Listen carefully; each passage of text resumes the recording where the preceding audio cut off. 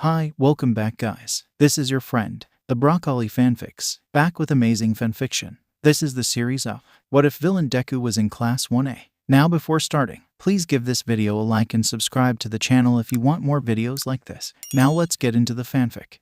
Why are we here again? Kaminari glanced down at Zero, his chin in his hands and his legs swinging over the edge of the building. He glumly stared out at the skyline, the night quiet, for now. Kaminari sighed deeply. I don't know, man. It's one of the big questions, isn't it? Why are we here? Leaning up against the barricades, he tried to make out his classmates running around below. Why us? I mean, so many of us have been through so much and now we're all stuck here together. No, Kaminari, you idiot. Zero interrupted suddenly, breaking the peace. Why are we here? We're on a roof in the middle of the night, and you have a bunch of exposed wires. He blinked. Oh, yeah, oh, what was all that about? Did you think I meant meaning of life or something? Are you okay? Fine, really, just thinking about stuff. Do you want to talk about it? No, it's... Kaminari froze, his eyes catching the glimmer of a flashlight below, turning on and off. Maybe later, he finished. That's the signal, right? How am I supposed to know? That's what I was asking you in the first place. I forgot. Kaminari hurried back to the wires. I'm short-circuiting the building. You can't just stick your hands in there. Zero hissed, backing away from the electronics that Sato had ripped out for them earlier. You'll short-circuit yourself, and that's why you're here. Kaminari grinned, giving him a thumbs up. See you on the other side. And with a shout and a flash, the lights went out. Kaminari stumbled back from what was once the fuse box, murmuring nonsense with that blank look upon his face. Zero simply sighed, taping his friend's arms together and hauling him over to the edge of the building, where they could abseil down.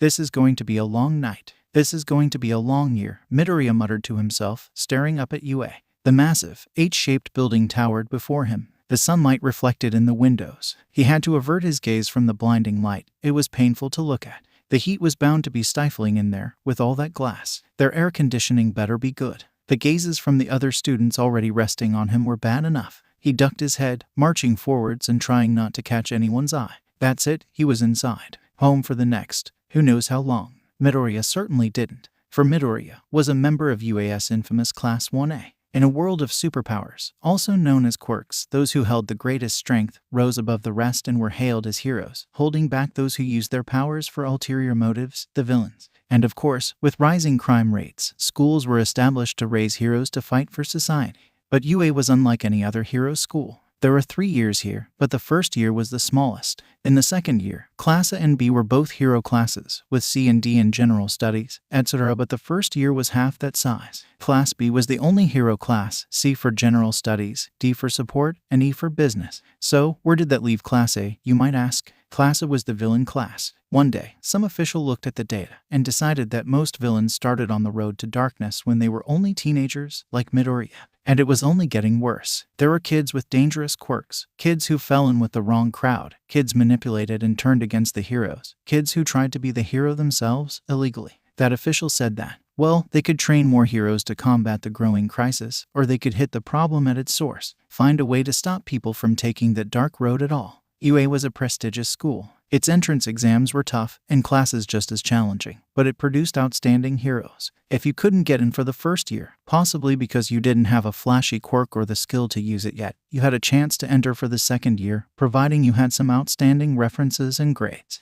You could even transfer from UA's General Studies Department if you proved you had what it takes. And then UA talked to that official or group of officials and said, if we take in a class of delinquents from across the country, we could train them alongside our brightest, with heroic teachers and outstanding resources, and turn them around. The program was a success. Some of the greatest support tech designers had graduated from UA's class. Outstanding underground heroes had been produced, and overground ones too. Then let's not forget businessmen and women who could twist the market around their pinky finger with the world of experiences they had gained from UA and beyond.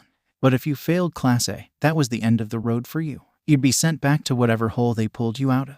Most often, Juvie. Class A was your last hope. And Midoriya, he didn't belong here. Because in a world of superhumans, Midoriya was the opposite. He didn't have a quirk, nothing at all. Quirkless, useless, pitiful Deku. And here he was, the red bands of Class A painted onto his blazer, the large number 18 on his back. One of 20 would-be villains and thugs. Why was he one of them? Why was he here again? The room was deadly quiet as he slid the door open. He wasn't the last to arrive, which he was thankful for. More so when he realized Kakin hadn't turned up yet. He sat down on the desk, which had a new PE kit marked 18 sitting on top. 18 basically seemed to be his new name now. He stared blankly at the front of the room, waiting for the dreadful day to begin. More arrived, slowly but surely. Each had their own remarkable story to tell, Midoriya was sure. Kaken arrived eventually too. Midoriya quickly turned away from his furious stare as he stomped across the room and threw himself into the seat in front of him. 17. Great. Just great. Of course, Kaken had to be number 17. Why couldn't he have been 1? He always saw himself as number 1 anyway. I'm going to be the greatest hero this world has ever seen.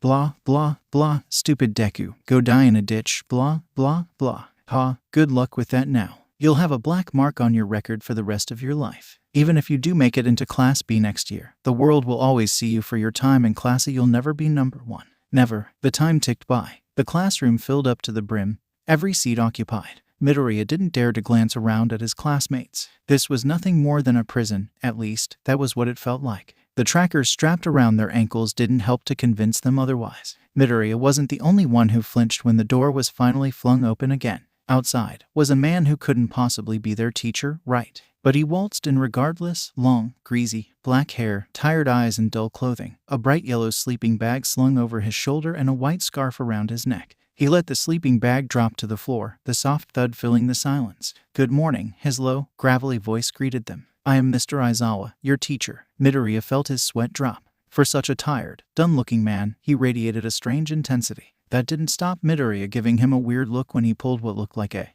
fruit pouch from his desk and drank, most of it while staring back at them. You all know why you're here, he sighed, tossing the empty pouch into the bin beside his desk, which already had a decent number of packages within it. Despite this being the first day of class, Midoriya was tempted to say that. Actually no, he didn't understand why he was here. But that would mean speaking out in front of everyone. He wasn't ready for that yet. He had to figure out how this classroom worked first. A prolonged moment of silence reigned over them before Mr. Aizawa continued. You can graduate class at any time. All you need is my approval, and you will be immediately transferred to Class C, General Studies. But you have to earn it first. Another minute of silence passed as Mr. Aizawa looked every one of his students in the eye. Midoriya hated how he lingered on him for a little longer than the others. Pick up your PE kit, the teacher instructed. I'm taking you down to the changing rooms, then I'll meet you out on the green. Everyone got up with varying enthusiasm. Midoriya could already see who they were from the way they walked, how some seemed to cower and shuffle past, how others stood tall, chin raised in defiance, as if saying that this place had no hope in changing them, or perhaps that it was an honor to be considered bad enough to get here, whilst the rest didn't seem that bothered,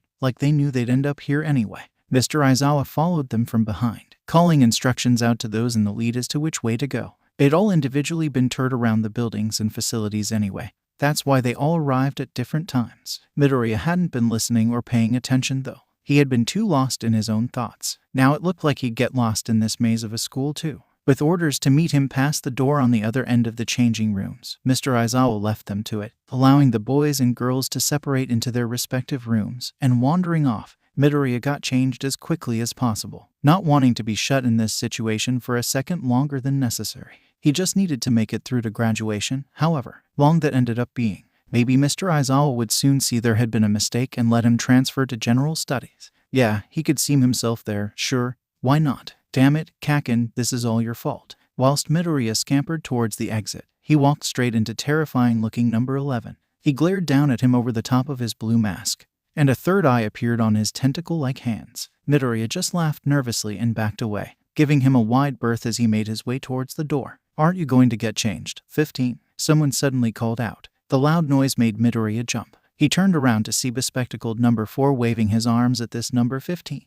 Midoriya met eyes with 15, and his blood ran cold. There are no cameras here, he said whilst Midoriya backed out of the door. I'm not here to make the hero's life any easier. Midoriya heard nothing more. He marched away, not wanting to get involved, and soon found himself standing by some of the girls before Mr. Aizawa. His mind wandered back to the changing rooms. Student 15 was Shoto Todoroki. Midoriya used to be a fan of heroes. He knew all about him. Well, even if you weren't a fan of heroes, you'd still know about Shoto Todoroki, the son of the number 2 ranked hero, Endeavor. It was a great scandal. Todoroki was supposedly kidnapped by a scarred villain named Dabai a few years ago.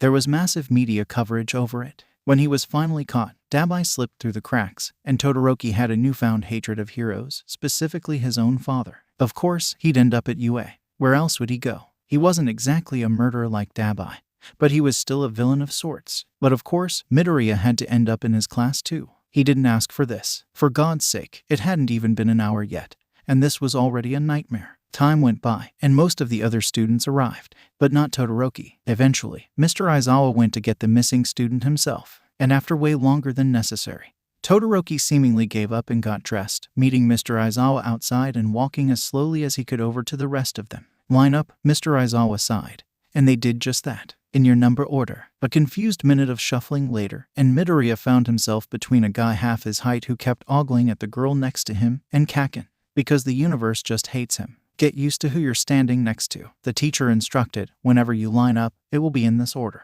Be quicker next time." "Great. There are 3 reasons for you being here," said Mr. Aizawa, walking up and down the line. "Firstly, your quirk could be dangerous. Numbers 1, 2, 7, 10, and 14. We will be working on gaining better control of your abilities. You will graduate when I believe you are no longer a danger to yourself or anyone else. Secondly, vigilantism. I know it sounds honorable. I know you believe you are doing the right thing, but it is illegal. In the eyes of the law, you are villains, not heroes. Without training, restraint, and skill, you could have caused more problems than you fixed. Numbers 3, 4, 6, 8, and 9. You will graduate once these messages have truly sunk in." He stopped in front of them all, sighing deeply. "That makes 10. The other half of you are here for villainous behavior. Argue with me all you want, it won't change a thing." Midoriya clenched his fists. That's what they really thought of him. A villain. That wasn't right. He didn't do anything wrong.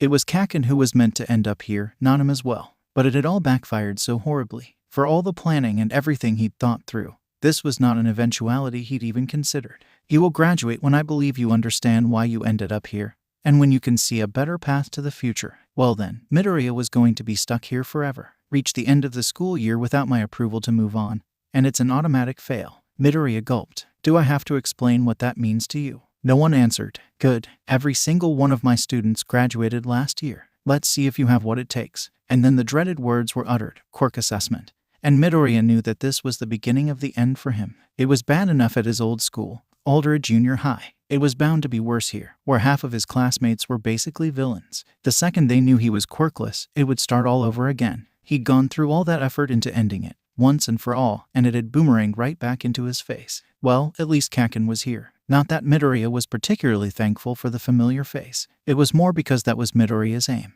He wanted to get Kaken into class. His old friend was going to make an excellent hero. That was for sure, and Midoriya had no doubt that Kaken would transfer to Class B before long. But he needed to learn a little humility before that. He couldn't be a hero and a tyrant. Kaken was heading straight towards a life where he'd just be a bigger, crueler, meaner version of his middle school self, a bully with power. Class A would teach him the difference, right? With the added bonus of him likely being unable to make the highest hero ranks. Of course, Midoriya never planned that he would also be in Class A. "Oh, and I forgot to mention," Mr. Aizawa suddenly said, interrupting them as the first 2 made their way to the start of the sprint exercise. "Last place in this assessment will get immediate detention." There was a murmur of complaint that Midoriya didn't dare participate in. "And for you, that means helping Class B wash their dishes tonight." Mr. Aizawa's terrifying grin made the prospect seem far worse than it probably was. And all of a sudden, Midoriya had a newfound motivation to do well in this test. But that didn't stop Kaken accidentally blowing up in Midoriya's face whilst he used his quirk for extra speed in the sprint. It certainly didn't help when he almost burnt through Midoriya's shoes whilst he was supposed to hold his feet down during a sit-up exercise. And Midoriya was most likely still sitting dead last when, in the 800 meters, Kaken tripped him up and Midoriya got a face full of concrete. Midoriya caught Mr. Aizawa's gaze after he stood back up, rubbing the blood off the gash in his cheek with the back of his sleeve before he carried on. Somehow, he still didn't come last. Number 17, Mr. Aizawa called out before they moved on to the ball toss. "Why don't you use my damn name?" Kaken hissed. "At the moment, you're not acting like someone that deserves it," Mr. Aizawa droned with no remorse. "Care to explain why you're treating 18 like this?" That's a nasty cut on his face, and don't think I haven't noticed all the scorch marks on his clothes. Midoriya felt the rest of the class eyes on the back of his head. He kept his gaze on Mr. Aizawa. Kaken simply snarled, "I'm not doing anything he doesn't deserve." Midoriya didn't say a word, didn't move a muscle, didn't avert his eyes. "I know how the 2 of you ended up here. Neither of you will be going anywhere until you can find a way to work out these differences. Especially you, 17. Well, Midoriya really was going to die here. At least he was taking Kaken down with him. "Detention," Mr. Aizawa snapped to Kaken. "And don't come last, or else you'll be doing 2 days in a row." Midoriya was 100% prepared for Kaken to immediately take it out on him, since, once again, it was his fault. But the fact that he just clenched his fists seething in silence and glaring at him from the corner of his eyes, almost made it worse. The rest of the assessments passed without any problems, which just made Midoriya nervous, especially when short, purple-haired number 19 ended up scoring incredibly high in that side-to-side jumping activity. Midoriya was doomed. He was going to end up in detention with Kaken. It was even more of a punishment. Okay, here are your scores. Mr. Aizawa sighed, and with the touch of a button, the leaderboard appeared as a hologram before him. Midoriya winced, preparing himself for the worst, before slowly allowing his eyes to gaze up and find that he wasn't last. 15. Detention. Next time, put in a little more effort. Todoroki didn't seem so bothered, but Midoriya was relieved. He wasn't last. He was third to last. The invisible girl hadn't done as well as him either. Well, it made sense, considering her quirk didn't give her any advantage in these tests. Although Midoriya couldn't see her, from her clothes, she seemed just a little smaller and weaker than him. Number 20, I expected more from you. I won't let it slide next time. And 19, I'm watching you. Well, that wasn't ominous at all. The tall girl with the ponytail glared down at 19. Gosh, Midoriya really needed to learn their names. Mr. Aizawa handed a note to Midoriya. Head up to Recovery Girl and get that scratch fixed up. I assume you know the way. Midoriya nodded, even though he didn't at all. His teacher turned back to the rest of them. I need all of you to be trying your hardest if you want a hope in graduating. This is your first warning. What about him? 19 pointed up at Midoriya, who flinched at the sudden proclamation. He didn't even use his quirk. 18 doesn't have a quirk. Well, that just happened. You barely scored higher than him. 19, I don't know why you seem so smug about it. You're on thin ice. 18 put in more effort than most of you. Any bigotry towards someone's quirk, or lack of one, will not be tolerated here. Do you understand? Midoriya blinked. He hadn't expected that. I said, do you understand? There was a chorus of, yes, sir, before they were finally dismissed. Midoriya almost ran back to the changing rooms. He got changed so quickly that most hadn't even made it inside before he was gone, ready to roam the maze in search of Recovery Girl. Maybe this won't be so bad after all. But that was only the beginning. Kaken being in detention was a blessing to Midoriya.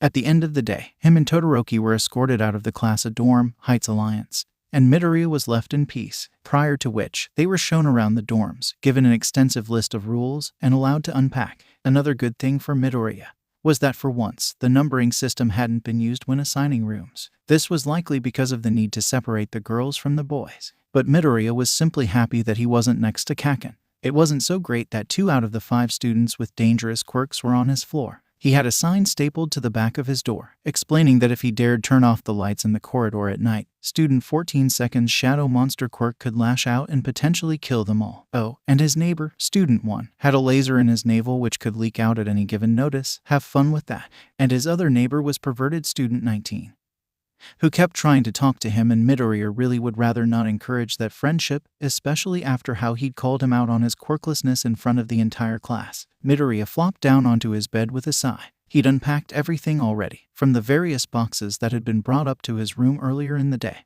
He didn't bring too much, just the norm: clothing, bathroom necessities, stationery, and an array of notebooks. He wasn't allowed his laptop or phone. He didn't bring any posters to make his room look a little less drab either. He used to have a lot of hero merchandise, which made his bedroom look like a small shrine. He didn't bring any of it because, well, it didn't exist anymore. A few months ago, he'd sold most of it off and thrown the rest in the trash, ripping the posters angrily off the wall and bringing some of the plaster along with it, but that was the fault of blue tack. His notebooks used to be full of hero analyses, but he didn't have the heart for it anymore. He left all 13 of those at home, including the one with the number 1 hero's, All Might's, signature inside that Kaken had burned up on the day it all went wrong. His new notebooks were all completely empty. He supposed he should find something to use them for. And well, a life full of nothing but analysis directed him towards one thing. This was why Midoriya picked up the first empty notebook he could reach and began his work. Before long, 20 double-page spreads were set up, one for each student in his class. Now, he just needed to find the information to fill it up with. What did he know already? Well, there was him, Kaken, and Todoroki. Those were the only names he could add. Oh, and there was what Mr. Aizawa had said, certain numbers being here for dangerous quirks, some for vigilantism, and the other half for villains. Midoriya didn't think he had many talents, but even he couldn't deny that his memory was excellent.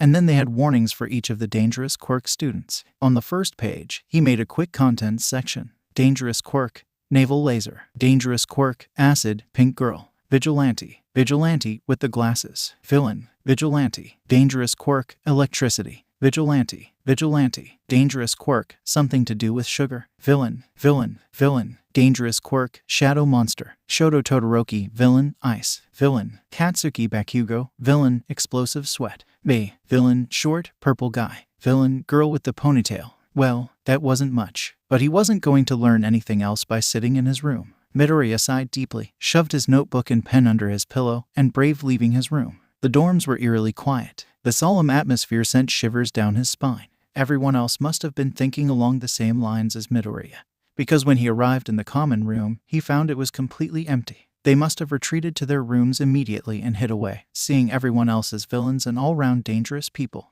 But the silence was better than a majority of the alternatives Midoriya could think up on the spot, so he wasn't complaining. He collapsed onto the nearest sofa for a while. The dorms were nice, considering the situation they were all in. Everyone acted like ending up in class was the end of the world. It was made very clear that finding yourself here was not any sort of prize or thing to aim for. Despite the poster child results from some graduates, a majority don't end up becoming anything significant.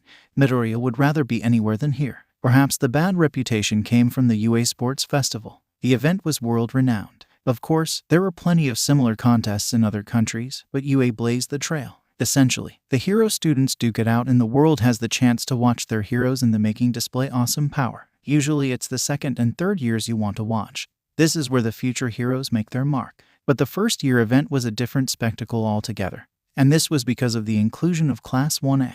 With half the number of competitors, the sports festival for first years might seem less interesting. But when a class of the most promising hero students in all of Japan are pitched against a group of juvenile delinquents, it really did seem like heroes versus villains. Everyone watching cheered and clapped for Class B. Whilst booing and hissing at the grim-faced members of Class A, it was as though you were publicly shamed for ending up there, like a group of clowns who never wanted the job. Perhaps, if Class A weren't portrayed so badly on television, some desperate individuals would get into trouble on purpose to end up in the class. After all, you do get some remarkable opportunities after graduation, namely transferring to UAS other courses. If you make it that far, Midoriya had to get out of here before the sports festival, before the world saw him as the useless, quirkless, would-be villain that this school seemed to already think he was. He turned on his side, trying to banish the depressing thoughts from his mind.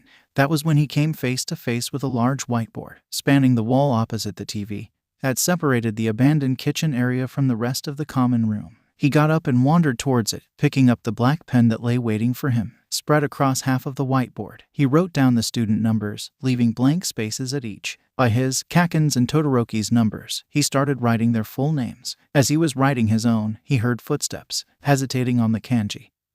He turned, finding himself facing stern number 4. He walked right up to him and gazed at the names Midoriya had already added. Nervously, he finished his own writing, before realizing number 4's hand was outstretched to him. He gave him the pen and watched as he added his name. Tenya Ida. He knew that name. He just couldn't pinpoint from where. Putting the pen back down, Ida held his hand back out to Midoriya. Tenya Ida, nice to meet you. With a gulp, Midoriya took his hand and shook it. I Izuku Midoriya, and you, too. Nice to meet you, I mean. Ida gave him a soft smile and nodded, before turning back to the whiteboard and gazing at the blank spaces. I see you know 2 of our classmates already.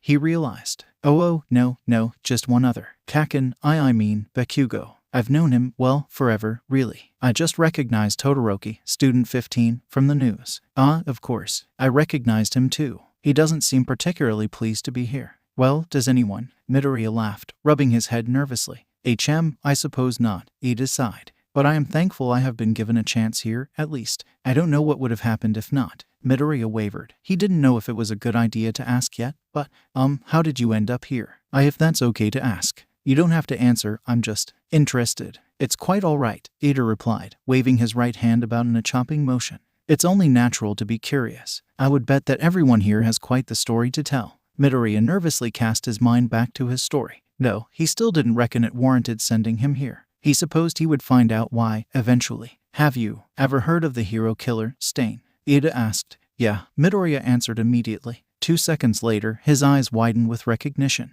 Oh, you're... Yes, Ida sighed again, pushing his glasses further up his nose. That was me. I was foolish. I got what I deserved. Permanent nerve damage in my right hand. And a sentence here for vigilantism. More noble than me, Midoriya shrugged. And, for what it's worth, I think it was really brave of you, standing up to him for your brother. Ida stiffened and then nodded. Thank you, but I don't deserve it. A hero should never act in revenge. But that doesn't stop the hatred. Yeah, I get it. He cleared his throat. And you? May I ask why you're here? Ah, well, you see. Hi there. The two boys turned. Before anyone could say anything more, a bubbly girl with a brown bob haircut swooped in between them, picking the whiteboard pen up off the floor and adding her name to the list. Achako Uraraka. This is a cool idea. Calling everyone by numbers feels so weird, she shuddered. And Uraraka. Sorry, did I interrupt? Oh, no, it's okay. Midoriya stammered. I am Midoriya, and this is Tenya Ida. Greetings. His hand was in that stiff, plank-like position again. Midoriya wondered if that was a result of his nerve damage. It's super nice to meet you. She grinned. Student 5. So, not a dangerous quirk or a vigilante. But, she seemed so nice. Why was she marked as a villain? How's your face? She suddenly asked. Midoriya blinked at her for a moment. Oh, you mean the scratch? Yeah, fine. Recovery girl was nice. She assumed I got into a fight though. She wasn't incredibly happy about it. Yeah, that 17 guy was so mean. She huffed. Ah, yes, you're number 18, Ada realized. I recall Mr. Aizawa mentioning there was an issue of sorts between you and 17. Bakugo. Midoriya rubbed his head nervously. Yeah, we're not the best of friends. Well, I was secretly glad I didn't end up in detention with him, nodded Uraraka. I bet you are too. He nodded without hesitation. You have no idea. Todoroki did not lead a good example of the effort we should be putting into this class. Ada suddenly snapped, as if he'd been thinking about it all afternoon. He most certainly deserved his detention. I just don't think he wants to be here, Midoriya pointed out. Frankly, I don't believe many of us do wish to be here, the statement was repeated.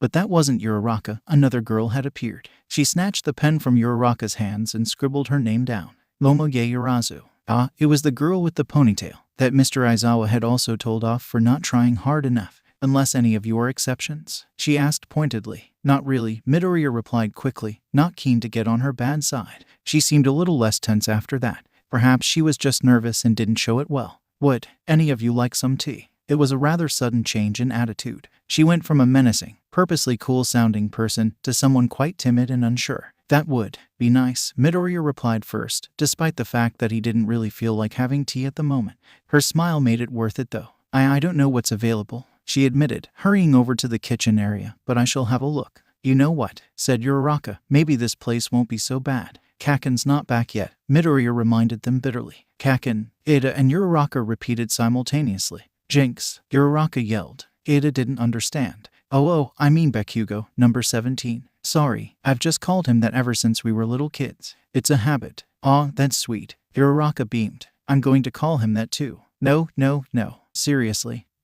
He'll kill you, Midoriya warned. There was an evil glint in her eyes. I'm going to do it. He'll also kill me, but, to be honest, that's no different than usual. Midoriya moped. I have the tea. Yaoyorozu called out. I usually have mine black. Does anyone want milk or sugar? It's fine like this. Thank you very much. Midoriya smiled as politely as possible. She still kind of frightened him. And the nicer he was, the happier she seemed. Likewise, thank you. Ada nodded with a slight bow as he accepted the bland, chipped mug that Yaoyorozu had obviously found in one of the many cupboards. Ada, Uraraka exclaimed after accepting her own tea. You're not supposed to speak until I say your name.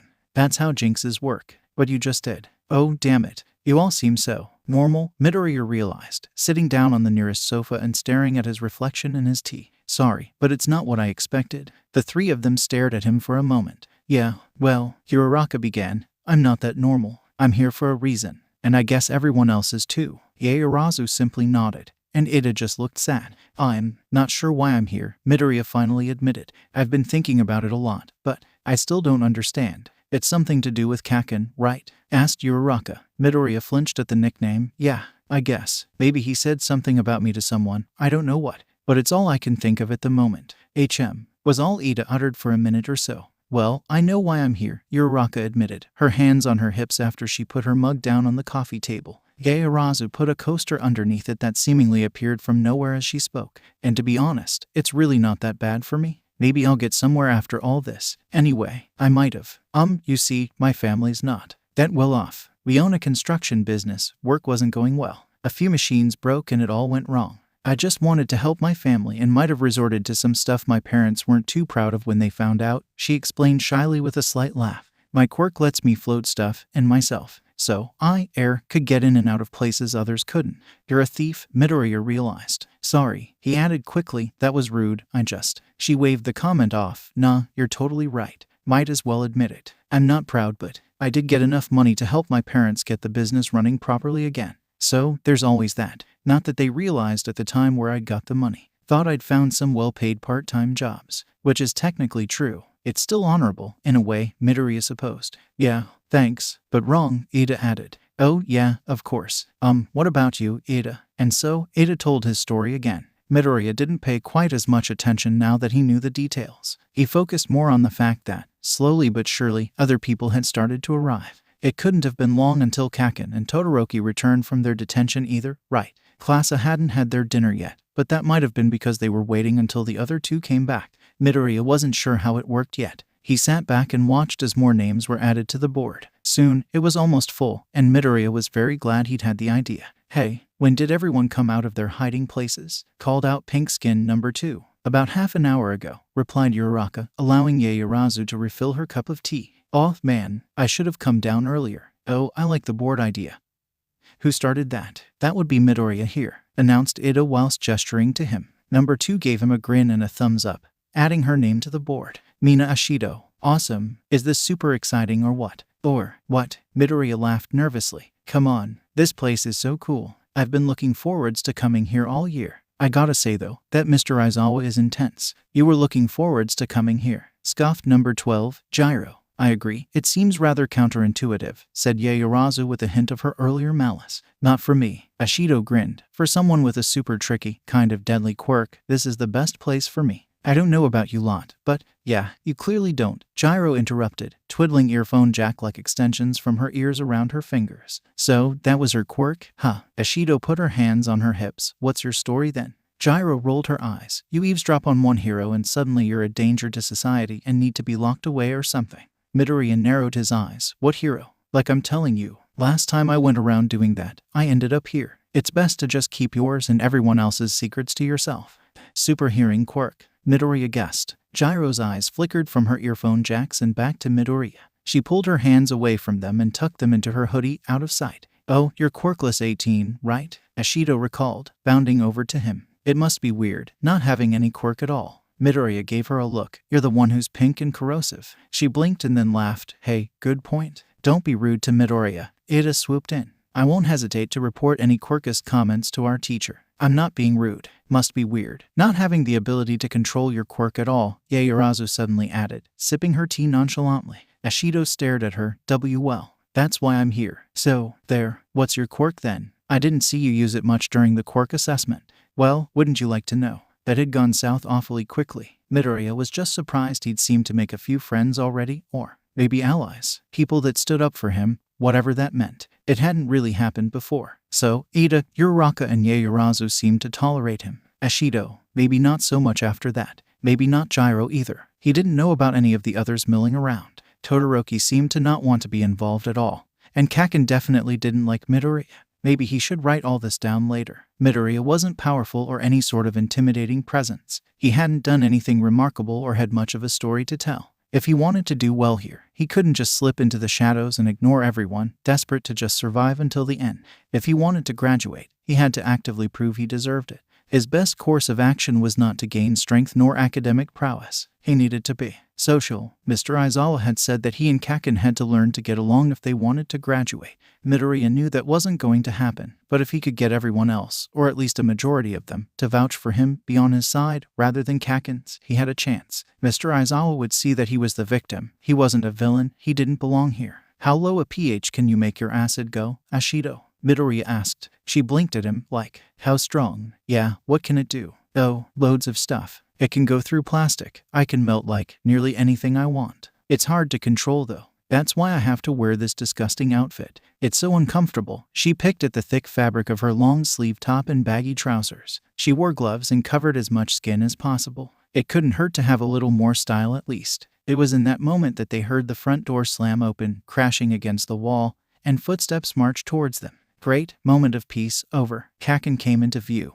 And for once, Midoriya dared to not avert his gaze. He refused to be his punching bag this time. This class was full of strong, tough, and stubborn individuals. Midoriya was determined to be the same. What are you looking at, Deku? Kaken snarled. Midoriya just sighed. He was done letting Kaken intimidate him. What are you looking at, Kaken? Grinned Uraraka, peering over the back of the sofa. What did you just say? Round face. Round face. She gasped. Don't be mean, Kaken. Call me that again and I'll kill both of you. Told you, Midoriya shrugged. Todoroki appeared, walking harshly into Kaken's side and knocking shoulders with him. Watch where you're going, you damn popsicle. Kaken yelled. He was not in a good mood. Maybe if you brushed your hair out of your damn eyes you could actually freaking see. But Todoroki just pushed his hair further over his eyes in retaliation. His hair was two-toned, half red and half white. But he'd pushed the white half back, so it covered up most of the red, spiking up and also covering part his face. It must have been rather long, without all that gel in it, and jaggedly cut. Midoriya could just see his famous scar, spanning the hidden half of his face. He looked very different to the missing posters and advertisements that had covered the internet over the last few years. He glanced at the board, noting his name, before turning his gaze to Midoriya,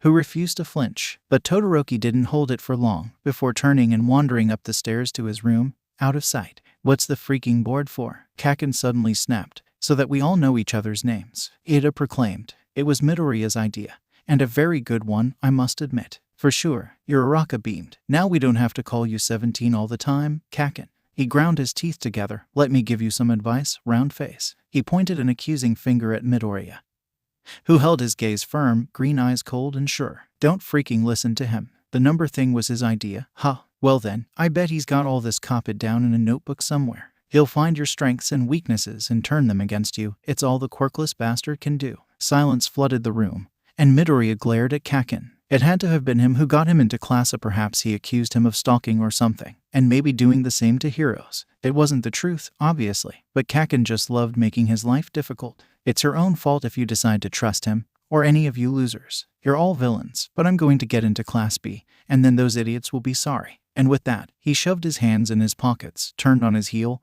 and thundered up the stairs. Midoriya sighed. So much for his idea of being liked for once. Who was he kidding? He'd have to try and find some other way out of Class A. But then, what's his problem? Student 13, Zero, grinned nervously. He's kind of scary. Electric Kaminari, Student 7, winced. He's so grumpy, huffed Uraraka in agreement. Kirishima, number 8, stood up and announced, I'm going to go and try and talk to him. Don't be so righteous, just leave him alone, Zero protested. If he doesn't make an effort with us, why should we make an effort with him? I vote we just ignore him for a week, Gyro grinned. Maybe he'll calm down after that. Kirishima simply shrugged and went after Kaken anyway. But Midoriya was stunned. He'd never seen anyone else stand up to Kaken like that, and after everything he'd just said about him. I don't get it, he laughed nervously. He might have been the big bad at your old school, Uraraka interjected, but I don't think it works like that here. He did really well in the quirk test, but I don't think any of us are going to gang up with him just because he's strong. Plus, Ida did better. It's not right to judge any of us by the means in which we arrived here, said Ida, standing up to collect empty cups. It would be hypocritical. I'm not sure what to make of what Bakugo said about you, Midoriya, but unlike him, you made an effort. I respect you for that.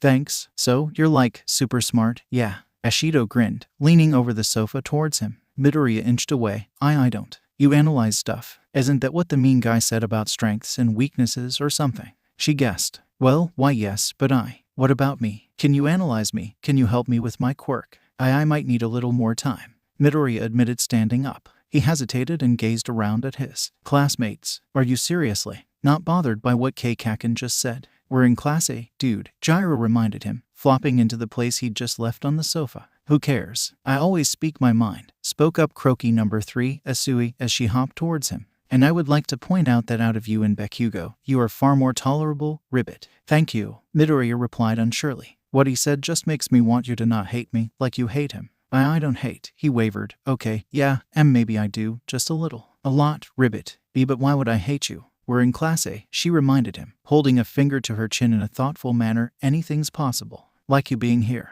Uraraka interjected, grinning at Asui. You seem so nice. It's a long story. Well, we're happy to hear whenever you're happy to tell it. Thank you. Maybe another time, Ribbit. Sure. Wanna sit? There's space. Midoriya was still struggling to believe what had just happened. Out of all the places he expected to find blind acceptance, and he found it in a class full of villains. If this is what it means to be a villain, then why did he ever want to be a hero? Midoriya struggled to sleep on the first night of UA. The light pouring under his door from the hallway made it hard to keep his eyes shut.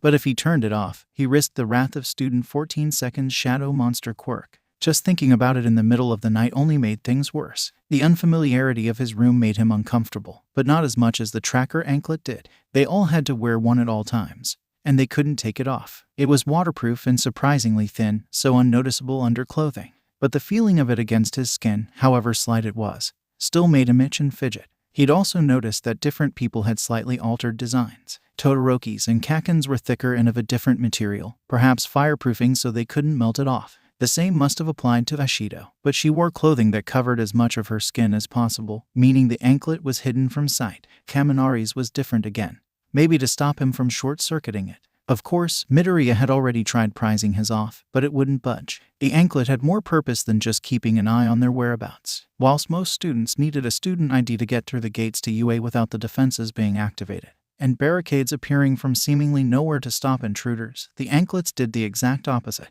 They activated the barricades if they tried to leave. Moreover, with the principal being able to see their exact positions at all times on a digital map of the school, Midoriya felt even more uncomfortable. But he must have slept eventually, or else he couldn't have been awoken by the shrill sound of the alarm clock that he hadn't set himself. The wake-up call was so ear-piercing that he almost fell out of bed. It didn't help that he could just hear everyone else's alarms go off at exactly the same time.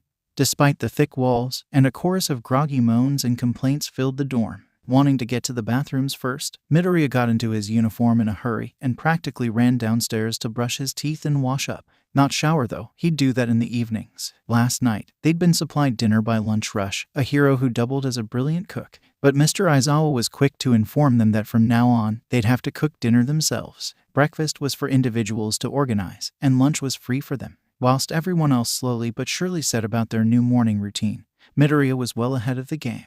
He'd scoffed breakfast before most of his classmates even appeared to go to the bathrooms.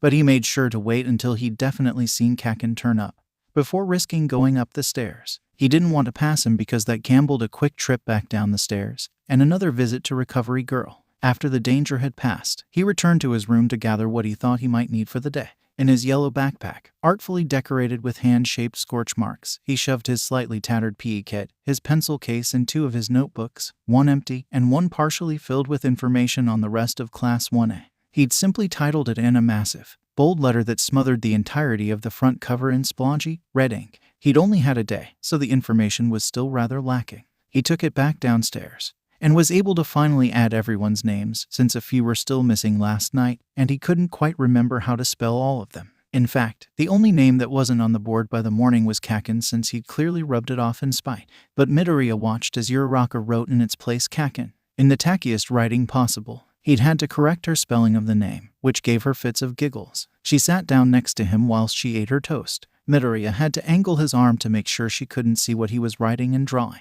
Having her sitting next to him was the perfect opportunity to add a sketch. He used to do that all the time with heroes. His villainous classmates were no different. With all the practice, he'd gotten quite good at drawing. But he'd learnt the hard way to keep his notes private. Kaken burnt them all up whenever he caught a glimpse. Speaking of which, he was practically smoldering in anger when he wiped Uraraka's writing off the board. At 8:20 a.m. exactly, Mr. Aizawa unlocked the doors to the dorm to escort them all up to the classroom. Midoriya had thought he'd let them all make their own way to class, since that was what happened on day one. Perhaps Todoroki's incident yesterday, when he decided not to leave the changing rooms, had convinced Mr. Aizawa to take extra precautions. Midoriya was sure that later in the year, their teacher would just unlock the doors and meet them at their classroom later on. "We will be starting ordinary lessons today," their drab homeroom teacher explained. "Some of your teachers may give you short tests to assess your abilities in each subject. We don't expect you all to be of a similar level, given your different backgrounds. Once they know what you know, they'll be able to alter the course to better benefit you all. So, actually try in these tests. It'll make it easier for everyone in the long run. Don't make me give out more detentions on the second day." To everyone's surprise, including Mr. Aizawa's, someone then actually raised their hand. "Yes, 7. If I'm just so bad at everything that it doesn't look like I'm trying, will I still get detention?" Kaminari asked with a sly grin. A few others around the classroom suppressed their laughter, but Midoriya was more interested in what their teacher would. "I'll be the judge of that," he snapped, and the class fell silent once more. Mr. Aizawa had the uncanny ability to keep even the rowdiest group under his complete control. Midoriya didn't know quite what it was about him, but no one dared put a foot wrong in his presence. He didn't exactly look like the sharpest, strictest person in the world, but something about his very existence and his piercing glare made even the toughest student cower in their place. However, not all of the teachers of UA had the same intensity. "Welcome to Class 1A, little listeners." Midoriya grimaced and covered his ears.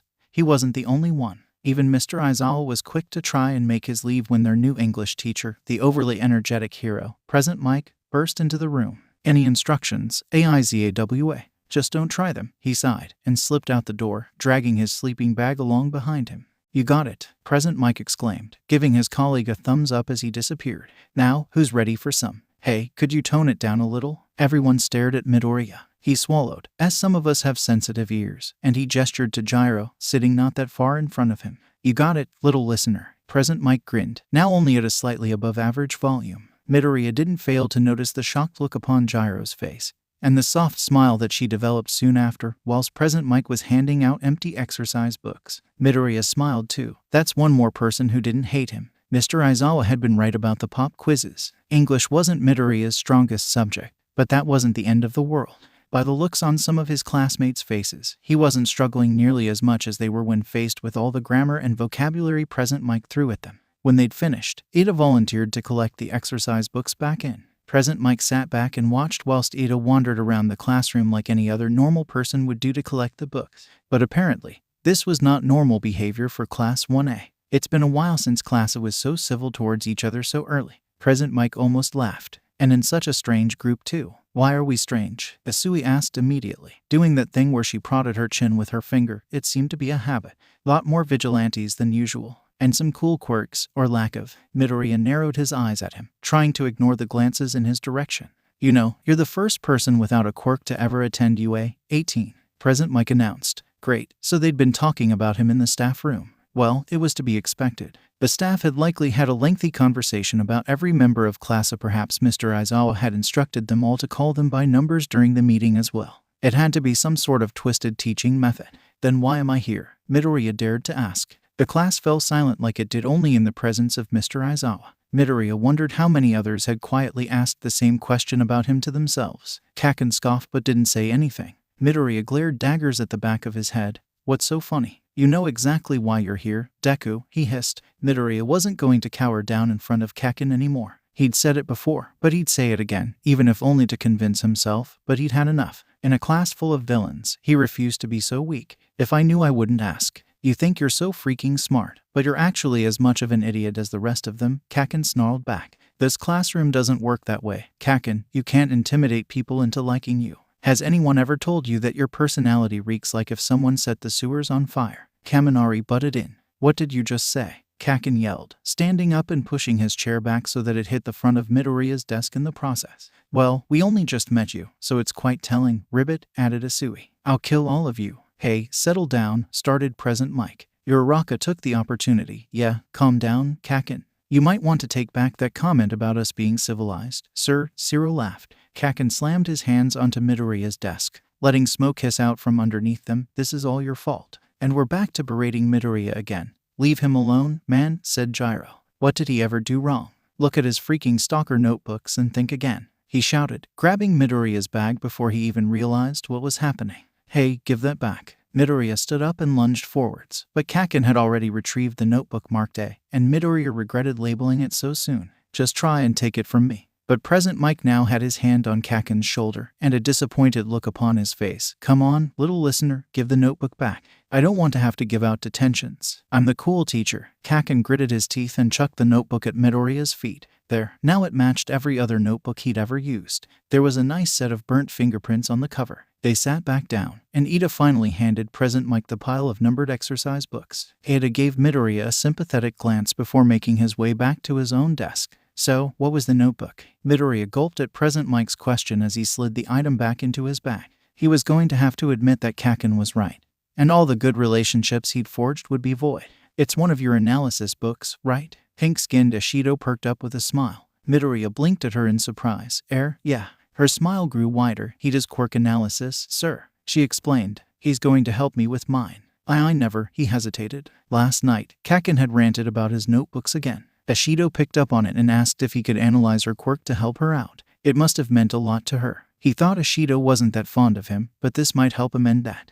Yeah, eventually. She beamed. I used to analyze heroes and stuff a lot, Midoriya admitted, absent-mindedly brushing away the scorch marks on his desk. It was a hobby, I guess. Did you ever write about me? Present Mike asked, pointing a thumb at himself and grinning. Midoriya had, although it was a while ago. If he were still much of a hero fan, he would have freaked out about having him as his English teacher. He used to listen to his radio show all the time. In fact, he was still secretly excited about meeting all these heroes, even though he'd tried to hide it. He just hadn't figured out who Mr. Aizawa was yet.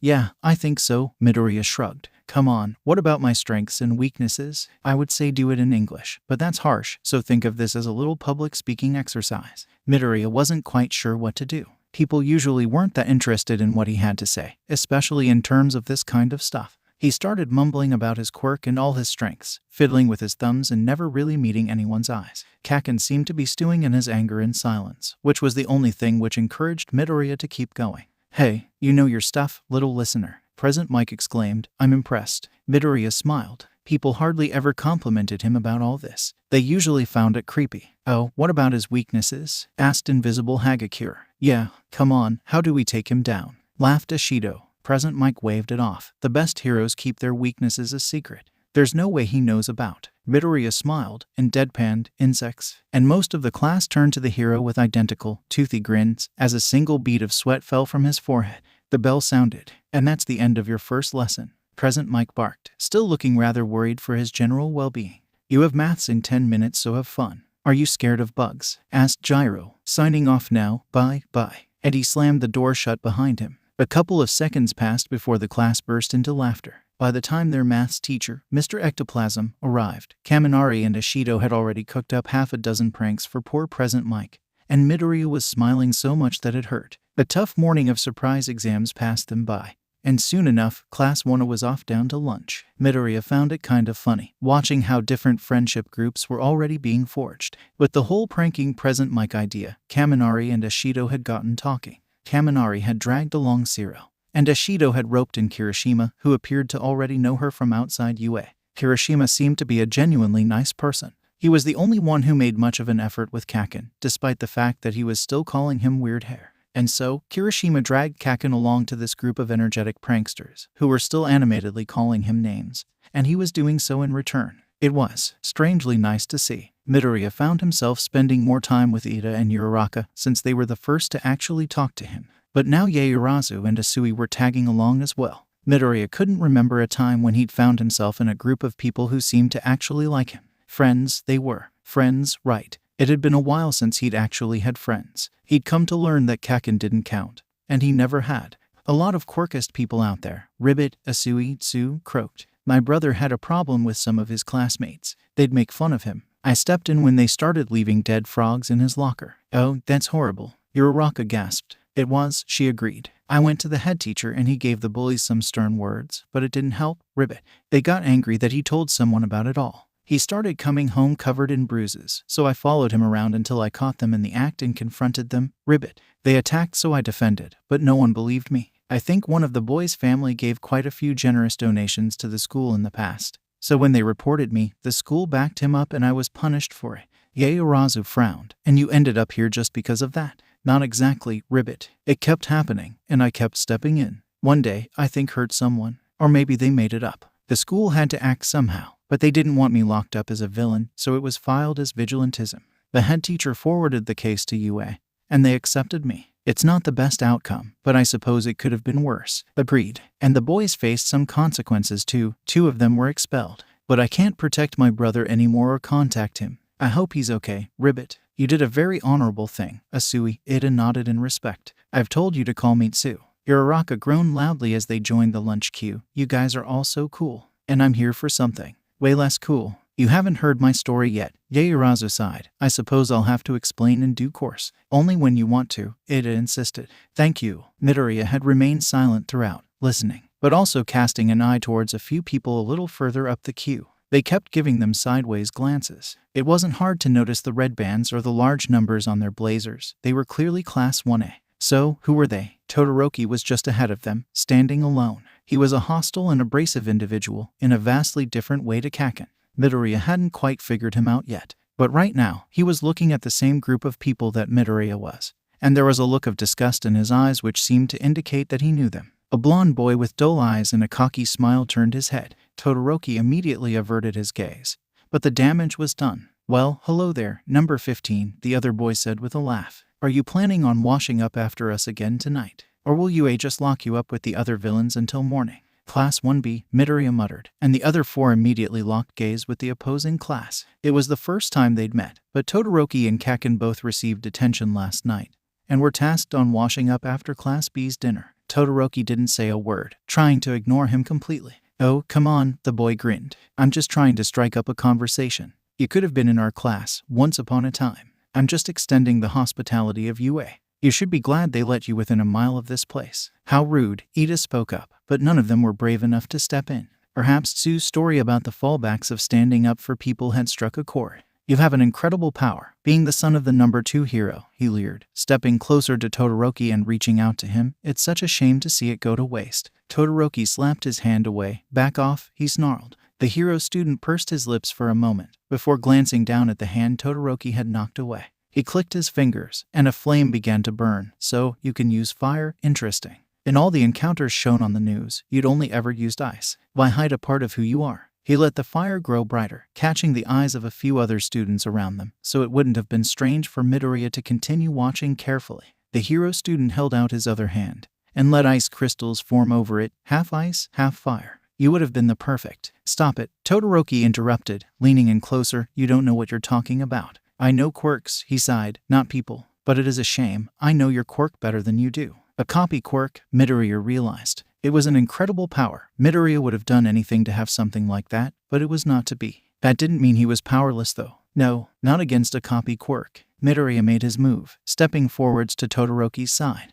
"If you plan on being a hero, you should first figure out how to be a good person," he snapped. He narrowed his eyes. "And who might you be?" "Ah, another villain." "Who are you?" He tilted his head to try and catch a glimpse of the number on Midoriya's back. 18, I see. "I'm Monoma, Class 1B. I figured," Midoriya replied. "Can you please leave us alone? We didn't do anything wrong." "On the contrary." The boy, Monoma, laughed. "Why do you think you're here?" It was a question Midoriya had been asking himself a lot, but he decided to take a leaf out of Yaoyorozu's book in this situation. "Wouldn't you like to know?" he hissed. He simply laughed again. "Oh, I can always find out. I always find a way." He stepped a little closer to Midoriya, holding an icy hand over his heart. "I am a hero, and you are a villain. Which side do you think this school is really on?" Midoriya saw Todoroki flinch as Monoma rested his hand on Midoriya's shoulder. He must have come to the same conclusion Midoriya had. The quirk was activated through touch. The ice cracked away and left a chill behind. "Is that a threat?" Yaoyorozu spoke up. Midoriya hated Monoma's laugh. "You villains are always quick to start a fight. We're just having a civilized conversation here." He turned back to Midoriya, pulling his hand away.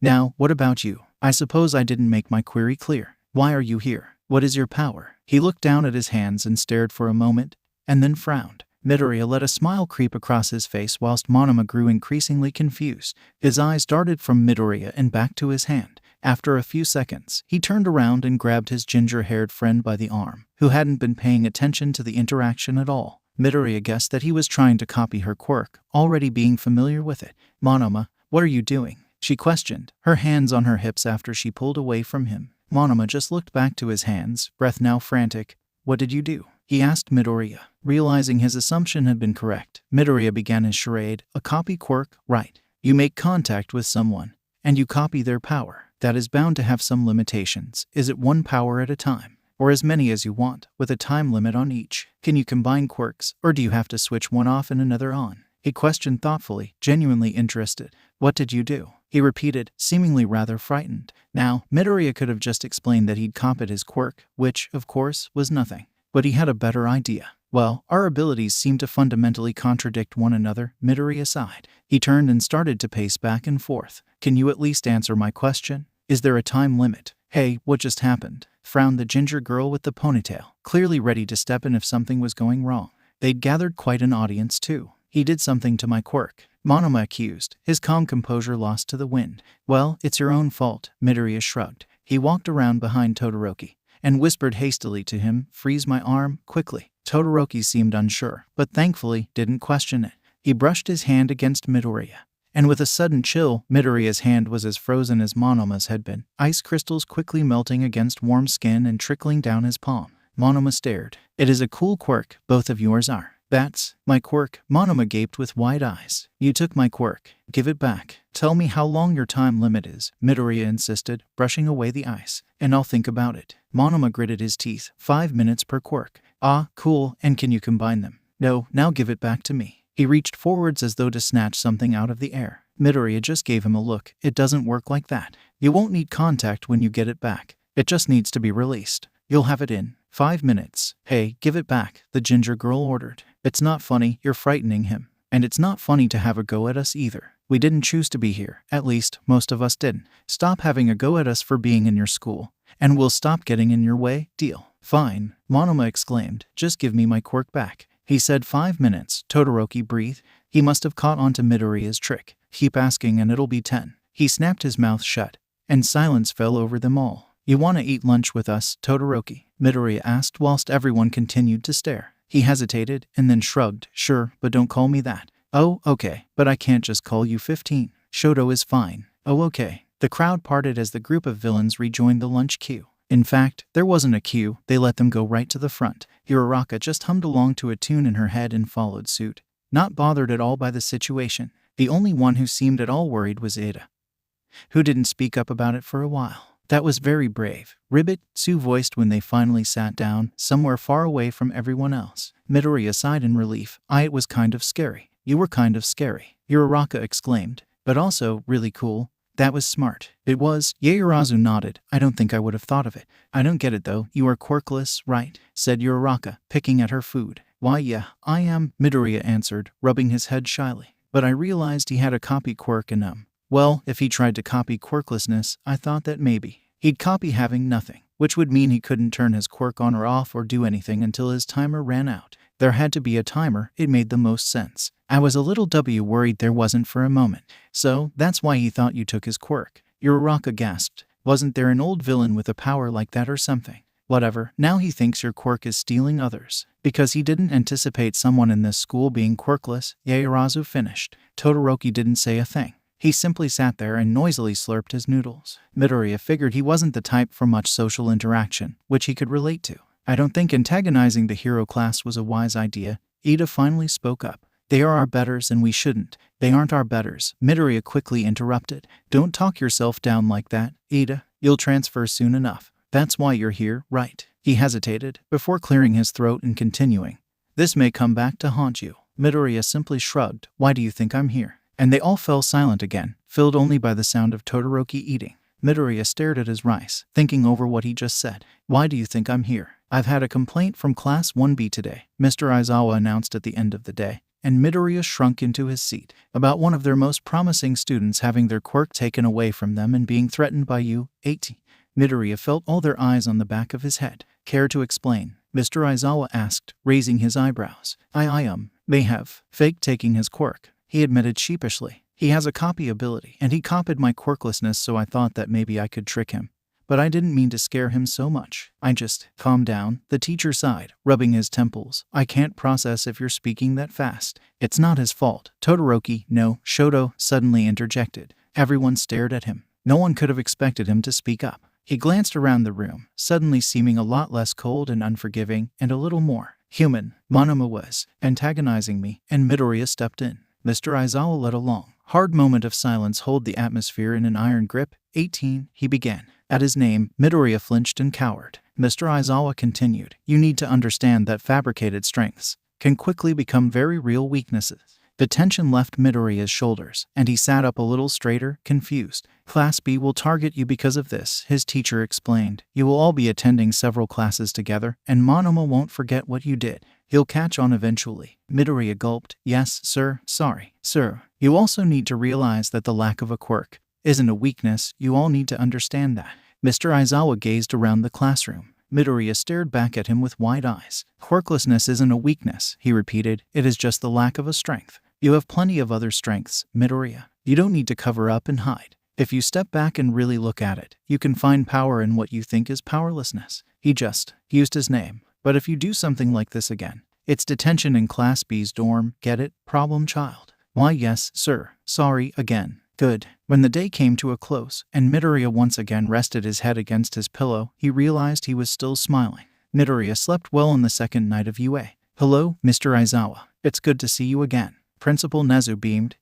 Aizawa knew better than to refuse. He gave him a swift nod, and a cup was pushed towards him. The small, intelligent rat bear clambered down off his desk. He'd been standing on it to pour the tea, now back in his chair, and Aizawa seated opposite him. They were ready to begin. This time of year is always dreadfully exciting, don't you agree? In some ways, Aizawa answered hesitantly. After your success in class last year, I would expect you to be looking forwards to this one. I can't know until I meet them. Of course not, but this is the first step. Aizawa had been the leading role in UAS Redemption class, commonly known as the A-class threat, for quite a few years now. Long ago, he would have never guessed he'd end up leading this class, but the cause was very meaningful to him, especially. He'd seen very few failures, and most of his students had gone on to live fulfilling lives on the right side of the law. But he could never expect every year to be as simple as the last. Despite every student graduating before summer's end last time, Aizawa could not afford to rest easy. Some of those students, too, had been particularly challenging. If they hadn't ended up at UA,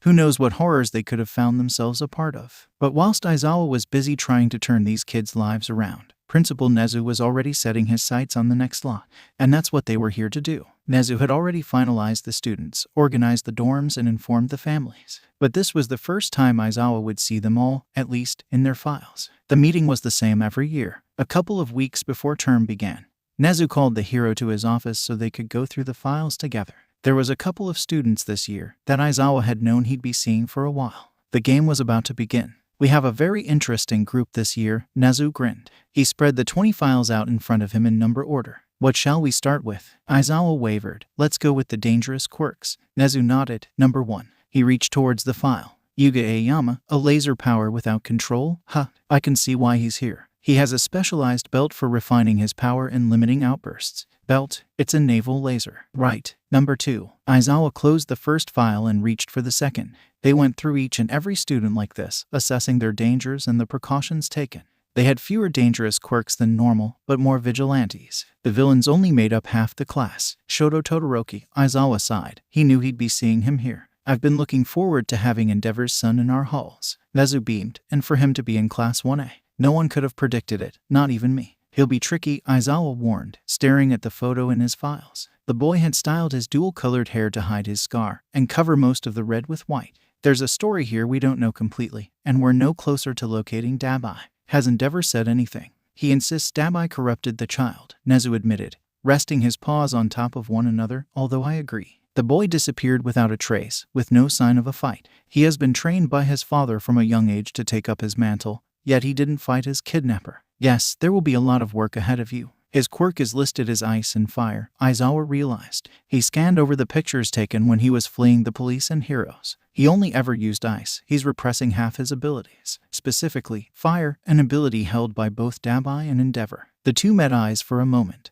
Aizawa didn't like this case one bit, and he knew Nezu didn't either. "The way to him will be through the others," Aizawa insisted. "I'm a hero, a teacher, and an adult. There's no way he'll let me close to him. But if he lets one of the other students get close, he might lower his defenses, and we can get to the bottom of this." He closed the file and pushed it back into place. Perhaps number 4 would be of assistance. Aizawa knew who this would be as well. He opened the file, and the face of Tenya Ida stared back at him. "This kid had so much potential," Aizawa sighed. "He still does," Nezu reminded him. "He has learned a valuable lesson. His elder brother clearly means a lot to him, and Tensei's paralysis by the hands of the hero killer, Stain, must have destroyed young Tenya. You think he could help us get close to Todoroki?" "Well, what do you think?" Nezu asked, sipping his tea. Aizawa closed the file. "No, they're too different. I know Tenya through Tensei. Tenya is usually rigid and almost robotic in personality. He won't click with Todoroki even if they come from similar backgrounds. And Ida respects heroes greatly. Todoroki doesn't." Nezu nodded. "I had similar thoughts. I simply wanted your opinion."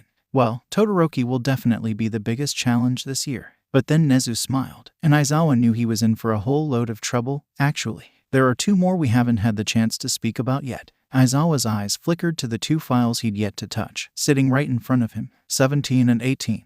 "Open 17 first." Aizawa narrowed his eyes as he did as he was told. Number 18 awaited him, the bold number plaguing the corner of his sight as he tried to focus on 17.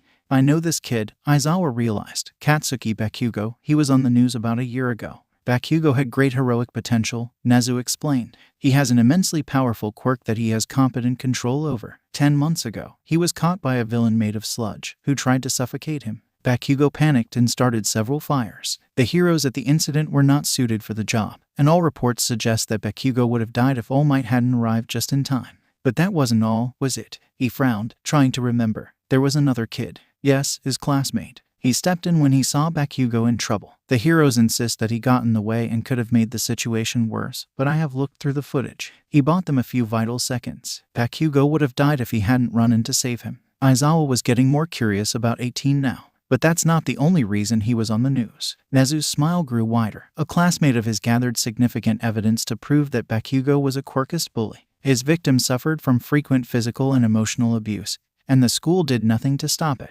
Bakugo was blacklisted from any hero school, and the school itself suffered greatly. But you believe Bakugo still deserves a chance? Aizawa raised his eyebrows. That's up to you. Aizawa grunted. Of course it was. He put down the file, and finally reached out to number 18. After a glance in Nezu's direction, he opened it, and saw an eerily familiar face. Glancing at Nezu again, Aizawa threw file 17 back open. But, this is the kid who saved Bakugo, Aizawa realized. This is number 18. Izuku Midoriya. Nezu positively beamed. He is also the student that Bakugo bullied.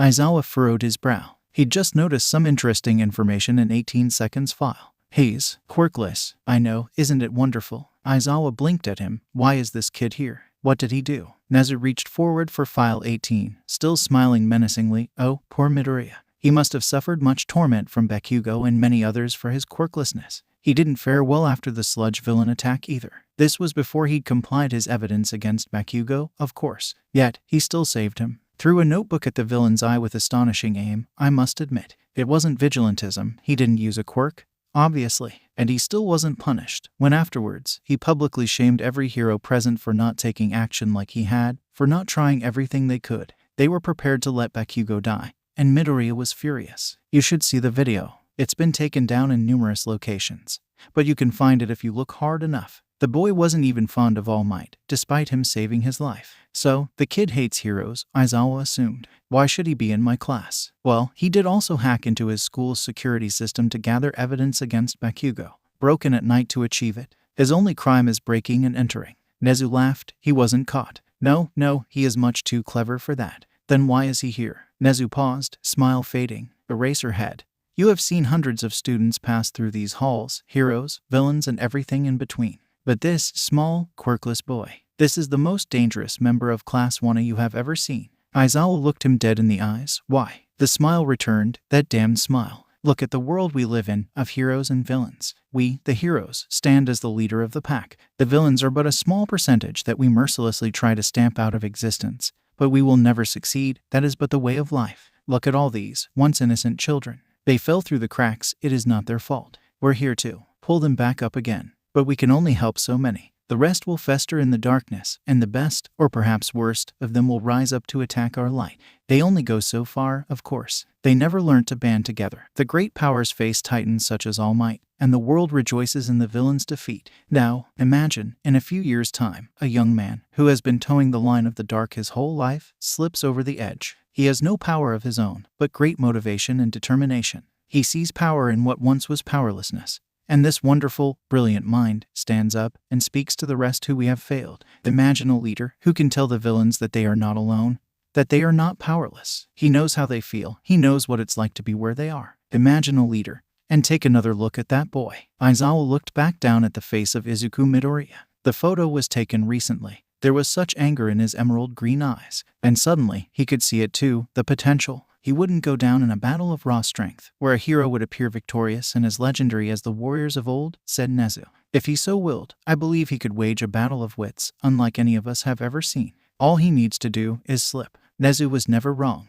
Never. Oh, and another thing. After some accidental circumstances, moments before the sludge villain attack, our number 18 discovered All Might's power limit. Aizawa's eyes grew wide. That oaf, how did he let his secret out to a teenager? It was an accident, as I said. But it does raise some problems, considering everything else I have said. After all, young Midoriya just needs a group to lead. Nezu smiled, and he returned his file to its place among the rest of Class A. And imagine what he could become. Yes, this year would be interesting indeed. 1 week into UAS first term, Midoriya had started adding his teachers to notebook. There was plenty of space, it might as well be filled. Speaking of which, his notebook kept disappearing for short periods of time and mysteriously reappearing with extra notes added to the occasional page. It didn't take him long to realize that it was Uraraka's doing. It was such a shame he was banned from the internet. None of class were permitted to have contact with the outside world.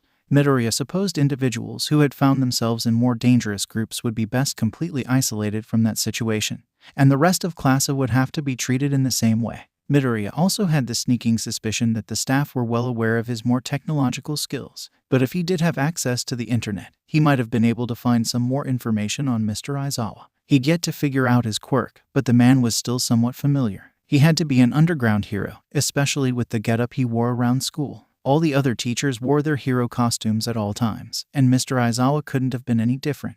If he was overground like the rest of them, it was bound to be a little more flashy, designed to grab attention. Midoriya did feel as though it was acceptable that he couldn't remember who Mr. Aizawa was in this case. It just proved that he was a good underground hero. And he was a good teacher too. Midoriya had finally figured out what the numbers were all about. It definitely was a teaching method. And it worked. Addressing everyone as numbers initially dehumanizes them, making them feel regretful for being there, feeling like they were in a prison, like they'd done wrong and that they didn't deserve to be called by their names, which was rather horrible. But as soon as they started doing better, Mr. Aizawa would miraculously remember what they were really called. Midoriya wasn't the only one who lit up at the sound of his real name. He felt like he was a puppy in training, but he couldn't help it. UA was a school unlike any other, and Midoriya was actually starting to enjoy being there. The only distractions in lessons occurred when the rest of the class decided they were bored of the teacher. On several occasions, they'd managed to actually chase them out of the room. Maybe Midoriya wasn't learning as much as he perhaps would have been.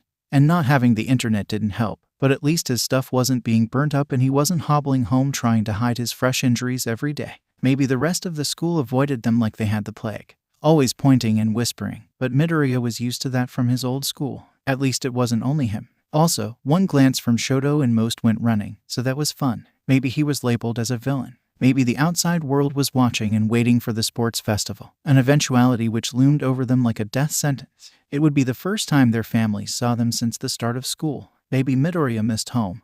Maybe he was ashamed. Maybe UA still wasn't all that great. But he tried to forget about all that and focus on the best thing that had happened to him so far. He actually had friends, and they were the coolest people he had ever met. Uraraka had a frighteningly good knowledge of martial arts that most likely came from an equally frightening source, so everyone decided to steer well clear of the topic. Student number 6, Anjiro, however, was extremely interested in her skill set. He was here for vigilantism, desperate to prove himself, and having Uraraka around for some competition in PE was probably good for both of them. It led the two teaching a few moves to whoever braved asking for it, and Midoriya was one of them. Ada was strict, almost robotic, and desperate to not do any wrong whatsoever. He was a nice person and seemed particularly protective of Midoriya, for whatever reason. He was obviously aiming for class president and had made the fact even clearer only a few days ago, when he shouted at Kaminari for not doing the washing up, since it was his turn. He ended up blowing the fuse in the building, since electric doesn't mix well with water. And the laughter ringing out in the darkness only grew louder when faced with the fact that Takoyami's dark shadow was probably going to kill them all now. It was safe to say that they all survived. Takoyami was rather proud of himself for not causing any disaster,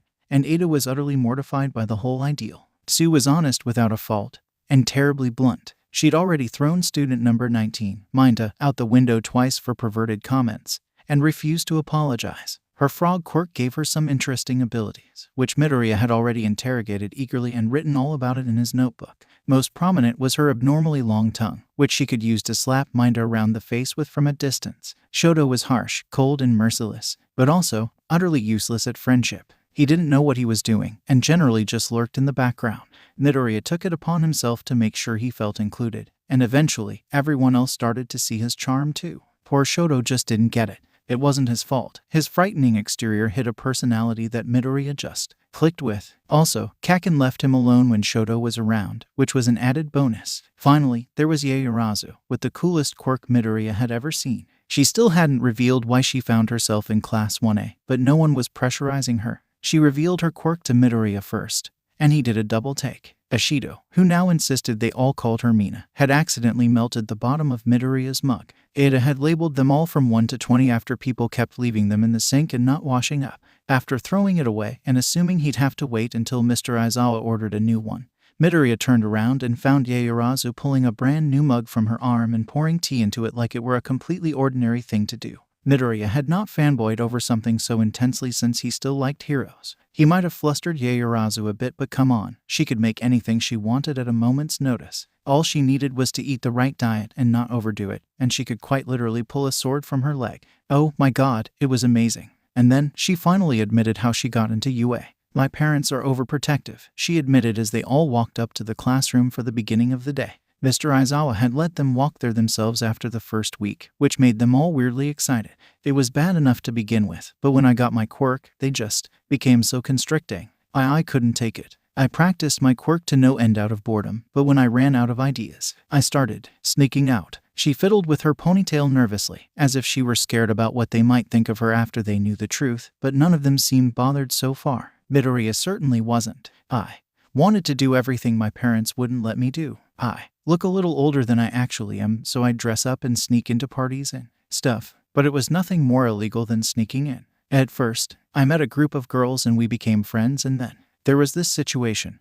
We got mugged, but we didn't have any money on us, and I panicked. I made fake notes and handed them over. They let us go, but after that, the girls wanted to do so much more with my quirk, and I just didn't want to disappoint them. I'd never really had friends before, and it just went wrong. I have plenty of money myself, but I couldn't take it from my parents without them noticing. I kept making fakes of that and so much more, and it just got out of hand. They sold me out, eventually, when they got caught with the fakes. They said it was my fault, and then my parents found out. They don't sound like real friends to me, Sue insisted. Yeah, don't worry about them ever again. You have us now, Uraraka added with that glowing smile of hers. Yaoyorozu sighed in apparent relief. After everything that happened, I'm happy I ended up here. Yeah, me too. Me 3, Ribbit. Neither Shoto, Ada nor Midoriya added to that. Maybe they weren't quite sure of their answer yet. They reached class at Ada was always insistent that they were the first to arrive, but everyone else wasn't that far behind anyway. Kaken was still stewing in silence whilst his new friendship group laughed at him. Someone had written Kaken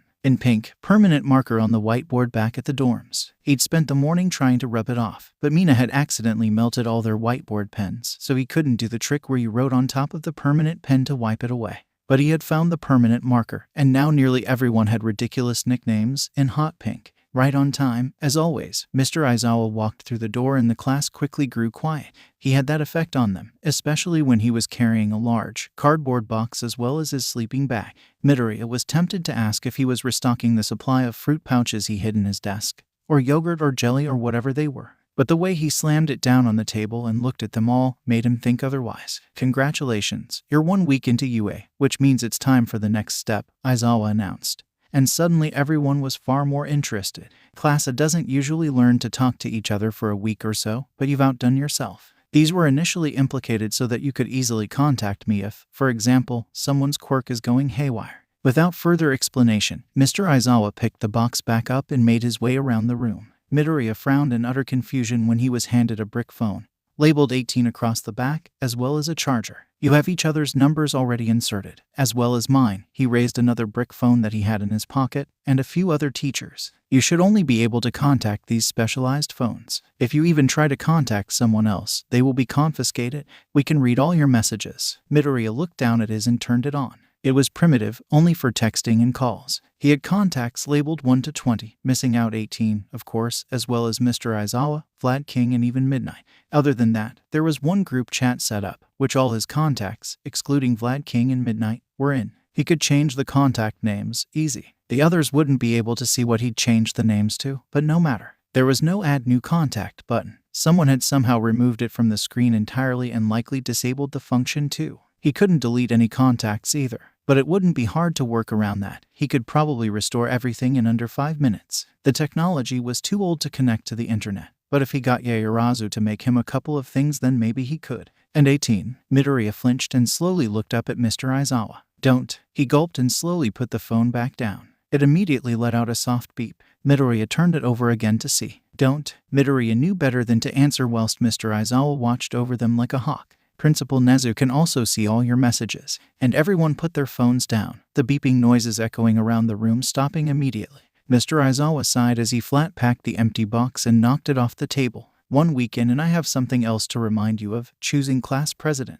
Midoriya saw Ada perk up from across the room. Being class president meant proving that you were responsible and the most trusted out of all of class when, in the future, you were questioned about your time in the infamous class. You could say, actually, I was selected as the leader and was highly trusted by my peers and my teachers. If Ida ever hoped to get back on the hero course track, being class president was his best bet. Of course, it would be easy for Ida to get the role. He was the best behaved, already ordered people around, and kept the dorms clean. He was the perfect candidate. Only problem is that people didn't always listen to him, but that was classa for you. They'd never listen to any kind of authority. Usually, a class representative is chosen by the class, Mr. Aizawa explained, but it doesn't work that way here. I will select them when they fulfill the most important criteria. Ida raised his hand. And what would that be, sir? Midoriya saw a few of his classmates roll their eyes and chuckle. He wasn't the only one who knew Ida desperately wanted the role. I've been teaching classa for years, and I know that you lot won't listen to me or anyone else as much as you would to one of your own. Your class president will be whoever ends up at the top of the pecking order. Midoriya flumped back into his chair. It wasn't him then. But Ida still had a shot. He'd help him out in the best way he could. Whoever I choose can then select a vice president.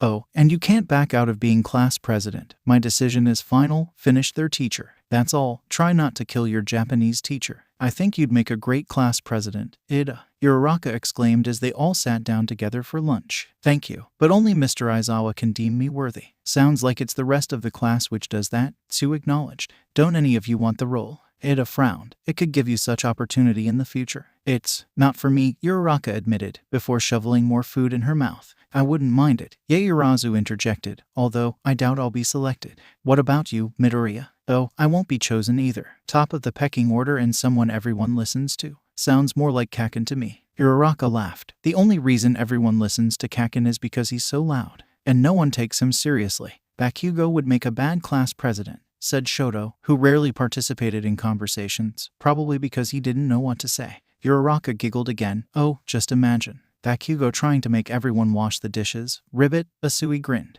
Wash the dishes or I kill you. Die, die, die. Uraraka mimicked, slamming her hands on the table as she did so. And Shoto had to hold his water still to make sure it didn't fall over. I think someone would frisbee a plate at his face. Midoriya sniggered. Oh my god, yes. But you would break the plates, Ida exclaimed, chopping his hands through the air like he always did when he was telling someone off. Exactly, Uraraka replied. Then you wouldn't have to wash them up, and UA would just replace them.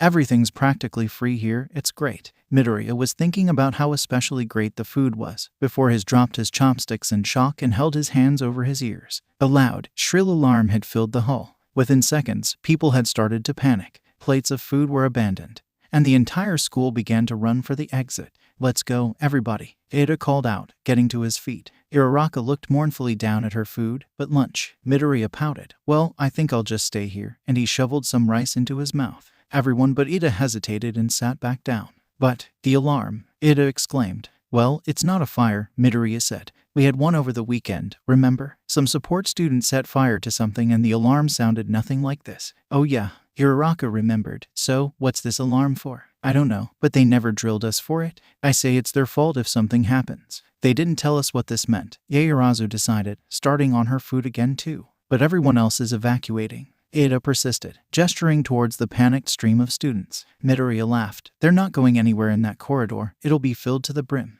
We're probably safer here. If it's a villain attack, why would they target Classa anyway? Shoto pointed out. Midoriya nodded. Exactly. Besides, Shoto can fight any fire for us. Shoto didn't even argue with it. Sure, whatever. Ida looked lost for words. Perhaps he would have tried to get them moving again if their phones didn't beep at them in that moment.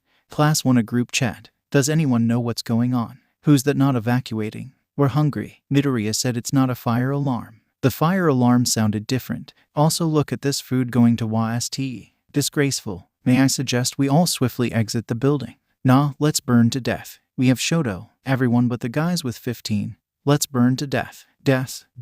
Can't the teachers read this chat? Die-th. You're all freaking idiots. You're not moving either. Does he care about us? Kaken cares. Oh, we love you, Kaken. You better hope that fire gets you before I do. There was a yell and a small explosion from across the hall, and everyone in class started laughing, the sound echoing around the emptied room when the alarm finally stopped blaring. Gyro's yell of finally made them all laugh harder. It wasn't until much later that they were finally told that the press had invaded campus, and that set of an intruder alarm. Mr. Aizawa gave them some stern words for not leaving, but none of them took it to heart. Midoriya could have sworn he glared at him more than everyone else. He gave him a look so menacing that Midoriya was quite certain his eyes glowed red for a moment. When Midoriya asked why the press felt the need to break in like that, "The press always get excited at the beginning of UA," Mr. Aizawa sighed, rubbing his eyes. "They want to know about you lot. With 15 here, they're slightly more desperate for information than usual." Midoriya supposed that made sense. Imagine all the articles they could write if they got even the smallest story behind one of his classmates.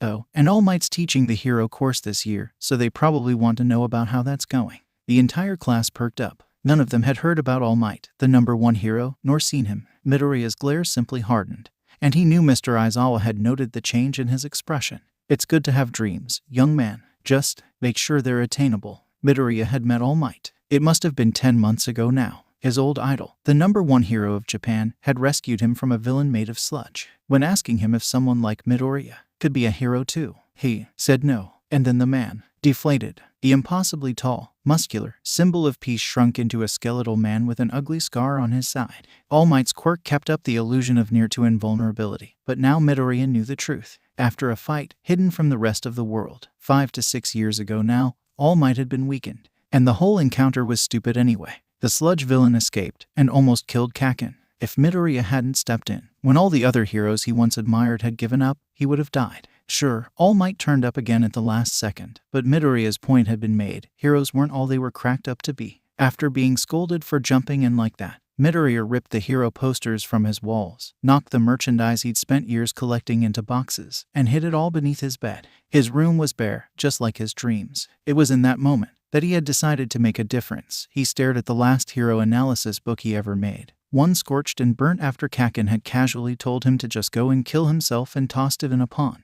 All Might had signed it too, ignoring the damage, just like everyone else, and Midoriya concluded that Kaken needed to be dealt with. The school knew what Kaken had been doing to Midoriya. They turned a blind eye to it. If Kaken got into UA's hero course, they could hail his successes forevermore as being because of their excellent teaching. But punishing him for bullying would ruin that, so they ignored it. They never expected Midoriya to hack into their security network and save the files they so carefully tried to dispose of and go to the police with his evidence. The school was still under investigation. Last Midoriya knew of it, and of course, Kaken ended up in class. It was all going so perfect, until his mother got a letter from UA too. It was All Might's fault Midoriya slipped. His fault it all ended up like this. Now Midoriya had thought through it, he was sure. Maybe it was him who recommended he were sent to UA. Yes, Gyro was sent here because she knew something that she shouldn't have known. Right. Did she know the same thing Midoriya did?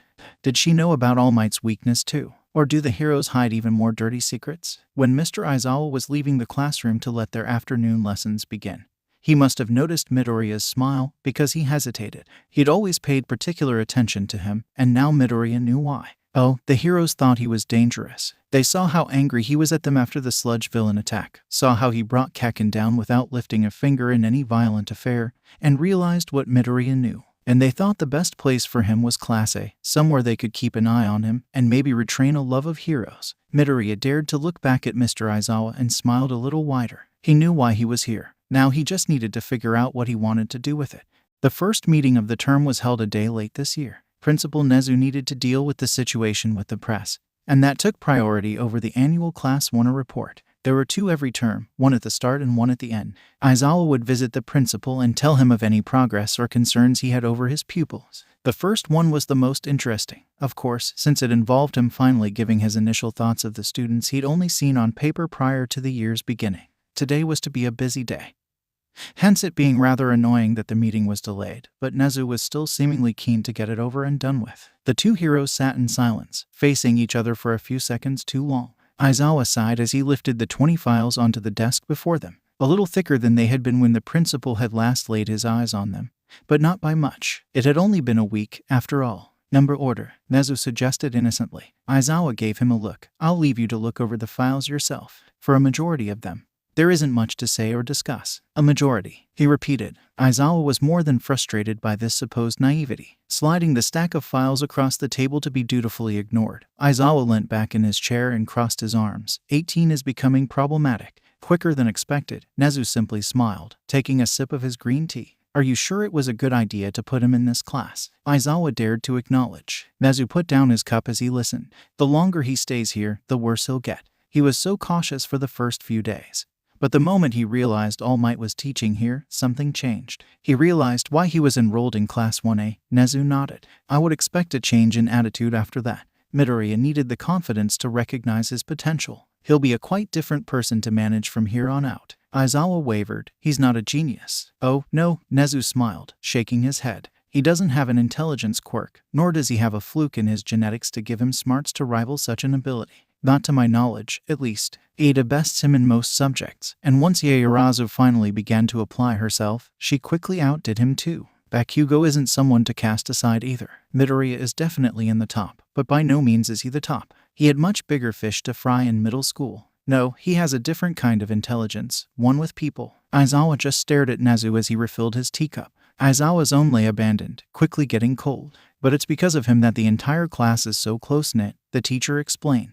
Most of my classes took up to a month to finally start talking to each other. It took this one half a day, because Midoriya made them all write their names next to their student numbers back at the dorms. And then Mike said he promptly wrote everything down in a notebook and started collecting their strengths and weaknesses, and had previously done the same for many heroes, including him. Now the entire class is taking advantage of his stupid bug phobia whilst Midoriya sits back and watches it happen. Did you see what they did during the alarm yesterday? Midoriya told them to ignore it and not a single one of them questioned him. He's achieved exactly what you predicted he would, and in 1 week. And Todoroki, was all Nezu said in reply. Seems to be close to Midoriya. He's the only one he'll actively speak to. Nezu's smile grew wider still. How excellent. I suggest we leave them be for a while. The real test will be the sports festival and the home visit that follows. Aizawa rubbed nonchalantly at his temples. Bakugo is definitely one of Midoriya's loose ends. The two despise each other and he's the only one that actively works against Midoriya. It doesn't help that the rest of the class jumps in to protect him from Bakugo. It makes him angrier. At this rate I can't see either of them graduating. Both are getting worse. Putting Midoriya in here may have caused more problems than it solved. The other students would probably behave a lot better if they didn't have Midoriya either intentionally or unintentionally edging them on. It'll be unintentional at this point, Nezu hummed to himself. I think he and All Might should have a class together. We could send Class A with Class B during their rescue training. I heard that Midoriya had an altercation with someone from the hero course recently. Monoma, Aizawa sighed. Midoriya managed to convince him that he had the ability to steal other quirks and all of Class A played along. Aizawa noted how Nezu's paw hesitated at his cup of tea. Did he now? He almost whispered. I knew he'd convince the hero course that he had a quirk, but I was not aware of the nature of it. Remarkable. I wonder how long that will last. You didn't give up their game, did you? No, I thought you would be interested in how that would turn out. I assume you are too. Naturally. Another too long moment of silence passed whilst Nezu finished his 4th cup of tea. Aizawa just stared at it, as though willing it to transform into coffee. How long do you recommend we wait until we do some therapy sessions with the individuals this year? Nezu asked, glancing at an untouched form to the side of the files Aizawa had given him. We'll need some more time, Aizawa admitted. None of them trust a single member of staff enough yet, let alone any stranger asking them about their mental health. It'll make them feel more insecure, and I don't want Todoroki to lock himself away from everyone again, especially Midoriya. We may have to wait until after the sports festival at least. I trust your judgment, Nezu agreed, sliding the form out of sight for now. He glanced at the files. Tell me, what are your thoughts on Little Miss Zero? Absolutely no one in Class A was looking forward to the day when Mr. Aizawa announced that they'd be accompanying Class B to a specialized training facility on the other end of campus to help with their rescue training.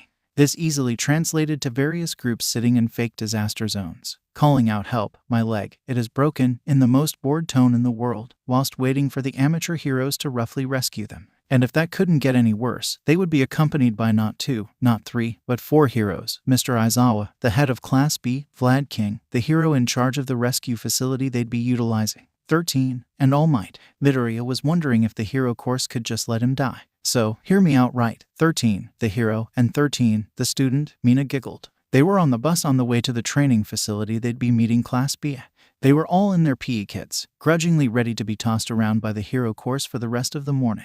Zero, you've got to answer to 13 for the rest of the day, Kaminari insisted. Just imagine Class B calling for help or something. Oh, 13, can you? And then Zero swoops in front of them. Added Mina, maybe they'll learn to stop calling us by numbers. Zero sighed. Speaking of numbers, anyone have any idea how to silence these stupid things? Called out Hagakure, waving her brick phone in the air, labeled 16 in red. I haven't figured out how to do anything except call and text, Gyro moaned. I miss my music. The bus had a rather open plan layout. and on a long row of seats, Midoriya sat beside Shoto and Yaoyorozu. The taller girl leant over to Midoriya and asked, curiously, "What did Mr. Aizawa mean by don't the other day? You never explained." In a hushed voice, he replied, Hack, stuff. Oh, so, you could theoretically. I could restore the phones to their original function. Yeah, easily. Allow us access to settings, deleting contacts, adding them, calling whoever we want. I might need to take it apart and put it back together. It could take a little longer to stop the teachers from being able to read our messages, and I wouldn't be able to connect them to the internet at all without a little more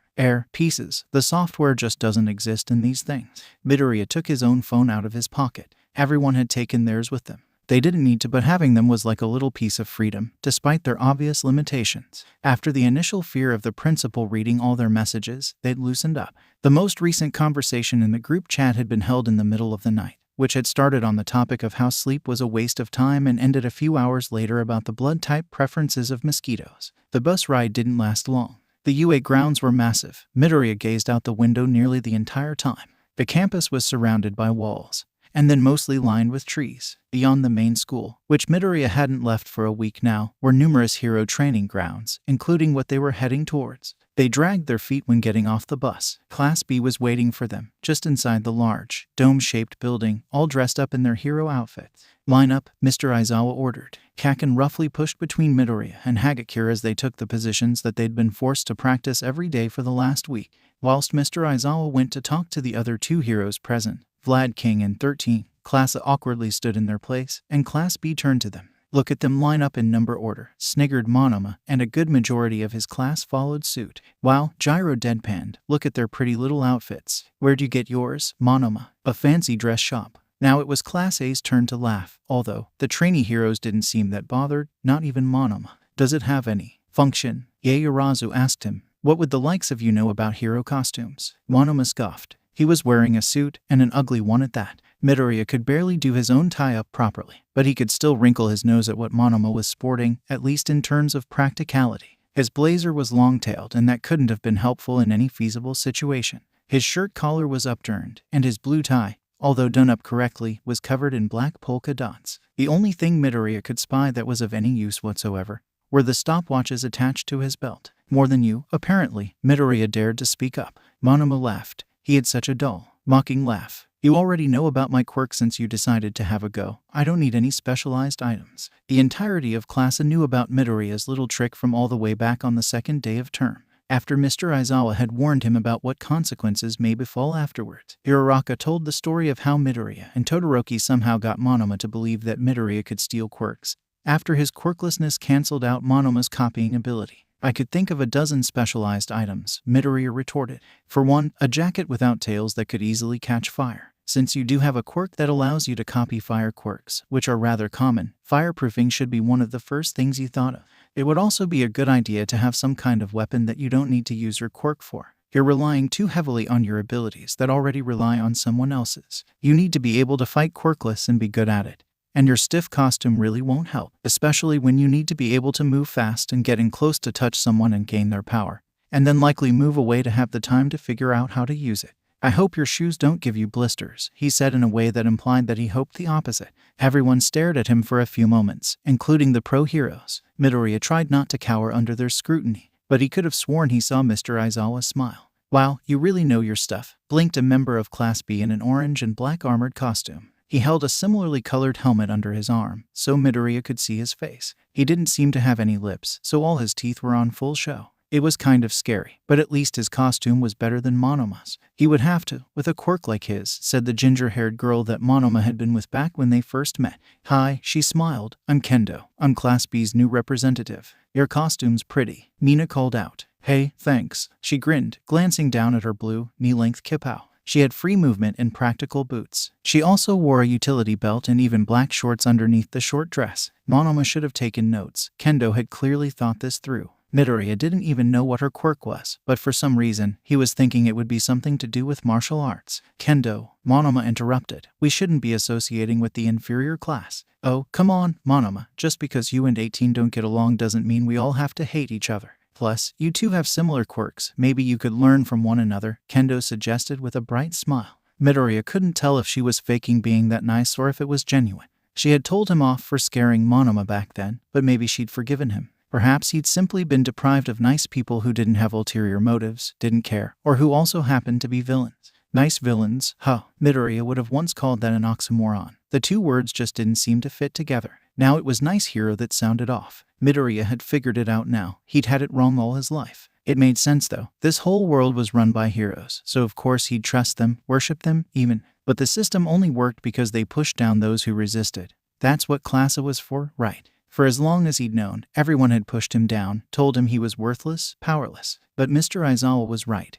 There was power in what he thought was powerlessness. Midoriya may not have a quirk, no strength, no fire or ice or speed, but he had his mind. He could make a difference, just not perhaps in the way he once thought. He didn't know what he wanted to do yet. He had the ammunition, he just didn't know where to fire the gun. But that ammunition made them nervous, them being the heroes. So, they slapped another label on him, on top of quirkless and useless, villainous and dangerous. And that made him smile. He'd found himself, and he was a villain, not a hero. Yue would have been better off just leaving him alone. Shut up. You don't know who the hell you're dealing with. Midoriya blinked, and suddenly Kaken was fighting with Monoma. Midoriya had kind of lost himself to his thoughts, which was a common occurrence. The teachers didn't seem to be intervening either. He wondered if they were stalling, since All Might hadn't arrived yet, or perhaps they were just interested in seeing what would happen between Class A and B. It sounded like something Mr. Aizawa would do. Before he knew it, Kaken had grabbed the front of Midoriya's shirt and hauled him up to his height.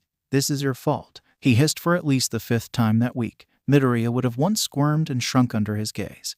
But since he'd been at UA, despite how short of a time that was, he'd come to realize there was no point in acting like that. A real villain wouldn't back down from a fight. He pushed Kaken's hands away with a sigh, so calmly that Kaken almost backed away in surprise. "Yes, we've already established that, Kaken." "Seriously, Midoriya, are you ever going to tell us what you did?" laughed Kaminari, and Class B just looked nervous. He supposed that's where most of his confidence came from. He'd spent so long working on getting Kaken into Class A over around 5 months. Midoriya had bettered his skills in hacking. He'd read up on laws, spent hours shut up in his room, growing more and more bitter. There's no way he could have backed out after that. "I should be on the freaking hero course," Kaken yelled, cupping little explosions in his hands, almost spitting in Midoriya's face. "Oh really?" Monoma laughed. "Imagine, a villain in our class, you can't be a hero." "That's enough." Mr. Aizawa stepped forwards, and they all went silent. His eyes did that thing where they glow red for a moment again. Midoriya could have sworn his hair floated that time as well. He sighed. "Your class president is right. You're here to learn from one another. Class B as well as Class A." He stood in front of the line that Class A maintained, crossing his arms as he faced Class B sternly. "If you tell any of my students that they don't have a chance again, then maybe you don't deserve yours." The cocky smile faded quickly from Monoma's face. He turned away, averting his gaze with a hint of embarrassment in his eyes. Anyone can be a hero. Some roads are just rockier than others. And Midoriya blinked at his teacher, the words striking a chord in his heartstrings that he had been sure couldn't be played anymore. He stared at the back of Mr. Aizawa's head, tilting his own to one side whilst he wondered how rocky his road had been. Because who better to teach Class A than someone who had?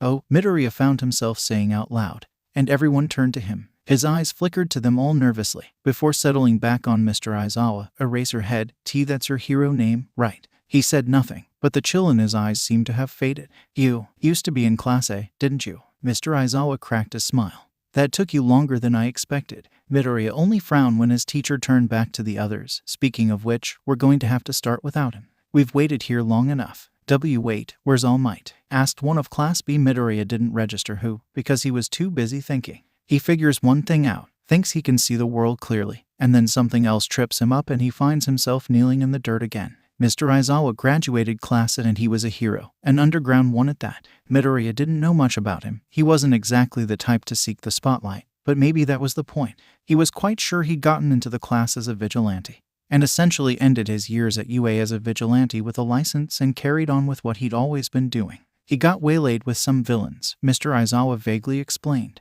Midoriya knew that wasn't the whole truth though. His time limit must have run out on him. Vlad King cleared his throat and stepped forwards. "Right, today we will be focusing on rescue training.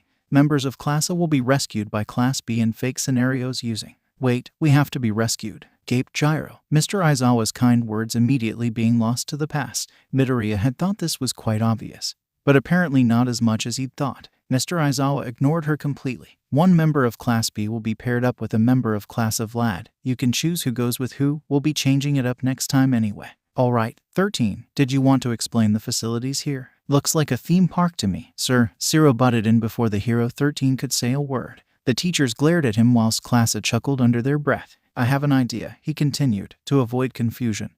Why don't you be 13 and I?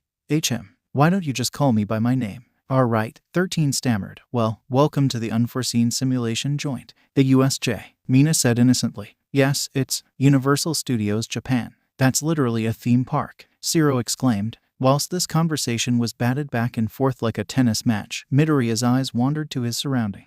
The large dome was split into several zones, depicting different disasters, like fire, landslides, or shipwrecks. Midoriya was trying not to smile, thinking about Kakin being forced to participate in these fake rescue exercises, where he couldn't be the hero. The smile faded when he realized that he'd find himself in the same situation. He just hoped Monoma wouldn't be the one rescuing him. Why was there a fountain in the middle? What was the purpose? Some rogue quirk was bound to blow it up at some point anyway, and then they'd have to block the area off until it could be fixed up again. 18. Focus, said Mr. Aizawa. Midoriya snapped out of his daydreams and turned back to the class. He found himself standing next to Kendo. We partnered up, she whispered to him, and we're going over to the landslide zone. Oh, thanks, Midoriya muttered in reply. He was just glad Mr. Aizawa hadn't decided to teach him a lesson by pairing him up with Monoma, who was with Kakin instead. Midoriya grinned. They started walking in a line behind the teachers. He supposed they'd been paired up with the hero class like this to stop them from running off and doing something stupid, which sounded like something which could have easily happened before. Finding the situation awkward, Midoriya tried to make conversation with the hero girl he was with.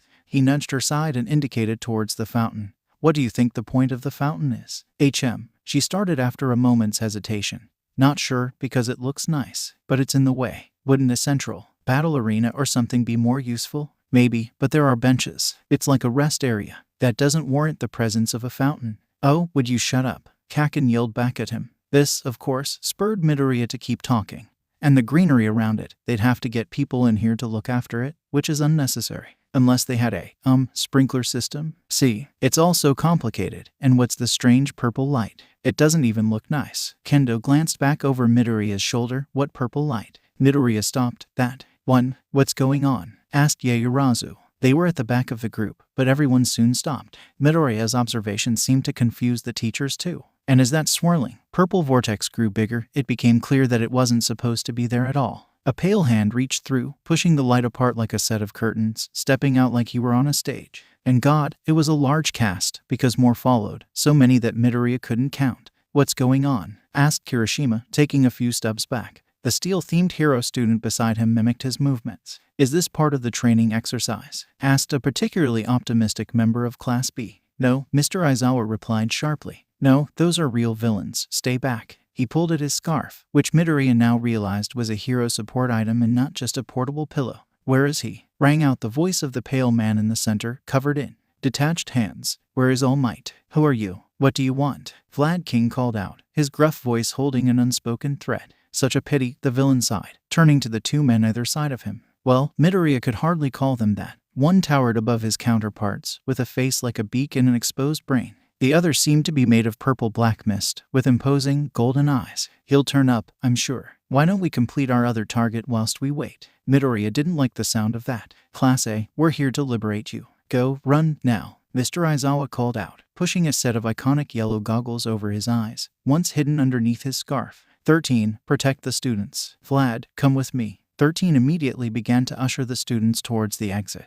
But it was clear they were unsure of what they should be doing. Wait, no. Midoriya suddenly found himself calling out. Mr. Aizawa, your fighting style isn't suited for this. Mr. Aizawa blinked back at him. No hero's a one-trick pony, kid. And the two teachers charged down the rest of the stairs at the swarm of villains. Wait, why did Midoriya say that? Why? Who? What side was he on? Who should he be fighting against here? Class B, stick with your partners. 13 ordered. Midoriya felt Kendo's hand grip his arm and pull him backwards. Come on, she exclaimed. Was she saving him or holding him prisoner? He wasn't the only one confused. Most of class tried to lag back, glancing at each other as if they could find the answer there. Midoriya gritted his teeth. No, this wasn't right. They needed to run. We need to go. Come on, he exclaimed, allowing Kendo to pull him forwards. And the others soon followed. Their hesitation, however, would be their downfall. Because in seconds, they were surrounded by a purple fog. And the gleaming eyes of the mist villain appeared before them, blocking the exit. Why are you running? He asked them all with genuine curiosity. Come now, those who call themselves heroes keep you captive. We are the League of Villains. Join us. That's a stupid name, was all Midoriya could utter, almost choking on the words in fear. Stay back, cried out 13, stepping in front of them all. I'm warning you. They pointed a finger menacingly, ready to activate their deadly quirk, Black Hole. Shigaraki is waiting for All Might, the fog villain said simply. We shall leave only once he has met his demise. They want to kill All Might, Midoriya gaped. Was that even possible? Maybe with his weakness, but did they know about that? Then you leave me no choice. And 13's quirk was activated, pulling the edges of the fog into the tip of their finger, obliterating it instantly. But the villain was prepared. Immediately, another swirling, purple light appeared behind 13, and their own quirk ripped at the back of their astronaut-themed costume. They fell to the ground with the despaired screams of Midoriya's classmates, Classa and B alike. The shock lasted barely a second, before someone leapt to 13's rescue. Kicchan. No, Midoriya cried out, as his old friend propelled himself forward with his explosions, ready to fill the villain with his own smoke and fire. The villain reacted instantly, as fog spread around them once again. Midoriya shielded his face from the dust and rock caught up in the vortex that engulfed him. All of a sudden, he felt the sound around him fade and the ground disappearing from beneath his feet. With no time to take a breath, Midoriya plunged into the water. In the surprise of it all, he tried to breathe, inhaling only liquid. He reached the surface with a kick of his legs, coughing and spluttering. He tried to get his bearings, pushing his soaking hair from his eyes as he tread water. He was in the shipwreck zone. He'd been teleported halfway across the USJ. The boat was closest. He tried to swim towards it, but within seconds was pulled back under the water. The red bands. He's Class A, idiot. It was a villain with the head of a shark, snapping at another under the water, who held onto Midoriya's ankle as he struggled to get free, quickly running out of air in the panic. Midoriya, called out a familiar, croaky voice. In a blur, the villain holding him down was pushed away, and Midoriya was flung above the surface. He'd been closer to the boat than he thought because he slammed harshly onto the deck. And soon after, Tsu leapt out of the water and to his side. Are you okay, Ribbit? Midoriya rolled over and coughed up the rest of the water in his lungs, taking in deep, cleansing breaths of air. He took a hand reached out to him, shaking as he got to his feet. What just? That warp villain separated us, explained the guy who had helped Midoriya up. It was the hero student with the scary teeth and practical armor, but he seemed to have lost his helmet. It's easier to take us on in smaller groups. Midoriya stumbled over to the edge of the ship and looked down. A disturbing number of gleaming eyes stared back up at him from just below the surface. He backed away. Well, we should be safe here for now, thank you, Tsu, Midoriya sighed. It's okay, she nodded. Can you swim? Yeah, I was just a little shocked. Sorry for almost drowning on you. Thank you for helping me too, said the hero student, rubbing his head. I was the one supposed to be rescuing you, but it looks like it was the opposite way around today. I'm Honuki, nice to meet you. I'm Asui, but you can call me Tsu. This is Midoriya.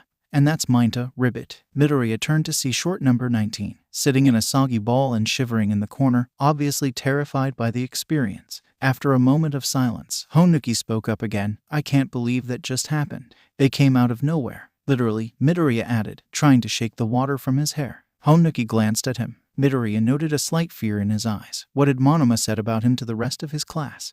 For a moment there, I really thought the rest of class would run to the villains. Midoriya and Tsu stared at him for a moment, until Midoriya bowed his head and said, so did I. Then, why didn't you? I don't know. Well, thank you for not. Come on, kids, we don't have all day, yelled one of the villains from the water. The four of them wandered to the edge of the boat and gazed down. Tossed the hero. Another laughed. Yeah, come on. We'll take you three home and dry. You know you want to. Midoriya saw how Honuki tensed and glanced at Midoriya and Tsu, either side of him. It's 3 against 1. And Tsu slapped Mineta across the ship's deck with her tongue. We're not tossing you overboard, Ribbit. Honuki breathed a sigh of relief. Thanks, but this is a shipwreck simulation. It's only a matter of time before one of the villains figures out how to activate the sequence and this boat will sink. Ribbit, there's got to be another way out of here, Tsu pondered, and she turned to Midoriya. Why are you looking at me? I thought you were the smart one, Ribbit. Well, I wouldn't say that.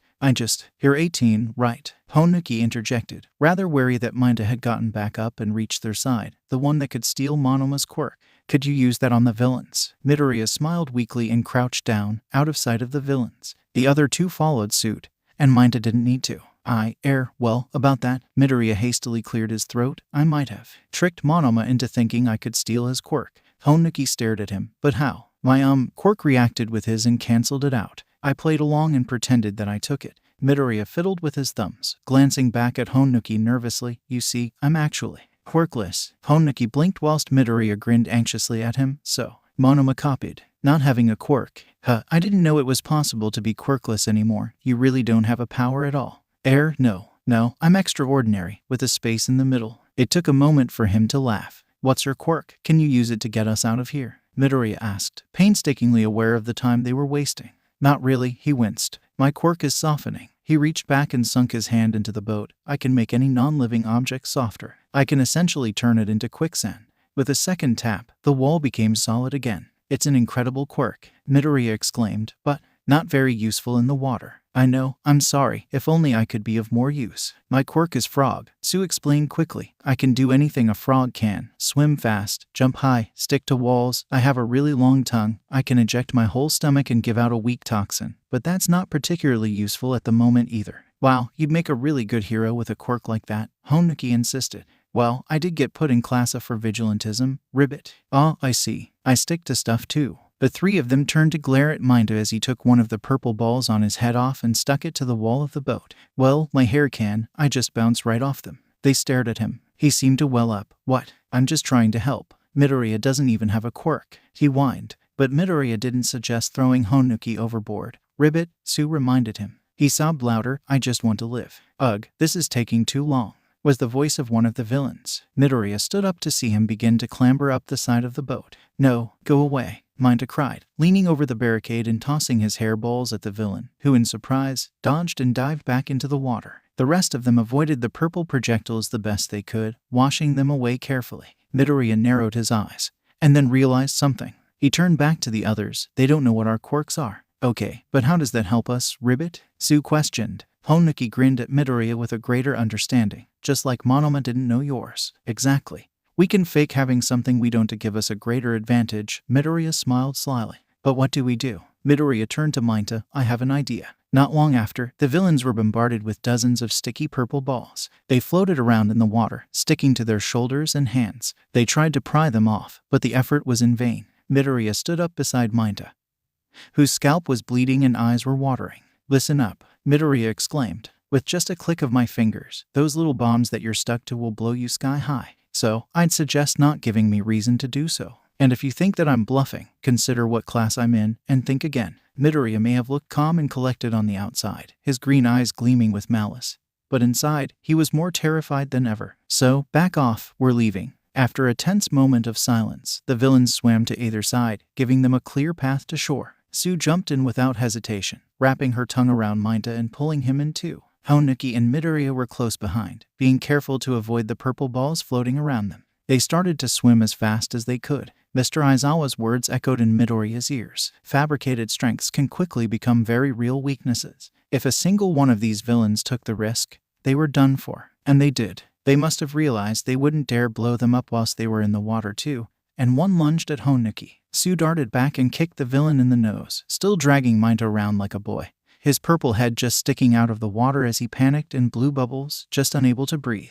But Midoriya had already thought through Plan B. Honuki grabbed Midoriya's arm and they sunk down, right to the bottom of the fake lake. His ears popping and air running out. Midoriya could only hang in there whilst Honuki softened the floor and yanked Midoriya underneath the concrete. Midoriya didn't dare open his eyes as Honuki swam through the floor. He kept a firm grip on the hero student's wrist, trying to swim as fast as he could. Seconds before Midoriya was sure he would inhale the stone, he felt Honuki harden the ground, push off it, and burst through the surface of the water. Coughing and spluttering even worse than before, the two hauled themselves onto dry land. As soon as he caught his breath, Midoriya said, "Where's?" But his unspoken question was answered instantly when Tsu landed artfully in the water just behind him, Mineta clinging to her side in a rather inappropriate manner and crying. Within seconds, he was catapulted onto land, and Tsu hopped out and glared at him for a moment. She then turned away, and we're done here. She hopped off in the direction of the main exit, where Midoriya had earlier instructed they should head towards, leaving Mineta behind. Well, Honuki huffed. That worked surprisingly well. Not exactly, Midoriya winched, pointing out at the water. The villains were heading right at them. Honuki gritted his teeth and took a fighting stance. I'm on land, I can take them now. Midoriya hated that he didn't have more time to think this through. Take Mineta and go after Tsu. Go the most direct way to the exit, around the central plaza to avoid the main fight. I'll go the other way. The villains are after me. I was the one who tricked them. We have a better chance if we split up. But, just go. Midoriya didn't give him the time to stop him. He didn't want Honuki fighting them alone. They knew water well and liquidizing the ground might not be the best idea against such opponents. He kept running, as fast as he could. And Midoriya was a quick runner for a boy who wasn't that athletic and had no superpower to help him. As expected, the water villains did not have the same skill set. They must have either remained in the water or got caught up in the fight around the fountain. Because Midoriya was not pursued, he could see the others from across the plaza, and they were okay too. That was when he spotted Mr. Aizawa. For an underground hero, not suited for situations such as this, he and Vlad King were doing incredibly well. There were so many villains, but none could lay a single scratch on the heroes. Midoriya just needed to stay well out of the way. It was better for everyone that he didn't get involved. But then he caught the eye of the villain with the hands, the one they first saw. Midoriya stopped in his tracks as the villain turned to him. This couldn't be good. The landslide zone was right behind him. Without a moment to waste, he turned tail and ran, up the rocky slope and as far away from that horrifying gaze as humanly possible. He dove behind a large rock, hoping he'd be safe there, which was when the temperature plummeted, and he found his feet frozen to the ground, his damp clothes stiffening instantly. Shivering, he fell over, still unable to move. He could only watch as a figure marched towards him from the mist the low temperature had conjured. He winced, preparing for the end, when, Midoriya, he dared to look up. Shoto. His friend hauled him up and unfroze his feet. His hot left hand melted the ice immediately, and in a burst of hot steam, Midoriya was finally warm again. Thank you, Midoriya sighed, hugging his arms against his chest. I was in the shipwreck zone, I got soaked. He glanced around. Is anyone else with you? No, he said simply. Great, then let's get back to the exit. Quickly, before. Shoto grabbed Midoriya's arm and held him back. No. And no, I don't. I'm leaving, he said firmly. Whilst I have the chance, I'm getting out of UA. He let go of Midoriya, who just stood there and stared. But why? Shoto frowned. Why? Midoriya, you must have said it yourself. This is a prison. I don't belong here. So, I'm leaving, before they try and turn me into something I'm not. But, where will you go? Where do you think? Dabai will help me. Midoriya didn't know Shoto's story, at least, not all of it. Not the truth that Shoto knew. But there was a strange excitement in his friend's eyes when he said this. Midoriya couldn't remember him displaying such emotion before, even if this was slight. And, he couldn't deny, the prospect of fleeing UA was interesting. But he couldn't, not now. He'd never make it. The only way would be siding with this league of villains. And he couldn't want that. Right, Shoto, you can't, Midoriya pleaded. Not now. I'm not asking for you to try and stop me. He snapped, the temperature dropping again as he said so. He sighed, exhaling steam, and then extended a hand to Midoriya. I'm asking if you wanted to come with me. We're villains, Midoriya. He stared at Shoto, unsure of what to say, so instead, he only listened. What do you think UA will do for me? With my history and my family, there is nowhere for me to go. I won't be a hero like father. I won't just slip into society and hide my face. If I stay here, I will end up somewhere worse. This is my chance to get out. Shoto, and what about you? Shoto interrupted, a strangely worried look in his dual-colored eyes. Do you think this world will be kind to you? Has it ever been? Midoriya stared at him. He hated how right he was. Quirkless and marked as a villain, Midoriya had little hope for a bright future. He'd been ignoring it for a while now, but Shoto really brought it out into the open. I know, Midoriya sighed, hanging his head, but leaving like this will only make things worse. And what about the others? Would you just leave them behind? They've made it very clear that they're happy at UA. Shoto snapped. Classa can give them something, but you and I are different. I know, Midoriya replied. But they'll fail us if we try to leave, especially with this league of villains around. They'll think we're on their side. Aren't we? He stared, mouth slightly open, lost for words. Midoriya couldn't agree, but he couldn't disagree. He was so confused. Aren't we? I don't know, Midoriya shouted. He hesitated and pulled at his hair. I don't know. I haven't figured it out yet, but I don't want to be like them. He pointed at the villains back at the plaza, still locked in battle against the two UA teachers. I'm not a villain. You're not a villain, Shoto. So, you're on the hero's side, Shoto concluded, a coldness returning to his eyes. No, Midoriya retorted instantaneously. I'm not on anyone's side. I am on my side. But, Shoto, if I leave now, I'm throwing away any chance UA could give me. And I know whatever chance that may be is probably not the best. But I still want to know what it is. I am not sure yet, but I don't have someone like Dabai on the outside. And, I think my mother has had enough disappointments as it is. Shoto actually gave him a soft smile. Mine has too. Midoriya smiled back at him sadly. Goodbye, Midoriya, Shoto nodded. I hope you find whatever you're looking for. He swallowed the lump in his throat as his friend turned away. good luck. But then there was a scream, and the two boys turned back to the plaza. Vlad King lay in a pool of blood that Midoriya feared was his own, and Mr. Aizawa's head was in the clutches of the giant, bird-faced man with the exposed brain, his arm twisted and broken. The man with the many ornamental hands began to stroll towards him. Mr. Aizawa, Midoriya breathed, and before he knew what he was doing, he'd ran down the hill to the edge of the plaza, where countless villains lay unconscious and defeated. Vlad King's quirk was a peculiar one. He had complete control over his own blood and could eject and harden it at will. He had much stored in tanks strapped to his back and had used it to trap numerous enemies. But excessive quirk use must have left him lethargic. It made sense, considering the nature of his ability. He'd been knocked unconscious and tossed aside like a rag doll. Whilst Mr. Aizawa was caught by the villain he was now in the grips of. The one with the hands, Shigaraki, the mist villain had once called him, seemed far more interested in Mr. Aizawa's quirk. Your quirk really is so cool, to erase another's abilities just by looking at them. So many would kill for something like that. Oh, but you have a tell, it's your hair. It floats when you activate your power, which you have to keep your eyes open for. And the more you do that, the more you want to blink. Your student was right. You're not suited for this fight. Erase her head. Midoriya saw Mr. Aizawa's eyes flash red at the villain who held him down.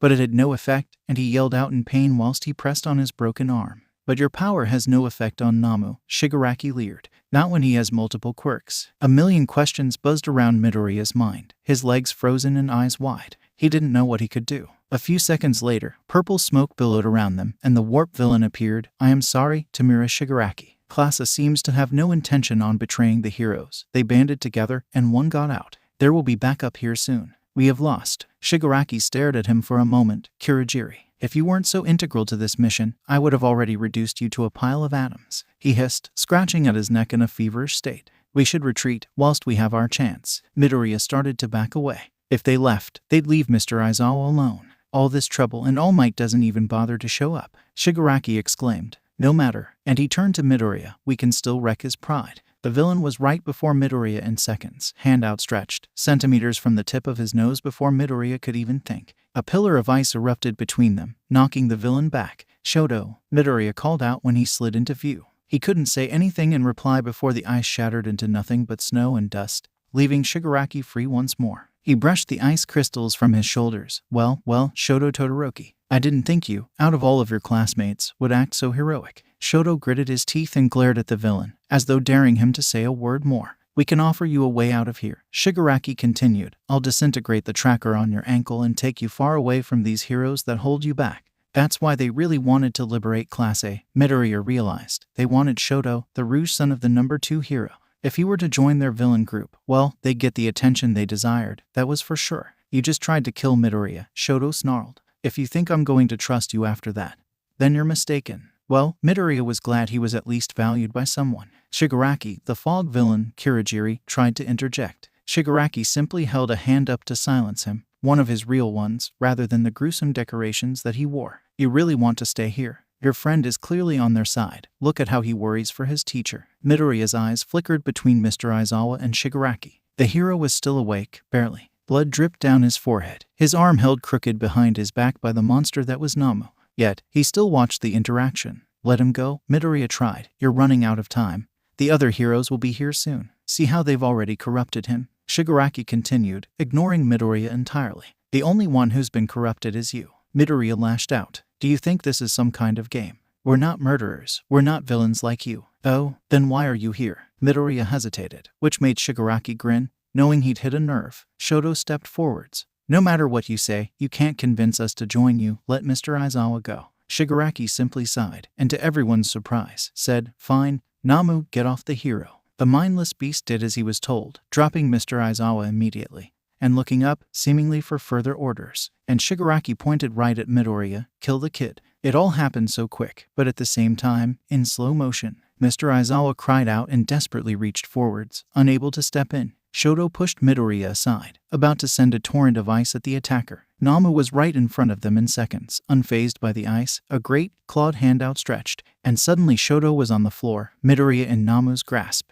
It hoisted him off the ground with ease, squeezing his ribs whilst Midoriya scratched and kicked at the tough, purple skin, desperate to escape. At which point, there was a crash and bang. Shigaraki ordered the Namu to wait, whilst Midoriya's heart hammered against his chest. They all looked up at the exit, where the sound had come from, and there, at the top of the stairs, stood the number 1 hero. everlasting smile gone. It was All Might, and Midoriya had never thought he'd be so glad to see him again. "Looks like this level isn't over after all," said Shigaraki. In moments, All Might was down the stairs. Any remaining villains were swept off their feet in an instant, the hero moving so fast that Midoriya couldn't even see him. "Kindly release my student," the hero ordered, dropping the last thug to the ground and marching towards them. "Your student," Shigaraki leered. "This is a member of Class A. He's a villain." "No, you are the villain. Put him down before I make you." "Damn it, no." The villains had said they wanted to kill All Might, meaning they must have found a way to defeat him. Midoriya gazed at the eyes of Nezu, fixed on him unblinkingly. It could snap him like a twig at any moment. Shigaraki had said the beast had multiple quirks. Was he the weapon they had to bring this pillar of justice to the ground? "Meet Nezu," Shigaraki grinned. "He will be your end." But he didn't say anything else, because instantaneously, he was separated from the heroes with a wall of ice which crept up Nezu, only stopping at the hand that held Midoriya in his vice-like grip. Shoto had come to his rescue, yet again. All Might lunged forwards without a second thought. With unfathomable power, he aimed right at the beast's stomach, but the punch never landed. A portal appeared at the last second, redirecting the hero's quirk and obliterating the fountain. Midoriya sensed a hint of irony in the whole situation. Then there was another bang. A sound far more familiar to Midoriya's ears, when in a ball of smoke of flame, Kurogiri was tossed across the plaza. "Make another move and they'll be piecing you together for weeks," yelled Kaken. He'd restrained the teleporting villain, a deadly hand pinning him to the floor by the metal brace he wore around his neck. He must have been using his fog to obscure his real body. Kaken may have been a brute and a bully, but he was still rather smart. Soon enough, two other figures surrounded Kurogiri. There was Kirishima, his arm hardened with his quirk, and mirroring him entirely, a hero student beside him, his own arms now made entirely of metal. There wasn't a moment to lose. All Might took the opportunity as soon as it presented itself, and finally landed a punch on Nezu's arm. The ice shattered and took with it the entire limb. Midoriya dropped to the ground and scrambled out of the limp hand, horrified. He felt Shoto grab his shoulder and pull him to his feet. The two backed away as they watched on. Nezu did not make the slightest indication that he felt pain. In fact, only a few seconds later, pink muscle stretched from his shoulder, knotting around itself, and growing into an entirely new arm he could regenerate. "You have met your match, oh so mighty, symbol of peace." Shigaraki laughed manically. "Nezu, kill him." Midoriya could only shield his eyes as the fight began. Both titans moved with such speed that he could have been blown away. They cracked the ground beneath their feet, each blow stronger than the last. Standing here was no good to anyone. "Come on," Midoriya exclaimed. He pulled Shoto forwards, and they ran around the scene, quickly falling to Mr. Aizawa's side. "We need to get him away from here," Shoto realized. "And Vlad King too." Midoriya's eyes flickered across the plaza. The second hero wasn't far, but there was no way they could get both teachers to the exit fast enough to avoid the battle waging on, especially with Shigaraki still nearby. Luckily, they had help. "I'll get Sir Vlad." And a beast-like hero student thundered past, scooped Vlad King off the floor, and charged towards the exit. "Yaoyorozu," Midoriya exclaimed as she arrived, skidding to a halt beside them and dropping a sword to the ground with a clatter. "I am sorry, I was with Gyro and Kaminari." He short-circuited himself and Gyro's taking him back to the others. "I'll help with Mr. Aizawa." She had clearly been through a lot. Her trousers had been harshly ripped into shorts, possibly by a knife of her own creation. Her jacket was unbuttoned, but she seemed unbothered by showing off her black sports bra. She needed exposed skin to create anything large. This skill was used moments later, when she managed to pull a folded-up stretcher from her stomach. Midoriya just stared. She really was so cool. He helped haul Mr. Aizawa onto the stretcher. "Let's get as far away from this fight as we can," Yaoyorozu insisted. "We should carry Mr. Aizawa up to the exit. Nearly everyone else has gathered there now." "There's no way we'll be able to make it up there," Shoto retorted, when Nezu crashed into the stairs, but bounced back up again as if it had only been a playful nudge. "Maybe I should have told Shishida to try and take Mr. Aizawa as well," Yaoyorozu stressed, obviously referring to the hero student who had swooped in to rescue Vlad King. He didn't exactly wait for instructions. Midoriya paid little attention, eyes locked on the fight before him. Each blow sent out a gust of air that continued to be powerful enough to knock anyone in the vicinity to the ground. But they seemed to be at an impasse. Both were equal in power, and neither seemed to be on the road to victory. Shigaraki started to scratch at his neck. This clearly wasn't going the way he had hoped. But Midoriya knew better than all of them. For All Might had a time limit, one which he had already wasted that morning, hence him being late to the USJ. Just how much longer could he hold out for? Yet the beast started to inch backwards, his power slowly overcome by All Might's own. And not long after, with a cry and crash, the finishing blow was dealt, and Nezu hurtled through the ceiling, leaving All Might standing victorious before them. and no one, not even Midoriya, could deny how incredible the #1 hero was. He stood amongst the smoke and dust left in Namu's wake, brushing the blood of his cheek, and he turned to Shigaraki. "No," the villain muttered. "No, no, no. It's over," All Might proclaimed. "Surrender, now." But Midoriya looked closer. Amongst that dust, he could see it, the steam coming off the hero's body, the way he trembled, ever so slightly. His weakness, his time was up. Shigaraki's blood-red eyes flickered around the scene. He saw All Might standing before him, the hole left in the ceiling of the dome, the group still struggling to keep Kurogiri at bay, and then of course, Midoriya and the others, not that far behind him. "I hate you," said Shigaraki, his fists trembling as he seethed in his anger. Only Midoriya could see the coughs All Might was repressing. "No, no, this isn't over." Only Midoriya could see the blood trickling from the corner of the hero's lips. "I hate you," and Shigaraki charged, a power that could disintegrate Shoto's ice in seconds. And All Might had no strength left. All Might would die, which is why Midoriya, in a split-second decision, scooped Yaoyorozu's sword off the floor and skidded between the two, raising the blade in defiance. His friends cried out in surprise, but they didn't know what he knew. Midoriya pivoted as Shigaraki reached him, swinging his sword with all his might, whilst the hero stood behind him, unable to move. Seconds before the villain's deadly hands reached Midoriya's body, before his blade could pierce Shigaraki's skin, there was a flash of purple, the ringing sound of a gunshot, and a blinding pain in his shoulder. Midoriya fell to the ground, rolling on his side. Gunshots fired around him. Shigaraki was engulfed in a whirlpool of violet smoke, and before Midoriya knew it, he was gone. Midoriya. That was Shoto or Yaoyorozu, or both. But Midoriya could only grip his left shoulder, oozing red. He heard footsteps and a rumble like an earthquake before the concrete rose up around him, forming a great wall between him and the others. Midoriya had been shot. He'd been shot. The pain was like nothing he'd ever felt before. With watery eyes, he managed to lift his head. His eyes met those of All Might, now sunken in his skeletal, weaker form, his once skin-tight hero costume now baggy and ill-fitted. And Midoriya saw the other heroes, rushing onto the scene. It wasn't one of the villains who'd shot him. It had been a hero, the purple Kurogiri. He must have managed to escape and come to Shigaraki's aid, perhaps redirected a bullet right at Midoriya, before disappearing altogether. All Might stepped forwards. "Young Midoriya, stay away from me," Midoriya screamed, grasping the sword and pointing it in the hero's direction, his arms shaking as he bit back the pain. He hesitated. "It's okay, I'm not going to."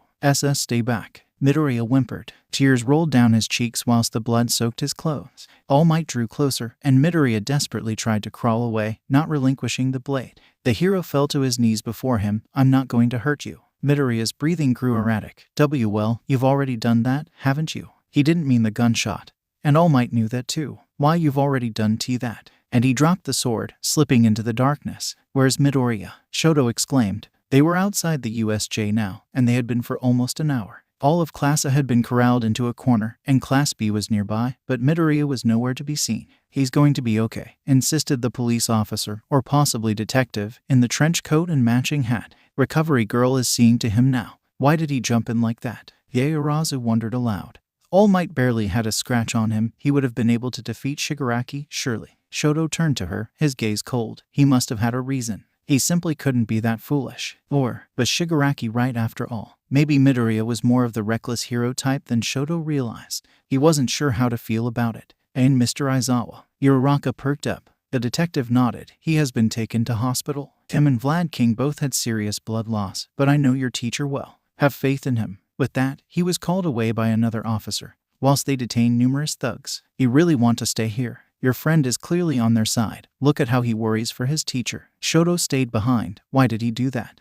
His only chance, gone. And Dabai wasn't coming for him. No way. Shoto would have to get out on his own, and Dabai would help from there. But how could he do that now? "Are you okay, Shoto?" That was Ida. His hair was scruffy and his glasses askew. It made sense. He'd ran for help, after all. And the main school was quite far from here. Shoto looked away. "I'm fine. I can't believe I didn't short-circuit my phone," laughed Kaminari, who was standing just behind Shoto. There were scorch marks all over his PE kit. He tossed the brick phone up in the air and caught it again repeatedly. "These things are indestructible," gaped Kirishima. From what Shoto had heard, Bakugo and Tetsu from Class B had faced numerous villains alone. Yet Kirishima's phone didn't have a dent in it. "Mine was in the shipwreck zone," said Tsu, "but it still works, ribbit." "It's honestly impressive," Kaminari replied with raised eyebrows. Shoto pulled his own from his pocket. He gazed at the red number 15, painted across the back, for a moment. They're kind of useless, really, Gyro insisted. That electric villain jammed the signal so we couldn't even contact Miss Midnight.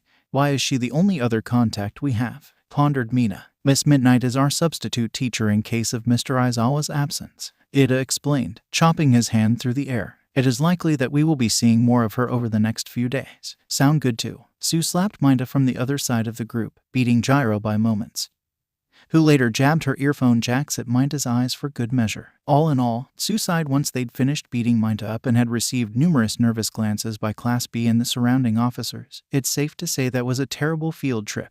The worst field trip ever, Mina nodded. Of all time, finished Zero. After a moment of silence, a bout of suppressed giggles rang out amongst them. Well, this is the least bored I've been all week, Gyro sighed, and they all laughed harder. Ada opened his mouth to yell at them but was swiftly beaten to it.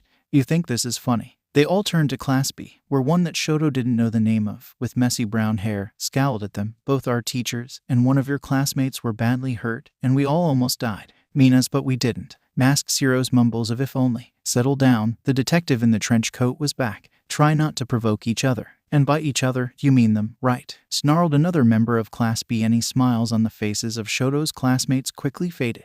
The detective sighed. We're going to have a short interview with all of you individually, he explained, getting right to the point. Somehow, this League of Villains knew that you'd all be at the USJ, supposedly with all might. That means there must have been a leak of the schedule. Well then, the culprit is clear, Monoma spoke up, and Shoto scowled. He hoped he had some serious insecurities to validate the way he treated them. It's Class A, the villains were on their side. Come on, Monoma. As much as I agree that it wasn't one of us, not all of Class A are bad. Tetsu exclaimed loudly, clearly referring to Kirishima. They essentially had the same quirk, and already seemed to get along. Shoto just didn't understand people who could gain friends so easily. I need to speak to all of you, the detective insisted. I want to know all your accounts. The more information we have, the more likely it is that we can get to the bottom of this quickly. He locked eyes with Shoto, which was when he realized he knew this man, Detective Tsukachi. He'd questioned Shoto after he was caught by the heroes. Shoto vaguely remembered throwing a table at him. He couldn't believe he didn't recognize him sooner. The man had a truth quirk. If there really was a traitor among them, they'd be found quickly. Shoto frowned at his own thoughts. Traitor? What would they be betraying? It's not like they were on UAS side. I'm not on anyone's side. I am on my side. It looked like Shoto would have more time to figure this out than he thought. Midoriya found himself in Recovery Girl's office as the sun set. She was far less stern with him than before and thrust numerous energy gummy bears into his hand when she finally released him. His left shoulder was covered in bandages. They ran a little way down his arm and peeked out underneath his PE top, ragged and stained. He ached, but the pain had almost disappeared. Recovery Girl had said healing broken bones was a cinch, and a bullet wound, despite requiring a little surgery, wasn't much worse. But he'd been told to take it easy, meaning he was excused from PE for at least a week. Luckily, it was his left shoulder, and he was right-handed, so his writing wouldn't be affected. But Midoriya was exhausted. Recovery Girl had said her quirk tapped into his stamina, but they both knew there was more to it than that. He bowed his head and averted his gaze even when sniped. The hero with the accuracy quirk came to apologize for his injury. Midoriya knew it wasn't his fault. He meant to hit Shigaraki, and would have, if Kurogiri hadn't swooped in at just the right moment to deflect the bullet. Although, the hero was quite confident he did hit the villain at least twice subsequently. Midoriya just shrugged, which hurt his shoulder. A permanent shadow seemed to linger over his face as he pushed past the heroes to wander the corridors of UA, back to the dorms. Midoriya, Ada called out when he finally reached Heights Alliance and kicked off his shoes. Hey, Midoriya replied simply. We were so worried. He continued, following him through the room whilst everyone got up to circle around him. How's your shoulder? Yaoyorozu asked nervously. We saved a plate for you. Uraraka interjected, gesturing to a plate of curry on the kitchen counter. Let me just put it in the microwave and... I'm not hungry, Midoriya interrupted. She blinked at him, but you need the energy. Ada insisted, at least try and have. I don't want it. Midoriya pushed past him, and the group parted to let him through. He walked right towards the stairs. He just wanted to go to bed. This was when he came face to face with Shoto. Midoriya stared at the stormy gray eye that he could see. The blue one was hidden beneath his hair. Why did you do it? He asked. Silence rang around them. They all waited for Midoriya's reply. He took a moment to answer, you don't know what I know. Midoriya noted how Shoto shifted his position, the hint of curiosity in his mannerisms. He waited as though hoping for further explanation. Then, what do you know? Uraraka asked. Midoriya turned to her. She had such concern in her big, brown eyes. Sometimes it was so hard to believe she had once been one of the most wanted villains out of all of them. Gyro stepped forwards, something about All Might. You stood in between him and that villain, right? Why? Is something wrong? So, Gyro didn't know the same secret? Then, what did she know? What else were the heroes hiding? How weak were these haloed pillars of society? It's best to just keep yours and everyone else's secrets to yourself, Midoriya replied, repeating the words that Gyro had once said to him. He watched her hesitate, staring at him for a moment, as though trying to see the truth in his eyes. She backed off and nodded. So, that's why you're here, Shoto realized. Like Gyro, you know something they don't want you to know. Among other things, Midoriya agreed tentatively. Oh yeah, Mineta spoke up. What else did you do? You don't even have a quirk. What else could you have possibly? Midoriya gave him his most fearsome glare, which actually caused him to flinch and jump a couple of steps backwards. I got tired of the way people were treating me.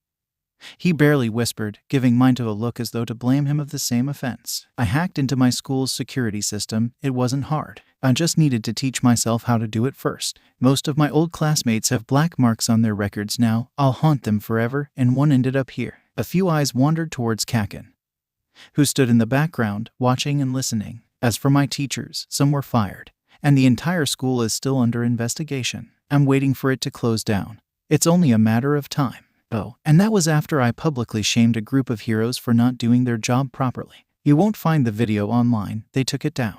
But excuse me for still being confused as to why I ended up here. It's not like I got caught doing anything wrong other than being rather opinionated. And last time I checked, my quirkless existence isn't a crime, so sorry if it inconveniences you, since you seem to point it out a lot. He crouched down to Mineta's height and continued to look him dead in the eyes, ignoring everyone else. I've had just about enough of people deeming me useless due to the lack of a weird and wonderful trait. I have plenty of other strengths, and I won't hesitate to use them against you if you dare to harass me or anyone else in my vicinity again. I can land people in this place. I can just as easily get them out, understand? He gulped and gave a slight nod. Midoriya just sighed. Good. He stood up and turned back towards the stairs. Thank you for saving dinner for me. It's appreciated. No one stopped him. No one dared to get in his way. Not even Shoto attempted to follow him. Midoriya reached his room and collapsed onto his bed, biting his lip harshly when he fell onto his injured shoulder. But all he could think of were the friendships he'd just lost. He didn't sleep. His alarm clock shone the digits of midnight in his eyes when he finally sat back up again.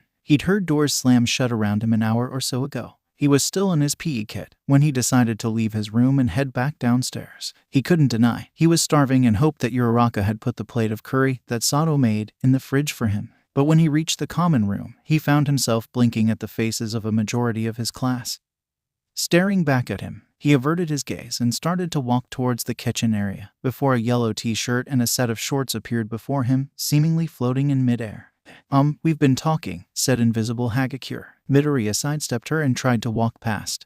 He didn't like where this conversation was going, but he felt her invisible arm hold him back. What do you need to expel Mineta? He stared at her and blinked. Excuse me? Sue told us what happened on the boat back at the USJ, said Kirishima, sitting on the arm of the sofa. His red hair wasn't spiking up like it did usually, due to the lack of hair gel at this time of night. He gritted his sharp, shark-like teeth and stared at the floor for a moment. It's not right. He practically suggested killing that guy from Class B, even if he did say that because he was scared and saw no other option. It's not manly to imply killing someone to give yourself a better chance. I know we're not heroes here, but, and me and the rest of the girls are fed up too, Hagakure added, finally dropping her arm. We want him gone. So, said Gyro, what do you need? With our skill set, we can get you anything you want for it, Hagakure nodded. Midoriya gawked at them all. He didn't know what he expected to come of his confrontation with Mineta. He'd just had a really long day, and he just snapped. But this, he really needed to stop assuming his classmates would react like ordinary people. Just like him, they were more than what met the eye. Midoriya met Shoto's eyes. Like Kirishima, most of the gel had left his hair at this point. He still had it pushed over his scar, but with it down, he looked so painstakingly normal. He was leaning up against a wall, arms crossed. A slight smile stretched across his face when Midoriya did the same. What do I need? Well, it depends, Midoriya told Hagakure, turning back to her and looking at where he assumed her eyes were. How quickly do you want him gone? She didn't falter. As soon as possible. He grinned. All you needed to do was ask. Everyone acted a little differently around Midoriya now, but it wasn't nearly as bad as it could have been. They didn't avoid him or back away the moment he appeared. Instead, they looked upon him with this newfound respect, which was definitely not something he'd ever experienced before. Out of everyone, it was mainly Ida who changed mannerisms. It wasn't much. Someone other than Midoriya may have not picked up on it. It was just the way that he didn't even tell him off for not eating anything last night, or only smiled and nodded when they first saw each other that morning instead of his usual animated greeting. Other than that, however, everyone was exactly the same. At first, perhaps a little hesitant, but before long, Uraraka was going on about the minor inconveniences of her quirk with him. Yaoyorozu was making morning tea for everyone, Sue was on mine to watch, and Shoto was as quiet and stoic as always. They had an entire day off lessons, but they still apparently needed someone to keep an eye on them. On Sundays, Mr. Aizawa would usually hover about the dorms, appearing and disappearing and occasionally doing paperwork on the table in the corner. But Mr. Aizawa obviously wasn't around at the moment, so they needed a substitute. And the word substitute, mixed with Class A, was never going to be a good combination. Their alarms had all gone off early in the morning as usual, accompanied with what had become the daily morning scream, where everyone would wake up and make more noise than the alarm clocks in their unwillingness to get out of bed. Midoriya felt awful, and his shoulder ached more than ever. He struggled getting dressed, every twinge of the muscle sending electric-like shocks down his arm. But he still had to make it to homeroom. Even without lessons being held, they had a busy day ahead of them, most notably in terms of the interviews with the police after what had happened at the USJ. But none of the happenings listed above took the prime space in the minds of most of Midoriya's classmates. Instead, they were watching him, waiting to see what he'd do. For he'd promised he would get Mineta expelled, and quickly. He didn't have much sleep last night, considering he'd been up thinking of a plan for a good 3 hours at least. And although he didn't ever say it out loud, his personal target for expulsion was 24 hours, which meant he had until midnight. Speaking of which, listen up. Miss Midnight slammed her hand down on the teacher's desk, tapping her long, red nails against the wood. Because of the security breach, we're going to have to keep an even closer eye on you than usual, meaning you'll be spending most of the day in here. There was a chorus of disappointed groans across the classroom. Complain and I'll give out detentions, she snapped, pointing her support item, a whip that she obviously had no plans on actually using, at them. The support course could do with some help testing out prototypes. Usually, Midoriya would have been rather interested by the prospect, but the way she said prototypes made it sound like a good thing to avoid. Consider it a study hall, she finished, and finally sat down in Mr. Aizawa's chair. Well, it wasn't like she had anywhere else to sit, but Midoriya wasn't the only one who found this wrong. Mineta, sitting behind Midoriya, was the only one who didn't seem to mind. Midnight was one of those heroes to blame for the poor hero costume taste of Class B. Her quirk was incredibly useful for heroics. A fragrance emitted from her skin would cause anyone who smelt it to immediately fall asleep, but due to the added effect that it would work best on those who could actually be attracted to her. So, mainly guys, she dressed in a very 18+ manner. But at least she had a reason. Unlike a lot of other over-the-top heroes, she also had to have a lot of exposed skin for her quirk to work effectively. Her original costume was so extreme that Japan completely modified its regulations on the matter. But her current costume was just stupid. She exposed hardly any skin, and instead wore a thin, white fabric over her arms and legs that she could rip to release her fragrance. Just why? The amount of maintenance that required was ridiculous. There were plenty of other ways to design a costume that fitted her needs, wasn't too extreme, and didn't need fixing every single day. But again, Mineta didn't mind. Gosh, maybe, if Midoriya ever got out of this class, he would try and transfer to the support course. They designed hero costumes, support items, and basically got to tinker and invent whatever they wanted if they had a good enough reason behind it. It sounded pretty fun. And Midoriya would get to yell at stupid heroes whenever he wanted. And they wouldn't be able to do anything about it because they relied on him too much. Midoriya blinked and realized he'd been sitting there and daydreaming for at least 10 minutes in utter silence. Midnight was marking some work from her other classes, and the rest of class were either doing their own work, also staring blankly at the front of the room, or staring at him. Midoriya heard his phone beep. Midnight glanced up for a moment but didn't tell anyone off for using their phones. Midoriya took this as permission to use them. What are you going to do today? It was an innocent question, but Midoriya knew the meaning behind it. He pursed his lips. How could he answer this so that she understood? But any teachers reading their messages wouldn't. Staying in this room all morning wasn't exactly what I had in mind. What did he have in mind? Plenty of time in the dorms. Midoriya had been thinking. A dangerous thing. The rest of his class had filled him in on what the detective had said outside the USJ, when Midoriya was unconscious and with Recovery Girl. There was a traitor to UA amongst either Class A or B, someone who had leaked information regarding when Class A and All Might would be together. But neither class knew about their trip to the USJ until that very morning. And the villains would have needed much more time to organize such a massive invasion force. And then he remembered the press attack, as so it had been nicknamed by his class. The school had panicked. The gates that usually protected them from such people were completely disintegrated. And who did they know who had a disintegration power? So, there was a traitor in the school who had contact with Shigaraki to organize the event, and in the distraction caused, had time to sneak into the staff room, find the information they needed, and report back to the League of Villains. To do that, they needed something for communication, i.e., a phone or some other electronic device. None of Classa could access the internet. They weren't even allowed near the ICT suite without supervision, and there were cameras everywhere. But all of their belongings had been searched before they were even allowed access to UA. No one had such a device, right? But in a class of villains, it would be foolish to assume that no one had managed to sneak something in. Of course, there was still the possibility that it was, in fact, someone from Class B, but everyone knew that was unlikely. More than one of Midoriya's classmates were here specifically for being thieves for hire. If Midoriya had been asked to steal the information before entering UA, and given the means to do so, he'd probably consider it at the very least. He owed nothing to the school, and hated All Might. Not that whoever did do this necessarily knew what was going to become of it. Anyway, out of everyone in the class, there was only one person who ever seemed to consider siding with the villains to get out of there, and it wasn't Shoto. It had been Mineta. If Midoriya could prove that Mineta was the one who leaked the information, he'd be failed for sure. All he needed to do was to find his means of communication with Shigaraki. Fortunately for Midoriya, Mineta's room was right next to his. Unfortunately for Midoriya, they weren't going to be back in the dorms until after the interviews with the detective now. Of course, Mineta wasn't actually here for being a thief, at least not to Midoriya's knowledge.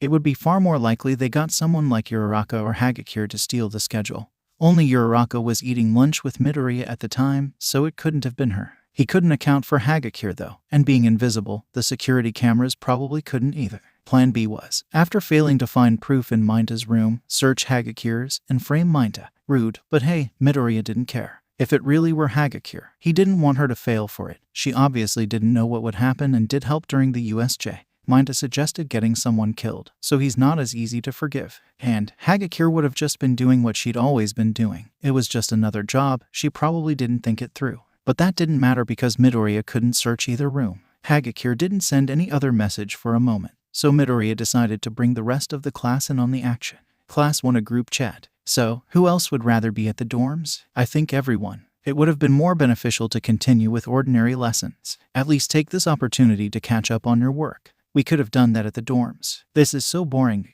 We could have slept in. I vote we just sleep here. On the desk. No thanks. Midoriya, how badly do you need to be at the dorms? There was a moment of silence where no one typed a word, and all turned to Midoriya with understanding. Well, if I want to get my work done. Quite badly, yes. Midnight doesn't have any good weaknesses, does she? She won't be as easy as Present Mike. But if anyone can do it, you lot can. Knowing glances were exchanged across the classroom, paired with grins worthy of any good villain.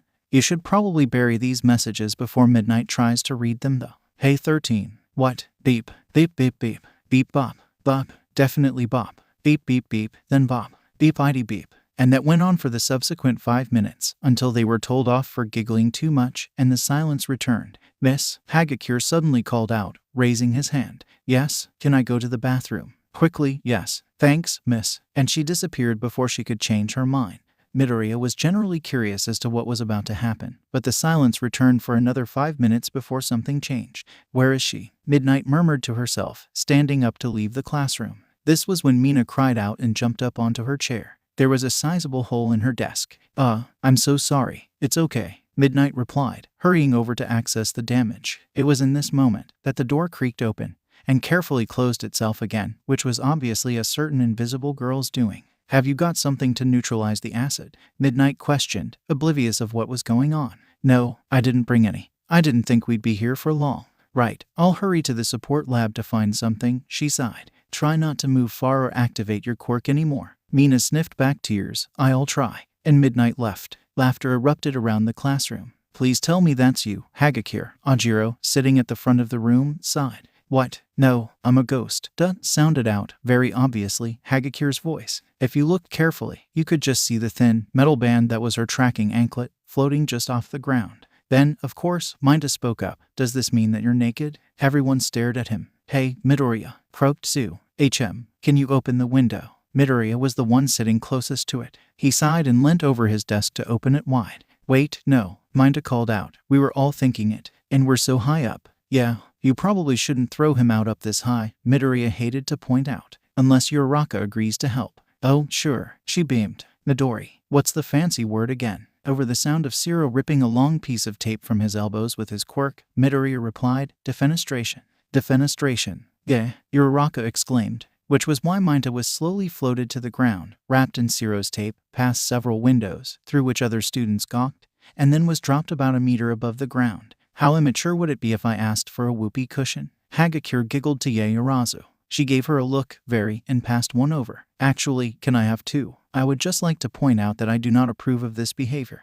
Ada exclaimed, standing up to shout at them all. Yeah, we know, Ada, Zero sighed. He got up too, walked over to the window, and used his tape to climb up and out. Midoriya seriously doubted he'd be seen again for the rest of the morning. Are you okay, mademoiselle? Asked Aoyama, who sat in front of Mina. He didn't talk much at the beginning of term, and Midoriya was quite sure this was because he was terrified of them all, but he'd slowly began to loosen up. Oh, yeah, fine, Mina replied. 18 gave me some tips for my quirk and they actually worked really well. Oh, really? Midoriya blinked. Yeah, about like exercising it. Try to neutralize strong alkalis in the evening and stuff. So, not only do I have more control, I'm now better at chemistry than all you losers. Don't leave me behind. Kaminari whined, referring to the fact that him and Mina were the bottom of the class in nearly every subject. I could tutor you, because I'm like, that's smart now. It was a dramatic mood swing when midnight returned, and Mina was suddenly bawling her eyes out. She was a surprisingly good actor. The lingering acid was quickly dealt with, and Mina, still sniffling, pulled her chair up to the other side of Aoyama's desk to work there instead. Midnight returned to the front of the room and put the pot of powder she'd used to neutralize the acid down. She narrowed her eyes as she scanned the room, and then pointed her finger at each desk as though she were counting the students behind them. Why are there 3 missing? She murmured under her breath. Hagakure hasn't come back from the toilets yet, and Miss Mina reminded her, wiping the water from her eyes. Oh yes, I needed to. Midnight had walked over to the door, likely about to get Hagakure back, when she hesitated and glared back at them. The remaining 17 faces blinked back at her innocently. She marched back over to the teacher's desk. If you're playing games with me, you will all be in a world of trouble. She was about to sit down, but stopped, and with a sigh of immense disappointment, she held the inflated, red whoopee cushion up to them all. Very funny, she snapped as they giggled. But sure, really, I expected better of you all, especially after the seriousness of what happened yesterday. This isn't preschool, which is when she actually sat down, and invisible Hagakure slid the second cushion onto her seat. Now fuming, her long nails pierced the second whoopee cushion when she slammed it onto her desk. Most of the class was laughing uncontrollably, mainly because Hagakure had drawn a mini chibi drawing of Midnight on the board behind her, looking just as angry as she did now. I know you're in here. 15, that's detention. Midnight yelled. Shoto raised his hand. No, you cannot go to the bathroom. He blinked at her. Miss, I'm student 15. Midnight cried out in frustration. Whatever number Hagakure is then. A few people gasped. Midnight knows our names. Nina clapped. Crocodile tears long gone. Midnight's eye twitched. Midoriya heard Hagakure shuffle past him to stand by the window. She emitted a bright flash of light from her hand, something Midoriya didn't know she could do. It, of course, caught Midnight's eye. 18, she exclaimed. What are you doing? Writing in my notebook. Midoriya frowned. This was the truth. He was updating Mina's page. Hagakure shone her light again, expertly staying out of sight despite the floating tracking anklet. Then what's the light? Huh? Midnight snapped, resting her hands on her hips. The sun. Midoriya doesn't have a quirk, ma'am, Yaoyorozu reminded her. It wasn't him. 17. Midnight guessed. Bakugo snarled at her. I didn't do freaking anything. Then what? Why is the window open? She marched over and stood before Midoriya. Sue asked me to open it, he replied honestly. It's warm in here, added Uraraka. This was unrelated, but also true. Midnight sighed and leant over to it. I would rather have the window. This was when, reaching for the window to close it, she looked down and probably spied Mineta in the bush, far below. How the actual hell? Oh, hi, miss. And she looked up. Although Midoriya couldn't quite see it, he could hear what was going on. And he was quite sure Zero was sitting either on the roof or on a windowsill a few floors up. What are you doing up there? She shouted at him, enjoying the view. He yelled back, get down here. What's that? I can't hear you. Oh no, Mina gasped melodramatically. What if he's stuck? Nah, Zero's fine, Kaminari retorted. Midnight wouldn't be if she tried to follow him. She gave him a look. No offense, miss, but no one's going to be as agile as someone like Zero at your age. And what's that supposed to mean? There was a moment of silence. That you're old? I am not old. Besides, that outfit's not going to be much help, Gyro scoffed. Aren't you a little old to be wearing something like that? Mina blinked innocently. Gyro raised an eyebrow. Doesn't it chafe? The handcuffs are a little tacky. So are the heels. That's enough, Midnight cried, stomping her foot like a child. Midoriya looked back up from his notebook and sighed. Miss, you know they're not going to stop until you let them go back to the dorms. What difference does it make anyway? And look, it's almost that 10-minute break between lessons. It wasn't. Hagakure had changed the clock. There was a tense moment of silence whilst she stared at him and pursed her lips, narrowing her eyes and trying to think of an ulterior motive behind this option. Don't try and fool me. I know what you're all doing. You will be staying here until Detective Tsukachi is ready to interview you all, she insisted. Oops, perhaps Midoriya said something too soon. At least let me plug my phone in, miss. I can try and text Zero to come back down, Kaminari offered. Yes, thank you. There's a plug behind the teacher's desk, under the board, Midnight sighed. But then did a double take, for she'd only just spotted Hagakure's drawing of her. Do you have a spare charger, Yamomo? Kaminari asked Yaoyorozu, hurrying over to her. Oh, sure. She handed hers over. Midnight was busy wiping the drawing away when Kaminari whispered something to Yaoyorozu, who passed him an extra something which he slipped in his pocket. Where's the socket again, miss? Asked Kaminari. Just over here, she explained, gesturing towards it. I can see you moving the chairs, she yelled at Hagakure, marching over to the back of the room. When with a bang and a flash of light, Kaminari shoved a small, metal rod into the socket, and the power went out. Midnight stood in the middle of the class. Fine, just go back to the dorms. There was a cheer, and everyone immediately grabbed their stuff and left the classroom at record speed, various people taking Zero's stuff too, and leaving Mineta's behind. Kirishima steered Kaminari away, who had short-circuited his own brain with his electric quirk, and the door swung shut behind them. In fits of giggles, everyone hurried down the corridors, ignoring Ada's exclamations about not running in the halls or waiting for Miss Midnight. They met Zero outside, gave him his bag, and Hagakure reappeared a few moments later after retrieving her clothes from the bathroom. They left Mineta behind, laughing when Miss Midnight hurried to rescue him. To be honest, he was probably quite pleased by the deal. That was brilliant. Mina laughed when they reached the dorms. She kicked off her shoes and collapsed onto the nearest sofa. Good luck, Midoriya, added Hagakure, skipping past towards the kitchen for the cookies that Sato had made the night before. With a grin, Midoriya turned and ran up the stairs. He didn't know how long he had to search Mineta's room. He tossed his bag onto his own bed and opened his neighbor's door without hesitation. He flicked the light on. Mineta's room was a mess. There were clothes all over the floor, overflowing from his drawers. His walls were covered in hero posters. Well, heroine posters, like Mount Lady and hey, even Midnight. For a room that started out as a carbon copy of Midoriya's, it sure was different now. He didn't even know where to start. But he had to begin somewhere, so he went straight for where he would have hidden a communication device that could get him into serious trouble if it were found inside a book. But Midoriya didn't keep looking there long, because it was very clear that Mineta's mind was not the same as Midoriya. He hated to think about what might have been there had any contraband not been confiscated on the first day.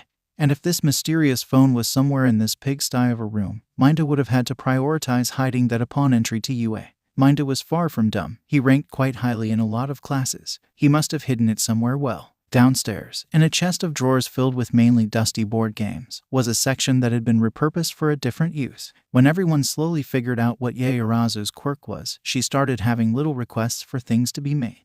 They were always very clear that she didn't have to do it, which is probably why she was so keen to. She'd found a new group of friends that she didn't have to pretend to be someone else around, and she was eager to please. The drawer was filled with various items that Yaoyorozu had made across the last few weeks, including, but not limited to, numerous marker pens, 2 mini whiteboards, a few Russian nesting dolls, spare chargers, another TV remote, a wind-up toy mouse, an array of colorful pom-poms, and a set of novelty sunglasses. On the front of the drawer was a piece of paper titled Yaoyorozu's drawer, which had a tally mark of how many times someone had asked for something beside their student number. It was Eda's idea, showing that each person owed that many favors to her. Despite his protests, Midoriya's number had been scribbled out long ago. Anyway, at some point, 2 separate people had requested a Ziploc sandwich bag and a pair of white gloves. Midoriya had taken both from the drawer earlier that morning, and now intended to put them to good use. The gloves would prevent leaving his fingerprints all over the phone if he were to find it, and the bag was to put the phone inside, obviously. Maybe he was being a little extreme, but sue him. He didn't want to be blamed for owning the phone himself because his fingerprints happened to be all over it.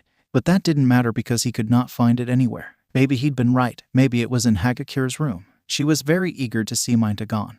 Maybe she had an ulterior motive. Midoriya's brick phone beeped. Mineta incoming. In a hurry, Midoriya slipped his phone back into his pocket and hurried towards the door about to leave when his phone beeped again. He checked it, no messages. Wait, if he were Mineta and had a secret phone on him that he needed to check the messages of constantly, He would change the ringtone to match that of the brick phones that refused to be put on silent. That way, no one could guess that it hadn't come from the phone the school had supplied to him, and he wouldn't miss the messages from a crazy villain who might turn him into a pile of dust if he ignored him. Where did the sound come from? The bed. Under the bed, Midoriya could hear footsteps drawing near. Or maybe that was just his heartbeat. Where is it? Where is it? He tossed the covers around, peered under the mattress, used the dim light of the brick phone to glance under the bed, checked It was under the pillow. Maybe Midoriya overestimated him. How could someone be so smart in some departments and so lacking in others? Not wanting to hide under the bed, Midoriya cut his losses and risked stepping out of the room. He'd only passed his own door by the time Mineta turned the corner and saw him.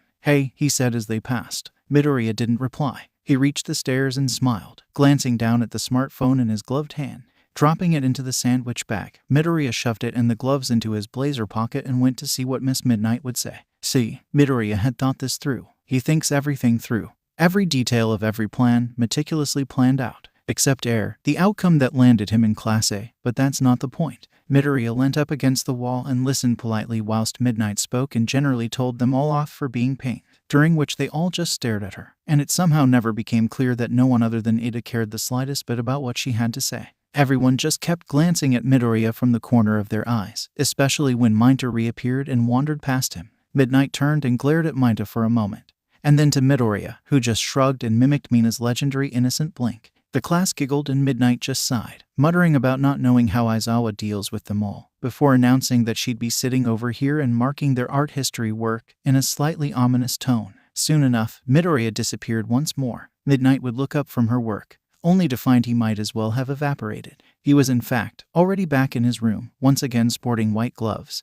and examining the surface of a smartphone under his bedside light, with his curtains drawn and main lights turned off. Of course, it wasn't Mineta's original phone, not the thing he would have owned before going to UA. This had to be something given to him. It was far more advanced than the brick phones but was most certainly not the newest model. Midoriya was just thankful he only had to tackle a 4-digit password, and the fingerprints Mineta left behind on the screen gave him the numbers. It only took him 2 tries to get the right combination, in a familiar pattern, which he tapped incautiously with the corner of his little finger. It was very clear that Mineta had been using the phone for far more than just messaging, from social media to internet and even games. But Midoriya wasn't here to frown upon his classmates' usage of something everyone else had been deprived of. He smiled at the messaging app. No contacts were named, but that didn't matter because he'd only spoken actively with one person. Midoriya saw a picture of a neat staff schedule for Class 1A, and that was all he needed. That truth quirk, Midoriya whispered in reply to Shoto. "I know him," he said in an equally hushed voice. "When I was captured, he was one of the first people to talk to me, trying to figure out where Dabai was and what happened to me." All of Class A were sitting back in their classroom now. One by one, they were escorted from there to an empty room the next floor up. The detective started in number order, but the system was soon lost. Midoriya hesitated. Whenever Shoto brought something up about his past, he was always keen to ask questions about it. But Midoriya knew that the moment he started interrogating him, Shoto would close himself off again. The more he left the topic alone, the better it was. "So, what kind of truth quirk is it?" Midoriya asked. "As in, does he force you to tell the truth?" "No, he knows when you're lying," Shoto explained. "Even if you're composed, he always knows." Midoriya nodded. "That's an extremely useful quirk, and difficult to work around." The door to the classroom opened, and Detective Tsukachi, in the beige trench coat and matching hat, smiled at them all. "Okay, so can I speak with Izuku Midoriya, please?" Midoriya sighed and stood up. "That's me. Good luck," he heard Shoto whisper, giving Midoriya a jarring reminder of the USJ. Right, he still needed to talk to Shoto about that. First things first. This interview. "Take a seat, Midoriya," said the detective once they reached the classroom that he'd set up in. It was rather small. Most tables and chairs had been pushed against the walls, so only one remained, right in the center, with 2 chairs facing opposite to each other. There was a police officer standing outside, with the face of a cat, and Midoriya found himself thinking about the nerve-wracking experience that was going to the police with evidence of his bullying.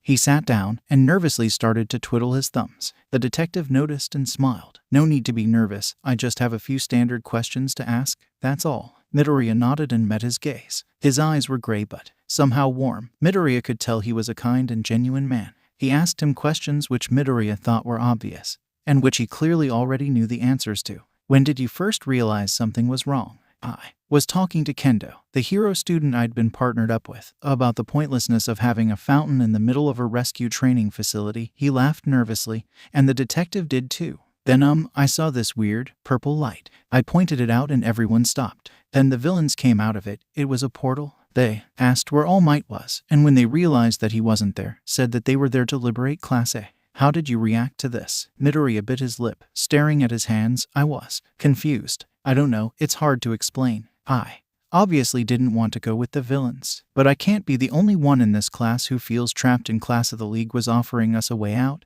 And everyone hesitated. Did you ever consider leaving? Midoriya met his gaze for a moment, eyes flickering towards the notebook in the detective's hands. It didn't matter what he was writing down. The whole conversation was being recorded anyway. It's okay, he insisted. You won't be in trouble for saying that you did consider trying to leave. After further hesitation, Midoriya shook his head. No, I knew it was a bad idea. I saw everyone else hesitating and told them that we needed to run, so they did. The detective smiled. Your classmates seem to have a lot of trust in you. Midoriya shrugged. I don't know about that. I'm just one of them. It's easier to listen to someone like me than a hero, someone that most of them have been working against for so long.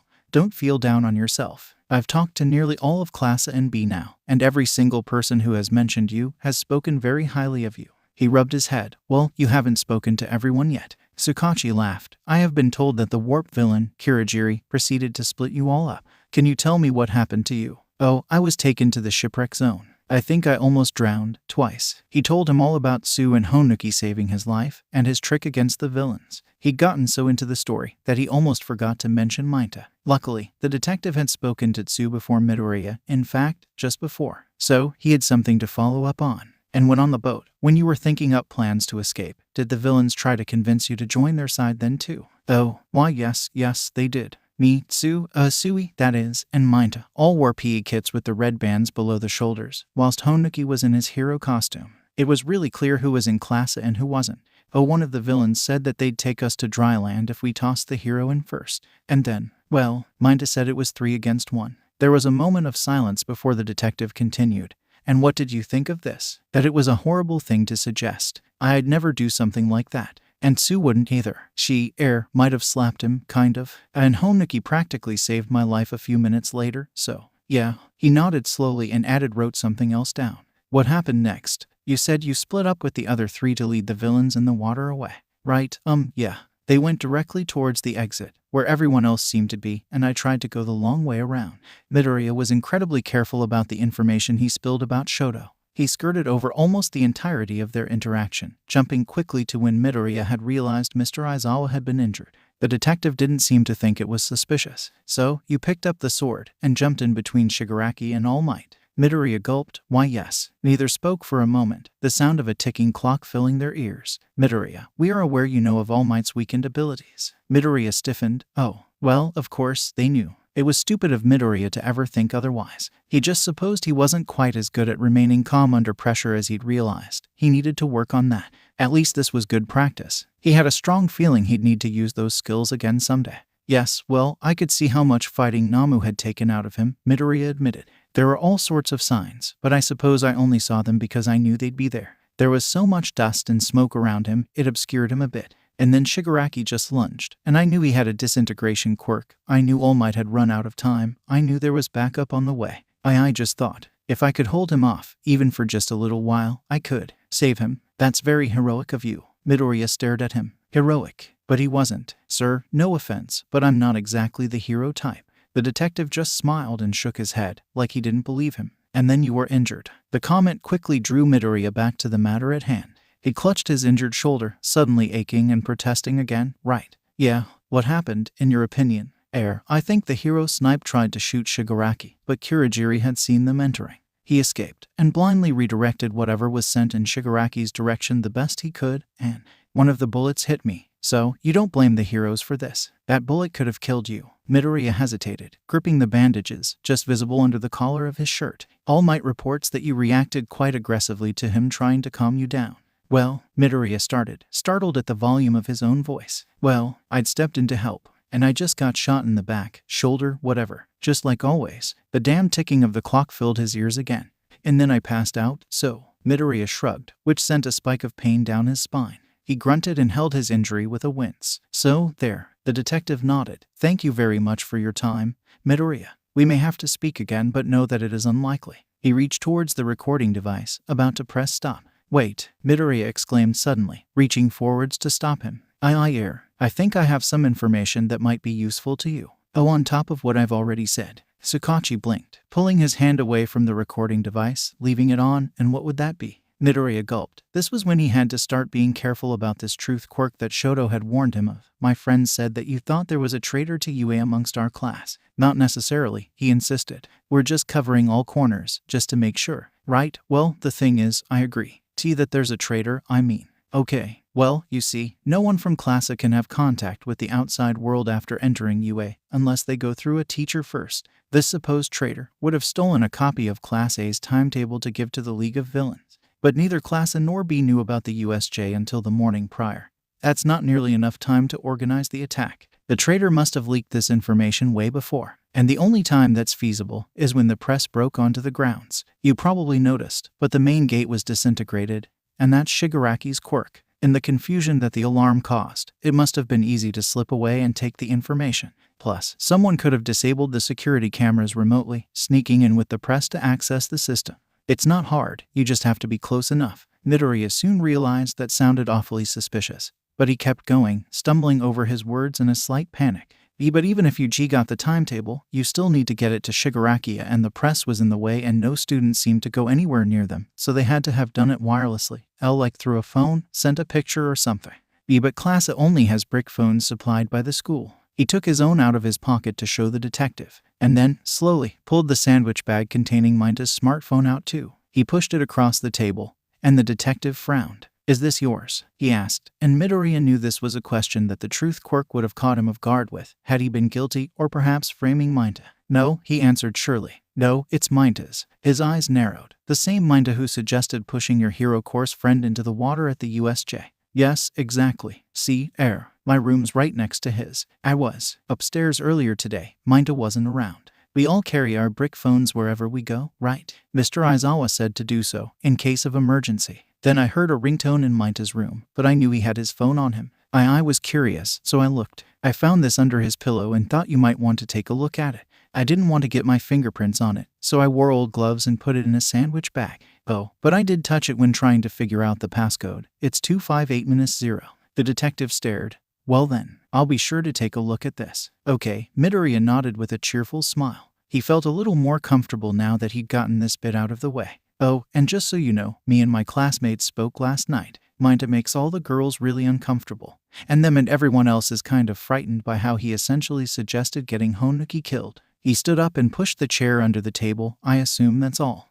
Yes, the detective agreed, also standing up. Yes, let me take you back down to your class. I do have to speak to Mineta now. And I'll be sure to have a long conversation with him and your teachers. Thank you very much, sir. Midoriya beamed. Practically skipping, he left Sukachi behind to turn off the recording device. By the time he'd caught up with him, Midoriya was already at the door to Class 1A. Everyone stopped what they were doing and stared as Midoriya wandered inside, happily humming to himself. Minoru Mineta, the detective asked. Midoriya noticed the way he tensed up when his name was called out, and how suspiciously he glared at Midoriya as he passed him by. Why do you look so happy? 18, asked Midnight, who sounded rather worried. Is it a crime? Huffed Gyro. And not another question was asked about it. Mineta didn't return after his interview with the detective. A few other people had their little conversations with the man, like Kaken and Shoto, but they didn't stay for long. The class was told to go back to the dorms, and lunch would be taken to them. The sudden increase in security was frightening for some, but they only needed to glance in Midoriya's general direction to realize that this was probably his fault, and so nothing for them to worry about. At some point, Midnight left too. In fact, Classa was left entirely to their own devices until after dinner, when their substitute teacher finally reappeared. It was the first time she managed to gain the undivided attention of the class. Everyone was in the common room, having just finished dinner, and quickly pretended to not be looking for the mouse that Kota accidentally released. Midnight glared at them all for a minute, and then simply sighed, now knowing better than to involve herself in Class A's mischief. We want to give you all a chance in life, she began, her tone suddenly serious and almost sympathetic. That's why you're here. But you have to give us a chance too. In the cases of a large majority of you, failing this class would be devastating to your future. However, she paused for a moment, glancing at each of them in turn. Endangering the future of others, endangering their lives, is not tolerated, not for a second. Class A, Class B, your teachers, other heroes. So many lives could have been lost yesterday. One of your classmates was shot. Midoriya instinctively reached for his shoulder and rubbing the aching muscle tenderly. Perhaps he should go back to Recovery Girl and talk to her about it. It still hurt a lot. We couldn't take the business of a traitor to UA lightly, Midnight continued.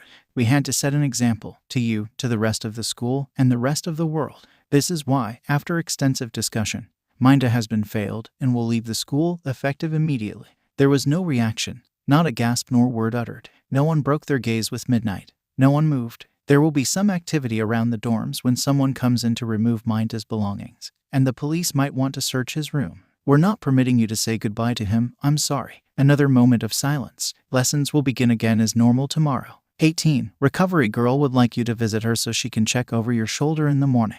Well, that solved that problem. See you then, Midnight nodded.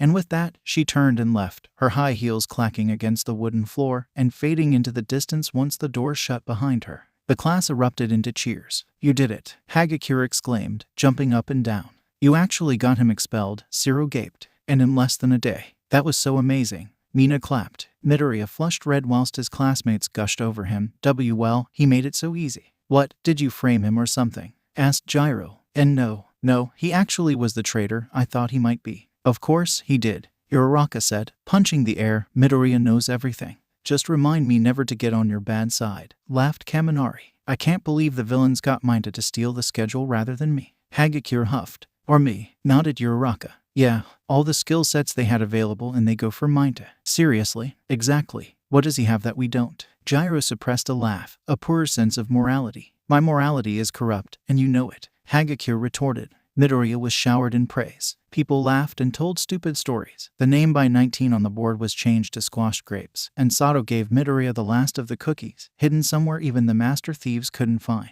Ada was still up and about, trying to maintain order, insisting it was someone's turn to wash the dishes, another's to dry them, and Midoriya's to take the overflowing bin bag outside. Aw, but Midoriya's been so helpful today, said Uraraka. I'll take it out. No, Ada snapped, dragging the bag out of her reach. We cannot change the system. We've had this conversation already. Yeah, Ochako, no messing with the system. Gyro giggled. Take out the trash, Midoriya, yelled Zero, tossing the bag over everyone's heads. Hiroshima caught it and tossed it to Takoyami, whose shadow monster quirk, Dark Shadow, took it the rest of the way to Midoriya. Thanks, he grinned at Dark Shadow, who gave him a thumbs up. Midoriya pulled on his shoes and hurried outside. The communal bins for all the dorms weren't far, but the shed with the food bins inside stunk, so he was sure to not stay there for long. He wandered back much slower, pausing for a moment and gazing at the skyline. When he was just behind the dorms, it was blocked by the wall that surrounded UA, a seemingly impenetrable fortress that he was trapped inside.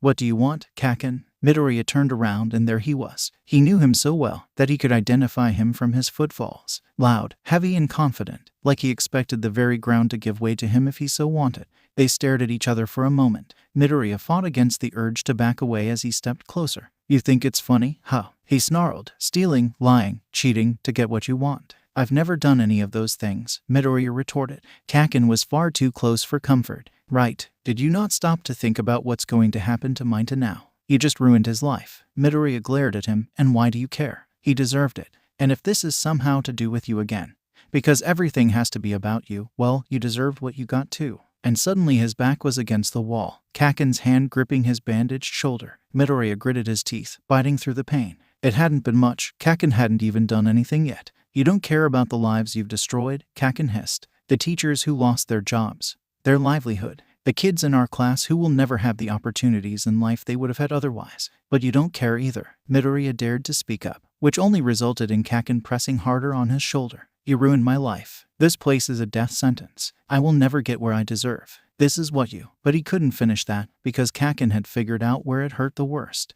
Midoriya hissed and kicked him away, which was a bad idea, because seconds later, the back of his head hit the wall again. You're a villain, Kaken leered, and I will stop you. Midoriya grabbed Kaken's wrist, trying to push him away from his wounded shoulder. From doing what? Whatever the hell you're planning. I know you're up to something. I'm not a villain, Kaken. I'm not like those people at the USJ. That's not me. He felt Kaken's palm burning through his t-shirt, and tears pricked at the corners of his eyes. Yeah, right. You're the villain. Look at what you're doing. And he was dropped to the ground. Midoriya shuffled away, clutching his shoulder. Kaken cast a shadow over him, but he just stared, hand still outstretched, eyes wide. You seriously think you deserve to be a hero when you act like this? Said Midoriya. blinking back the water in his eyes. He stayed silent, just staring at him. Midoriya got to his feet. Kaken, you don't deserve it, and not now. But you do deserve a chance. And that's why you're here. The wind whistled past them, the sun setting on the eventful day. Still gripping his injury, Midoriya started to make his leave. He hadn't gotten far before Kaken spoke once more. You've become a monster. Midoriya stopped. Maybe that's something we have in common. Recovery girl hit Midoriya around the head with her cane. Ouch, he exclaimed, rubbing under his hair. What was that for? You've aggravated it, the healing hero snapped. She was examining the bullet wound in his left shoulder. It had only been 2 days since he was shot. The first time she used her quirk on it had done wonders, but it hadn't seemed to improve much since then. I didn't mean to, Midoriya replied honestly. He glanced down at his shoulder. It was all red, haloing a circle of scar tissue. The gun may have been fired behind him, but Kurogiri redirected it, and it ended up hitting him from the front. Midoriya was extremely lucky it didn't hit only a little bit further to the right. This wound wasn't serious, but it was painful. The muscle won't heal properly if you keep this up, the old lady insisted, prodding him arm in a methodical manner whilst Midoriya hissed in pain.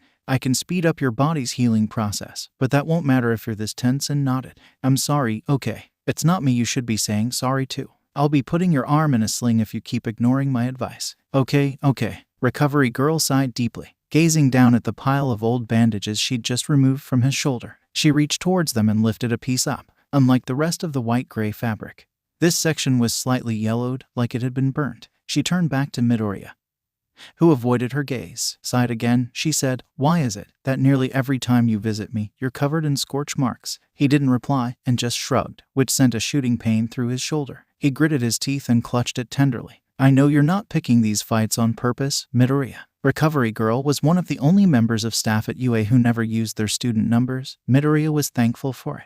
You need to stand up for yourself. I did, Midoriya insisted. I did, and look what happened. I'm in class with him. I'm not the only one here who stood up for themselves and for others and got burnt because of it. It's like no matter what I do, it's always wrong, and I always suffer for it. Silence hung over them for a while. Eventually, Recovery girl started to unravel a new set of bandages and wrap his shoulder up again. When you're wounded, she said, without the help of others, the injury could fester and become infected. Even with help, sometimes it will get worse before it can get better. That's life. Midoriya mulled the metaphor over in his mind whilst Recovery girl finished with the bandages. He noticed the way her eyes lingered on the various patches of oddly colored skin up his arms and across his chest. Old scars, almost faded. He grabbed his shirt and pulled it back on, taking care around his left shoulder as he did so. Thanks for your help, he said as he put his blazer on, picked up his rucksack, and left her behind without another word uttered between them. Just in time, Midoriya. Ida called out when Midoriya arrived at the door to Class 1A.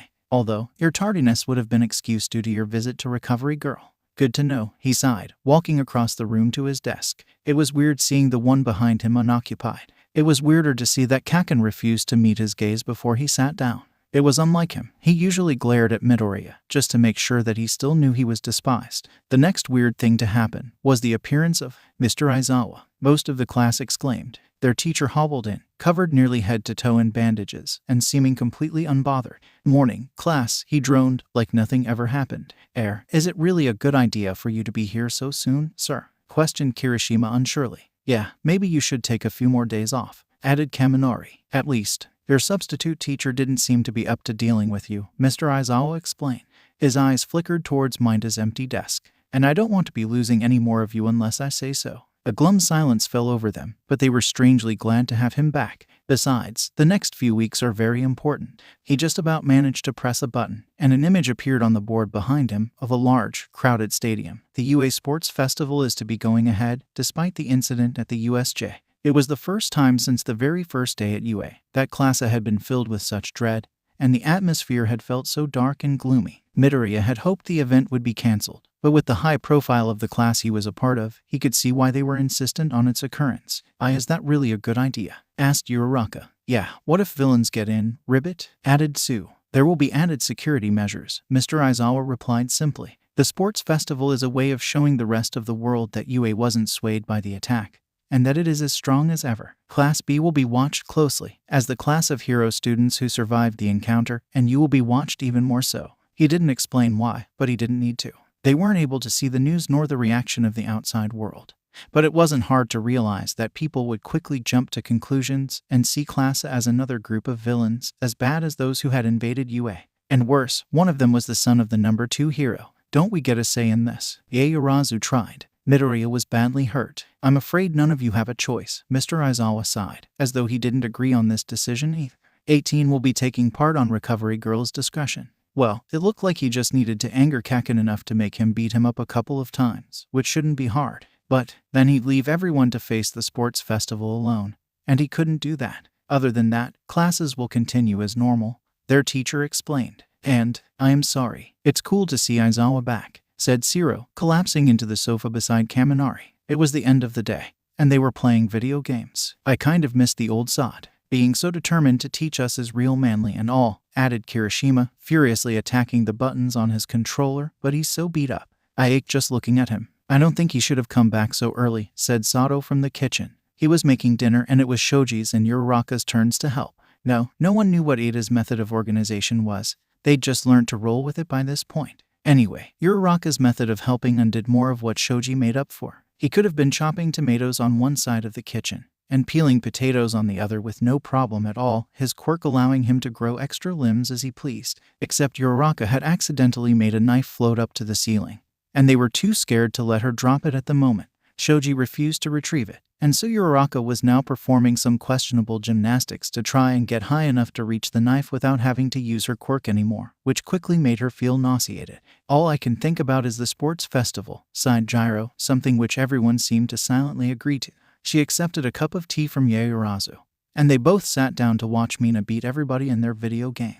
Bakugo proceeded to yank the controller off Kirishima, determined to do better. I can't believe how early the festival is in the year, said Kirishima, not even bothering to try and take his controller back. Yeah, I know, right? Uraraka called over her shoulder, wobbling on the edge of a precariously balanced chair. Midoriya? Yaoyorozu asked him. He was sitting on the other side of the room, doodling in his notebook and watching the chaos. Oh, it's all right, but thank you. I've been dreading it ever since I was told I'd be coming here, said Kaminari. I'm just going to short out and look like an idiot. I can't believe it's still happening. Hagakure butted in. And after Midoriya was hurt so badly. Whatever, like Mr. Aizawa said, there's nothing we can do about it, sighed Shiro. I just can't wait for it to be over. Revelry in the dark, Takoyami muttered. What? Midoriya, can I speak with you for a minute? Midoriya looked up from his notebook to see Shoto standing over him. Sure, he replied. He closed his book and stood up. Shoto led him out of the dorms and through the school grounds. They were allowed to wander, as long as they stayed close to Heights Alliance. There were cameras everywhere, so it's not like they could go far without every movement being watched. The doors were locked at 9 o'clock on the dot, but they didn't have to be inside before that. So, what's up? Midoriya asked unsurely. There was a prolonged pause before he replied. Do you see it yet? See what? The chance Yue could give you for your future. Midoriya hesitated, stopping in his tracks. Shoto was talking about what they'd said at the USJ when Midoriya decided to stay, and Shoto had attempted to leave, but he stepped in when Midoriya was attacked. He chose saving his life, rather than fleeing this prison-like school. And, well, Midoriya couldn't help being a little bit guilty. He sighed. It's been 2 days. Right, Shoto, what do you really want to say? He stared at him for a moment, running his hand through his spiked-up hair. I don't understand you. What could you possibly want from this place? He was confused why Midoriya wanted to stay at UA. Even when Shoto gave him the chance to escape, that was what this was about. Look, the moment I leave, that's the end, that's it. Think about it. If I could leave at any time, the outside world would be exactly the same, no matter when I left. But here, this is all the time I have here. That's why I couldn't go with you at the USJ. It makes sense to stay here and see what happens. Maybe I will be given a chance. Maybe it'll be bad. Maybe it'll be good. I just don't know. Midoriya's hands fell to his sides in defeat. He'd been waving them around as he spoke. He was quite an animated speaker. I can't know. And you can't either. I know you're desperate to get back to Dabai. I know you were with him for 2 years and were taken out of that and just thrown in here. But can't you give this place a chance too? They're giving us one. He was quiet for a while, thinking this over, his arms crossed. But you don't know everything, you don't understand. No, and I don't pretend to, Midoriya answered without hesitation. I don't know everything that's going on with you, no one does. You don't have to tell me anything if you don't want to. But if you want me to understand, it's my father, he interrupted in a tone stone cold and sure. And the sports festival. And that was the first time Midoriya had ever seen true fear in his friend's eyes. Several months prior. I need you to talk to me, Todoroki. Shoto hung his head, not saying a word. His hands were cuffed, pinned to the metal table. He felt eyes on him from all sides, from the security camera in the corner of the room, to the mirror opposite him, clearly two-way, and of course, the detective that sat before him. "You have been missing for a very long time," he continued, tilting his head to try and see under Shoto's two-toned hair. It wasn't spiked up at the moment, and hung long over his eyes, cut poorly in a jagged fashion. Shoto turned his head further away, swallowing the lump in his throat. The detective didn't speak again for a few minutes at least. Meanwhile, Shoto clenched his fists, feeling his frost creep over his skin, chilling the steel dramatically. "We all want to help you, but we can't do that until you help us. I'm sorry we've had to keep you here at the police station for the past few days, but in the eyes of the law, you are a criminal. You've actively fought against heroes, willingly associated with a high-profile villain, trespassed, damaged private property, and committed many other minor felonies." The detective sighed, flipping a clipboard on the table before him. "But it's not too late. We can help you get through this, but first, we need you to try." Shoto could tell he was sincere, a kind soul who actually wanted to help. But he didn't get it, he didn't understand. And if Shoto tried to explain any of it to him, he could find himself in even deeper trouble. How would he know if he'd even believe him? Not with the number 2 hero pulling the strings. Shoto would be framed as delusional. He knew that this man had a truth quirk. He'd overheard a conversation about it earlier. But if they believed Dabai had somehow brainwashed Shoto, the quirk wouldn't help. He knew there was no passive way out of this. The police couldn't help him because they were working with the heroes, specifically his father. All they wanted was to know where Dabai was, and he would never sell him out. "I don't think we've formally introduced ourselves," the detective suddenly realized. "My name is Detective Tsukachi. What would you like me to call you?" He hesitated. "Shoto." "Okay, Shoto it is," Tsukachi smiled. "How are you feeling, Shoto?" "Alone. I'm sure you miss your family and friends." "I don't have any friends." "What about your family?" All Shoto could think of was Dabai. He was the only one who had ever truly helped him, and that wasn't the only thing that made him family. No, see, this was the problem, the big secret. Dabai was his brother. His whole family thought he was dead. A fire quirk more powerful than father's, and Endeavor had tried to train him, mold him into a hero like him. The fire grew out of control, and soon after, a funeral was held. Toya Todoroki was dead. But out of the ruined wing of the house, scarred and alone, Dabai ran. Yet, a few years later, he returned. Shoto was the youngest of 4. All 3 of his older siblings, including Dabai, did not inherit the combination of quirks their father wanted. That was why they existed, after all. It was a quirk marriage, and Endeavor wanted someone to take up his mantle, with power greater than his own, not just fire, but their mother's ice too. Shoto was that perfect combination. He was trained from a young age, barely 5. And between Toya's death and Shoto's never-ending training, his mother snapped. She said she couldn't stand Shoto's left side anymore, with his red hair, blue eye and fire quirk, when she poured boiling water down his face. After that, she disappeared too, sent to a mental hospital which Shoto had never once visited, not that he even had the opportunity. And so, when Dabai, reappeared out of the blue, giving him his first chance for true freedom, he took it. Endeavor knew about Dabai. After an unfortunate series of events in the back alleys of Hasu, in which they were both almost captured. But Shoto was quite convinced he kept that information to himself. If word got out that the murderous villain who kidnapped his youngest son was actually his eldest son, well, you can see how that would get complicated. But now Shoto had been caught, and Dabai had managed to flee, leaving him behind. Whether it was on purpose or as his only option, Shoto wasn't sure. But the point is, Shoto was back with the heroes now, and they were the villains of his story. "They're all very worried about you," said Detective Tsukachi. "Your siblings, your father. But I'm afraid your mother was never informed of your disappearance. The hospital was very worried the news would undo all the progress she has been making. At least, that's what it says here." He tapped the paper on the clipboard. Shoto still said nothing. What could he say to that? Would you rather speak with someone more familiar for a while? "I know all of this is a great shock for you. Your father is here." Shoto jolted back at the information, the handcuffs clanging loudly, and the table inching towards him just a little. Ice covered more of the constraints. The detective was standing up, registering the panic in Shoto's eyes. "Hey, it's okay. You don't have to see him if you don't want to. He was here. Of course, he was here. The first time the police try to have an interview with him, and he shows up. No, he had to get out of here. No more waiting around for Dabai.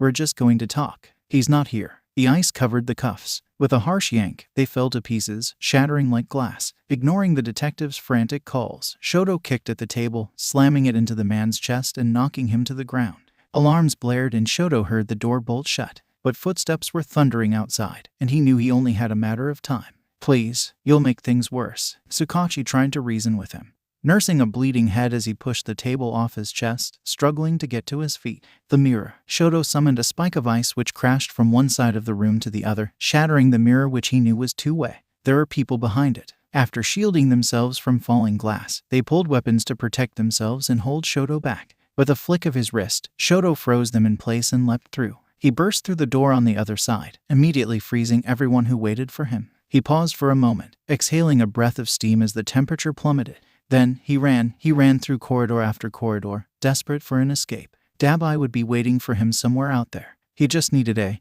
window. Shoto skidded and charged towards it, ready to smash it just the same as the mirror. When a torrent of fire stopped him in his tracks, Shoto hadn't seen it coming. He had no time to react before a hot red hand grasped his arm and pulled him away from the window, the heat melting his ice the moment he formed it. Shoto kicked and scratched, but it wasn't long before he was back in the interrogation room. A great, booming voice yelled, "Leave us." When Shoto was tossed into the room, the door bolted shut behind him, as were those on the other side of the broken mirror. Shoto turned and sent a sheet of ice up from the floor, but he just stood there, arms folded, as it melted around him pointlessly, doing nothing but smashing the security camera on the wall, which was when Shoto knew he was in deep trouble. Endeavor stood on the voice recorder that the detective had been using, crushing it beneath his feet. Shoto didn't know where Tsukachi went, likely escorted away moments before they returned. Shoto clenched his fists, his wrists still sporting the remains of the handcuffs, as he shifted into a fighting stance. His father simply glared at him. "Look what you've done," he rumbled. "Get away from me," Shoto hissed in reply, sending another spear of ice in his direction. He simply held out a hand and melted it before it even reached him, the searing heat evaporating any puddles it would have left behind.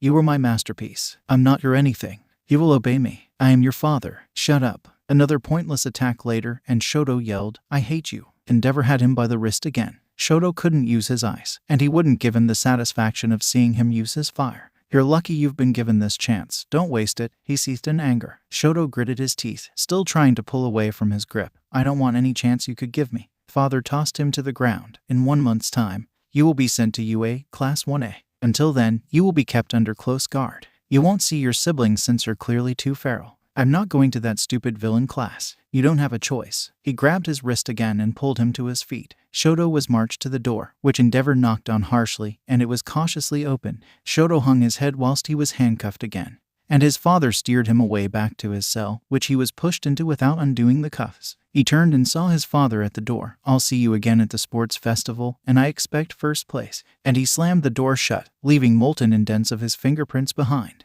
Shoto sank to the floor, hands still tied behind his back. No, if he were going to be sent to that horrible place, he wouldn't make it easy for any of them. Not the heroes, not the petty criminals and juvenile delinquents his classmates would end up being, and especially not his father. Besides, Dabai would come. Shoto would be long gone before that stupid sports festival, and he'd drag his father's name through the muck as he did so. Dabai will come after him. He will. He has to. But he didn't. "Dabai's your brother," Midoriya whispered to himself.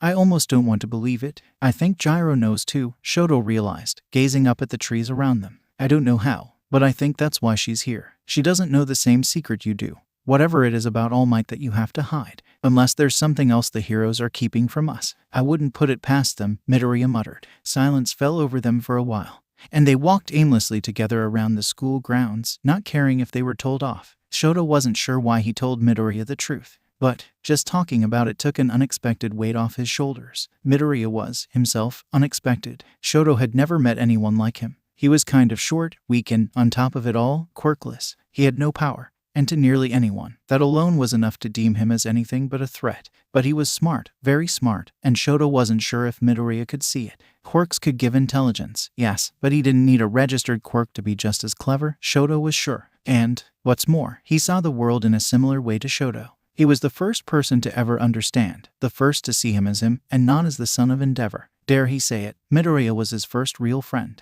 He trusted him. "What is this place going to do for us?" Midoriya suddenly asked, staring up at the H-shaped building not far away. Shoto blinked at him. He'd asked that question himself so many times, it seemed to be finally sinking in. "What am I going to be after all this? Just some ordinary guy. I don't know if I want that anymore. I don't know if I ever wanted that." He turned back to Shoto. "Look, I'll admit it, being at UA, it's the best thing that's ever happened to me. And I'm serious. It showed me that I'm not nothing. I have real power. Here, I think I have control." He wasn't wrong. The entire class hung on Midoriya's every word, except for perhaps Bakugo. But it was clear that the two had a complicated history. However, if Midoriya hadn't spoken up in the USJ, telling them to run with the heroes rather than to go to the villains, Shoto wasn't sure if they would have. It was only because Midoriya decided that going with them was their best bet that they did so. Mineta was the only one who went against him, and look what happened. I've never been worth more than I am here, Midoriya said surely. People seem to actually like me. The heroes almost seem scared of me.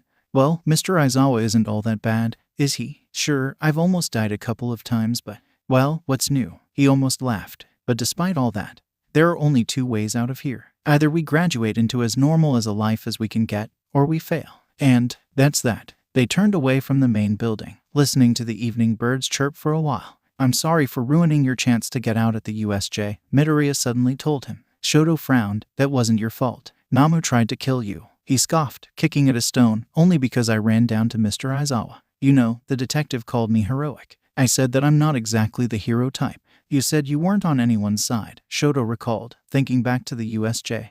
Midoriya nodded in reply. I'm not a hero. No, I can't be. But I don't want to be like those people at the USJ. I am not a villain like that. So, yeah, my side. What about you? Me, heroes, villains, or just somewhere in between? Shoto sighed. Hey, didn't really know. For so long now, it had just been Dabai. Get away from the heroes, get back to Dabai. He was Shoto's hero. But there were times when Shoto wanted to run. Dabai wasn't. He wasn't a hero. He was a cruel, twisted villain. Did Shoto really want to be like that? Was that what he wanted to become? If he got out of UA, got back to Dabai, then what? And suddenly he found himself asking the same questions as Midoriya, wondering if staying here and seeing what it could offer him was the best option. But the sports festival loomed over him like a storm cloud, thundering in the distance. The eyes of the world would be on him, his father would be there. The very thought made his heart pound, adrenaline pumping through his veins. He had to run from this. That's what every instinct screamed. So, definitely no heroes. And, well, maybe not villains either. Shoto found himself turning to Midoriya. Your side. Midoriya almost jumped. My side. Yes, Shoto nodded. Whatever side you're on, I want to be on too. He seemed stunned, and Shoto couldn't see why. Midoriya stared at him, and then at the ground, brow furrowed and eyes focused, like he was thinking about something. Shoto cocked his head to one side when Midoriya started nodding his head, only slightly, but repeatedly. He started backing away, towards the dorms. I need to talk to the others. What? Shoto frowned. Come on. And he ran down the path, back towards the dorms. Confused, but intrigued, Shoto followed. Whatever it was, he wanted in. Hey, everyone, I need to talk to. Is that my notebook? Mina looked up from the book titled with a guilty look upon her face. Maybe. Midoriya flushed red when he saw that she was looking at her own page. You're so good at drawing, Midori. Uraraka exclaimed, pulling the book off Mina. This is amazing, she said as though she hadn't already seen and doodled on a majority of the pages in that notebook. I did try to tell them you would not appreciate this invasion of privacy, Ida exclaimed, standing beside Midoriya and doing that karate chop thing with his hands that Uraraka kept pointing out and mimicking. That entire stupid thing is an invasion of privacy, Kakin yelled across the room. Just ignore him, Yaoyorozu sighed, taking the book off Uraraka and finally handing it back to Midoriya, who hugged it against his chest protectively. We don't mind it, and your drawings are quite wonderful. He grew redder. Thanks. Did you say something about talking to us? Asked Sue, turning off the TV before the others could start the next round of their video game, which they all complained about loudly. Yes, he replied, sliding his notebook back onto the table beside his pencil case, where he'd left it. Well, it's kind of a weird subject. He looked up and found everyone had stopped what they were doing to listen in. They leant over the backs of sofas and put down cups of tea, blinking at him and waiting. We don't mind, Yaoyorozu repeated, sitting down too. Midoriya gulped. Oh, okay. He paused, took a deep breath, and sighed. What do you all want from UA? The question made quite a few of them frown. What do you mean? Asked Uraraka. Like, where could you see yourself after you graduate? Home, I guess. Maybe work with my parents. But I thought they didn't earn enough money through that. Wouldn't you just find yourself in the same situation as before? Uraraka shuffled uncomfortably on the spot. I guess I'd never thought about it that way. No one else would hire me with my track record. My parents would be my only option and, well, I don't know what they think of me anymore. Her eyes welled up as she sat down next to Sue, who patted her tenderly on the back. I've only focused on getting through here, Sue admitted. I don't know where I'd go afterwards, Ribbit. But it can't be. Great, right. I know UA advertises all these wonderful people they've produced through class, but they're the anomalies. I'm sure maybe people like Ada and maybe Kakin and a few more of you might get onto the hero course and become great heroes. Midoriya noted how Kakin flinched at that. But you can't pretend it would be the same as it could have been had you not ended up here. You'll never reach high figures in hero rankings. You might struggle to get hired as a sidekick. Rumors will be spread about you. The only good option is underground heroics. I mean, look at Mr. Aizawa. He graduated Class A, but hardly anyone knows his name. He just does his job quietly. I don't think everyone here really wants that. Being a hero isn't all about fame though, man, Kirishima interjected. No, Midoriya nodded. Of course it isn't. But why you're here for vigilantism, right? Being an underground hero isn't quite the same. You can't reach the same people. There are a set of laws and guidelines that you have to follow. He stepped forwards, starting to pace around the room. Those rules, they are the reason that most of us are here. The heroes couldn't help us. We had to help ourselves. We had to. He gestured to Tsu, stand up to bullies, to Uraraka, find ways to provide for our families, to Ida, stop real villains, and then to Shoto, and get ourselves out of tough situations, because no one could help us. And then there are those of us who fell in the wrong crowd. It wasn't your fault that those things happened, you were stuck. And you took the blame, even everyone with dangerous quirks. He glanced towards the likes of Mina and Takoyami. This is the power you were born with, and it's amazing. It's not your fault that you don't have control. But just because they're scared, they shoved you in here, hoped UA could deal with you. They don't talk about the ones who fail with dangerous quirks. Where do you think those people go when they really can't control their abilities?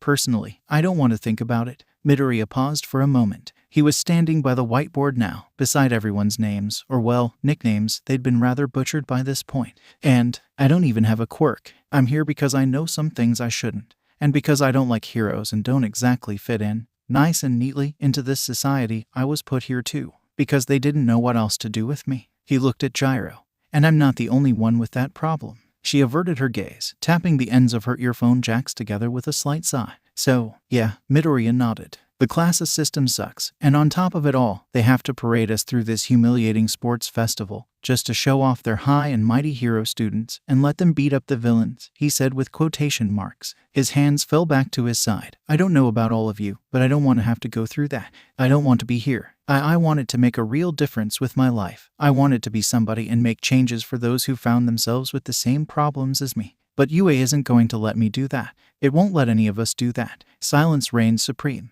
Each student hung their heads, wallowing in their own sorrows. There's nothing we can do, Zero spoke up after a while. We're society's rejects. We all know that this class is just a way of the heroes saying that they're doing something about it. But it's just a front, really, added Kaminari. Why are you telling us this? Uraraka sniffed, rubbing at her eyes. We can't do anything about it. Can we? Everyone turned to Shoto, standing opposite Midoriya, on the other side of the room. He'd been leaning up against the wall like he always did, waiting and listening. He pushed off and walked closer. Can you do something about it? And all eyes were back on Midoriya. It depends, he said. Do you want me to? He saw how a few of his class sat a little more upright, leaning a little forward. Yes, Shoto nodded, and his other friends followed suit. Then I need to ask you all a few more questions, Midoriya continued, and I need you to answer honestly. More nods. Okay. Well, can you raise your hand if you don't want to be here? Slowly but surely, every single one of his classmates raised their hands, all at different speeds as they thought the question over. Even the likes of Shoji, Takoyami, and Sato, who Midoriya didn't know well, raised their hands. Right. And if you could seriously make a difference, if you could be like a hero, no. More like a vigilante, a serious one.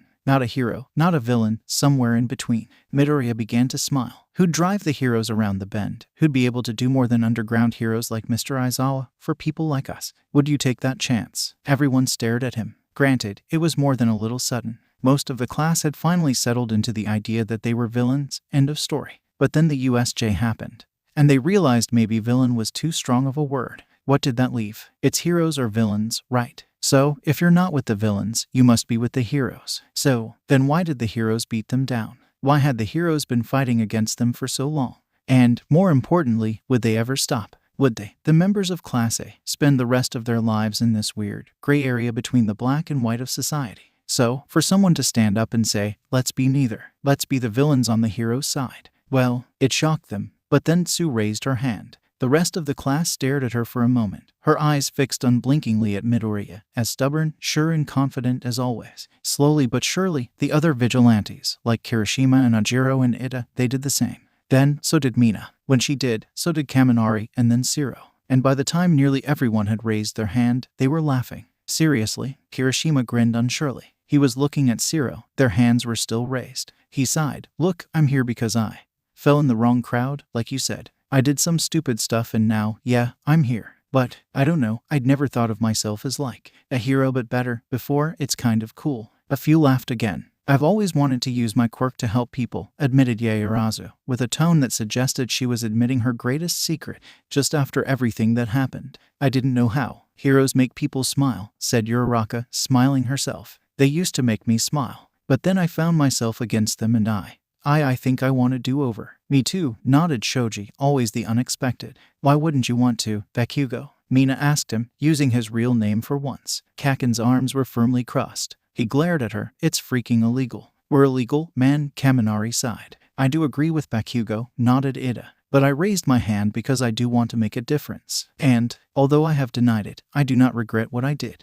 I don't regret standing up to Stain after what he did to my brother. All that I regret was finding myself here. But I couldn't just stand by, and I don't think it's right. If going against the heroes means that I can truly earn that title, save lives, I would consider it. Kaken tutted, rolling his eyes. Yeah, whatever, I'll end up on the hero course and it wouldn't freaking matter. Did you not hear what Midoriya said? Gyro interjected. You won't be the #1 hero like you want so bad. Imagine if you win the sports festival, right? I will. Yeah, whatever, imagine the crowd's reaction. You think they're gonna be cheering your name, forgetting that they labeled you as a villain. They'll hate you, and they always will. Gyro spat harshly, but maybe that was needed to get through to him. I just think you're too scared. Zero grinned. I ain't freaking scared. He snapped. I'd be the #1 freaking vigilante and none of you would hold a candle to me. And once you're like that, maybe people would finally like you, Mina giggled. Kaken leant forwards to yell at her some more, but Kirishima put an arm in front of him, holding it back. So, what do you say, Baku bro? Kaken stared at him for a moment, before sighing and falling back into the sofa. After a moment, he raised his hand.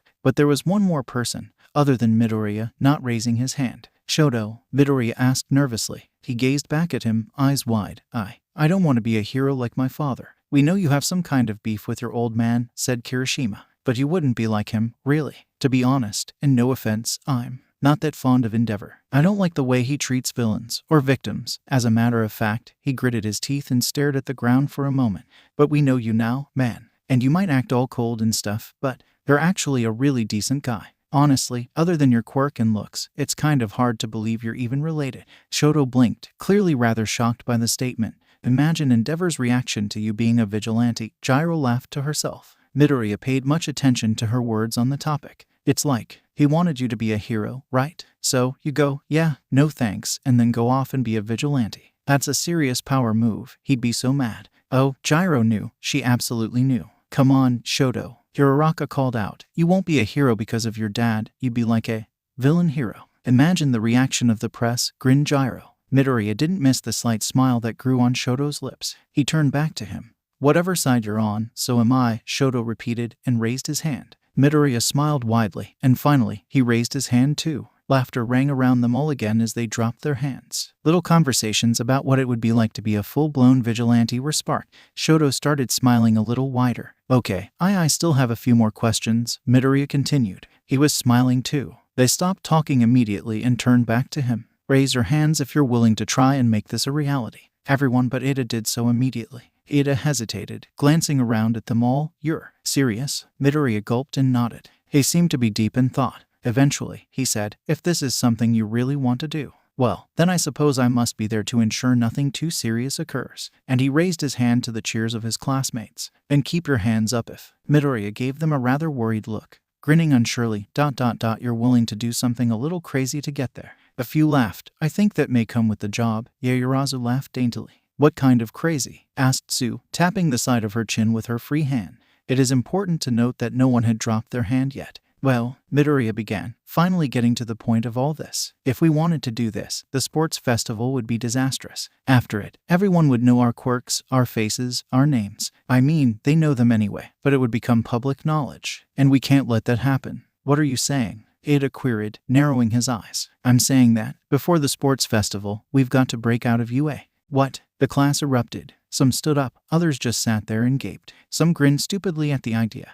Others just had their mouth hanging open in utter disbelief that they'd really just heard Midoriya say such a thing. But as far as he could tell, a majority of the class was giddy with their excitement. Had Midoriya really just suggested that they should break out of UA? Was that even possible? How could they do it? Where would they go afterwards? Would they be able to avoid capture? Could they sustain themselves outside of UA? What if they? All these questions were thrown at Midoriya from all directions with an intensity comparable to a tennis ball launcher on the fritz. Everybody stop. That, surprisingly, was Ida at such an unexpected volume that everyone did calm down and listen to him. He turned back to Midoriya. We cannot do such a thing. Well, why not? Midoriya replied unsurely. He stared at him. Because we can't. We can't exactly be vigilantes here, Ida, Kaminari pointed out. We cannot leave Yue. Ida insisted, standing up and gawking at them all. Can you not fathom the trouble you'd bring if you were caught? This was true, and painfully so. It ripped the excited smiles from the faces of Class A. But Midoriya was on it. From Yaorazu's drawer, he'd retrieved a scarcely used, black whiteboard pen. He drew a line down the middle of the board, separating the stupid nicknames that had been there since the beginning of term from the blank other half. When you decide that you might want to do something, before you even think up a plan, you have to do two things, he started. On the board he wrote, the best case scenario, the worst case scenario. Best case is that we get out and become awesome vigilantes, Mina exclaimed, fully into this idea. Midoriya wrote that down word for word. Worst case is that we are captured and failed, Ida snapped. Midoriya wrote that down too, hesitated, and then wiped off the last two words. Think about it, he said, taking a step back from the board and staring at the smudge marks wherein failed had been. There are 2 points in time that this could go downhill. The worst case scenario, we are captured before we are able to leave UA. Sometime afterwards. Let's look at option 1, Midoriya nodded, turning back to the class. Imagine our escape plan fell through, and UA brought us back here. Can you seriously imagine Mr. Aizawa failing all of us? Ada, who seemed to represent the opposing argument here, narrowed his eyes. I suppose UA's reputation could be on the line. Exactly, said Midoriya, pointing his pen at him. Imagine trying to tell the public that all of class A was failed, including the likes of you and Shoto, just because we all worked together as a team to try and escape the place that was essentially holding us prisoner. It doesn't make any sense. Before we are able to leave UA, and things go back to normal with added security, I realistically can't see them being able to do worse than that, Midoriya exclaimed, dropping his arms to his sides with a huff. Ada seemed unconvinced. Unless they failed only a small number of us as an example to the rest. Midoriya bit his lip. That was a good point. Not if we all stand up for one another. There are certain people they cannot expel, especially the more high profile of us, because it would draw too much public attention. But if we all play an equal role in this, they can't pick out an example, and if they do, they'll struggle to justify it. UA has to give a report to the police and press as to why someone has failed. What's going on inside class is big news. It might not feel like it because we're on the inside, but for everyone outside, they want to know more and more about our individual stories and who we are and stuff, especially with the sports festival coming up. Imagine the backlash if they expelled one of us for something stupid like trying to run away. They just can't do that. But what about the second option? Croaked Sue. Ada nodded. Once we have been gone for any significant period of time, we will lose the protection UA provides. Capture would mean immediate imprisonment. He hesitated. No, not if we play the game right. What game? Ada almost hissed. I've done plenty of research into this topic before I came here, Midoriya admitted, crossing his arms. There are certain ways, loopholes and laws, that can seriously dampen punishments on vigilantes. Wait, seriously? Kirishima frowned. What kind of loopholes? Well, for one, there is a very fine line between vigilantism and self-defense, Midoriya grinned. If your opponent strikes first, then you can argue you weren't playing hero, you were just defending yourself. That's not illegal. And there are tons of little bypasses like that. They're there for a reason. The very first heroes were selected from a large group of active vigilantes, back when quirks started appearing. And when reforming the laws to accommodate them, some official on the inside must have felt sorry for these hundreds of vigilantes who were about to be arrested, their identities exposed, lives ruined, and the loopholes were left purposely for the smartest to evade the system. In time, a lot of them were given licenses too, just to cover up the problems the laws left. But those problems still exist, you just need to know where to look. But there are some problems we can't avoid, Ada argued. Resisting arrest, trespassing, the list goes on. True, he nodded with a sigh, but the wait isn't nearly as much as it could have been. Time is also an important factor. The longer we can go without capture, the more the public knows of us, the more respect we earn. Then, when we're caught, we have a large group of people backing us up. So, the worst case is being caught really early. Uraraka realized. Yes, but despite all that, no matter how long it's been, UA will still be held responsible for our actions. Upon capturing all of us, seeing we had heroic intent will give them good reason to simply take us back to class. That's the best way of maintaining their good reputation.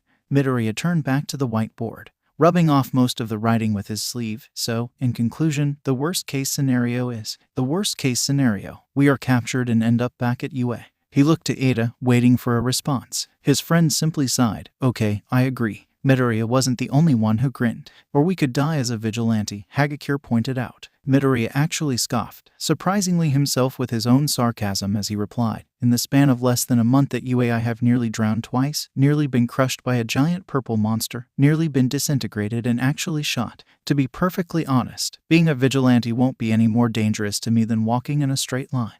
You're just a trouble magnet, Midoriya said Tsu blatantly. This is all well and good, butted in Gyro. But how do we actually get out of UA? Okay, Midoriya nodded. He turned to the whiteboard and rubbed away his writing. Now that we've established that the best case scenario outweighs the worst case scenario, we need to look at actually making a plan.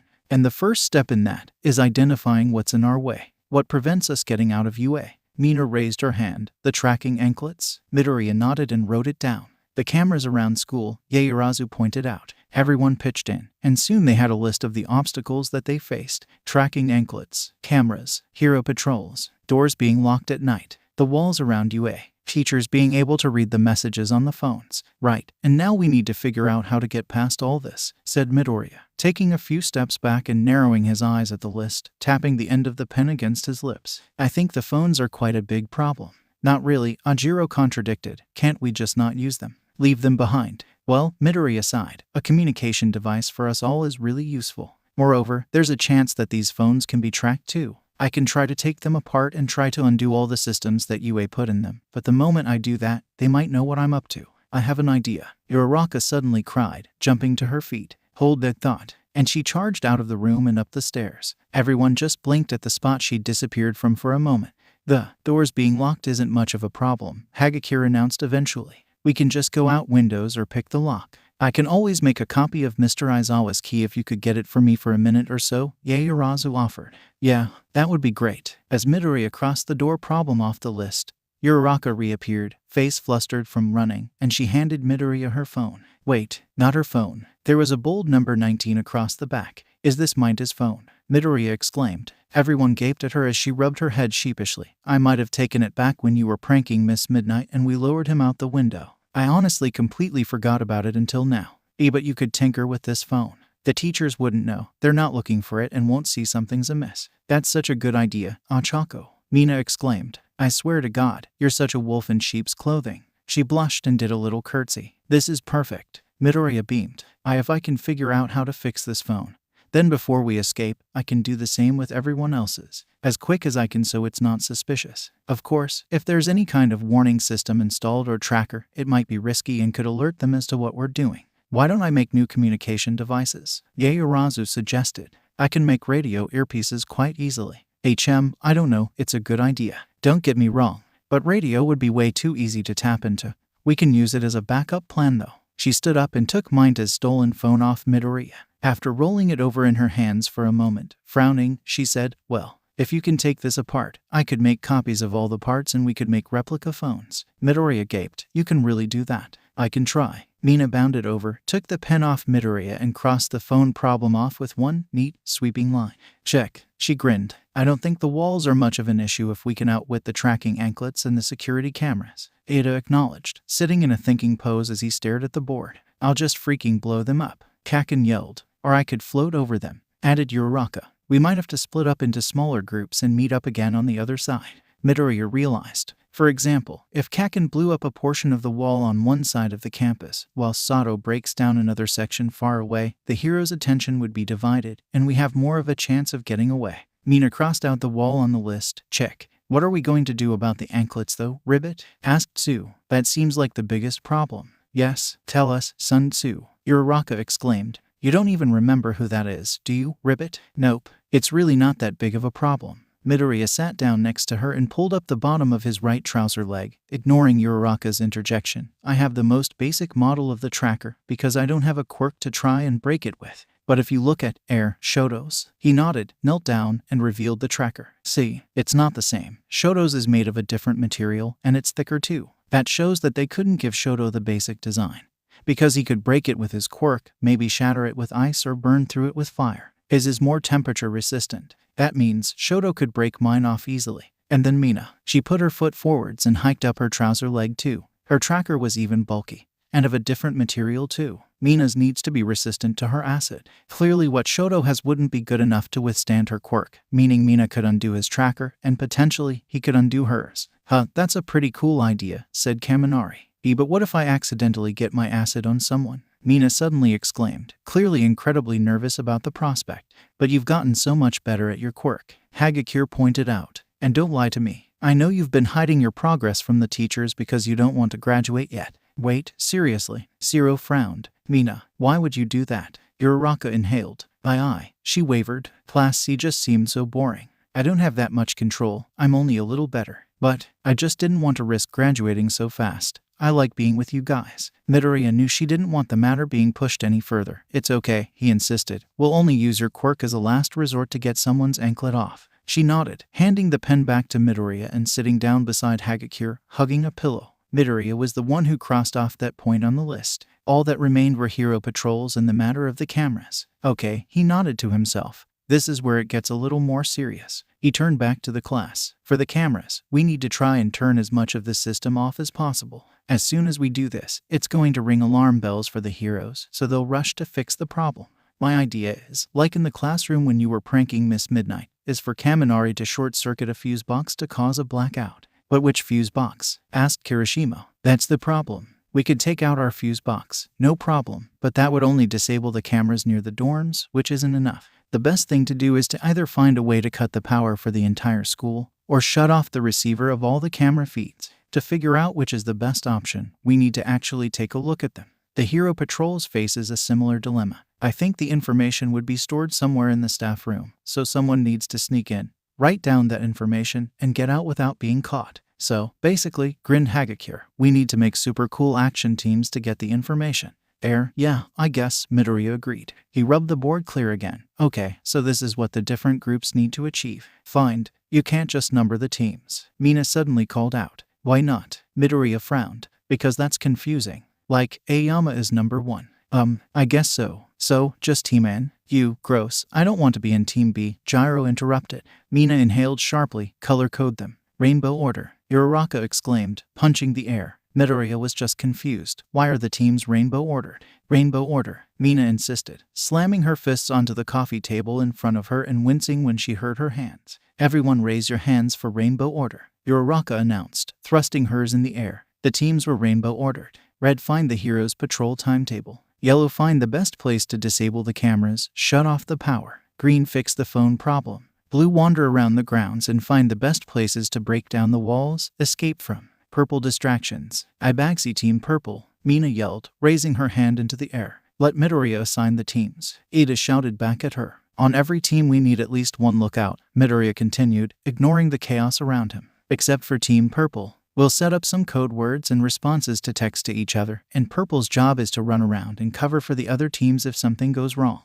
After far more discussion than necessary, the teams were finally put together. Red, Hagakure and Ida. Yellow, Uraraka, Kaminari, Sato and Shoji. Green, Midoriya, Yaoyorozu and Shoto. Blue, Kaken, Bakugo, Kaken, Kirishima, Gyro and Takoyami. Purple, Mina, Siro, Kota, Ajiro, Aoyama and Sue. The escape was planned to go ahead on Monday evening.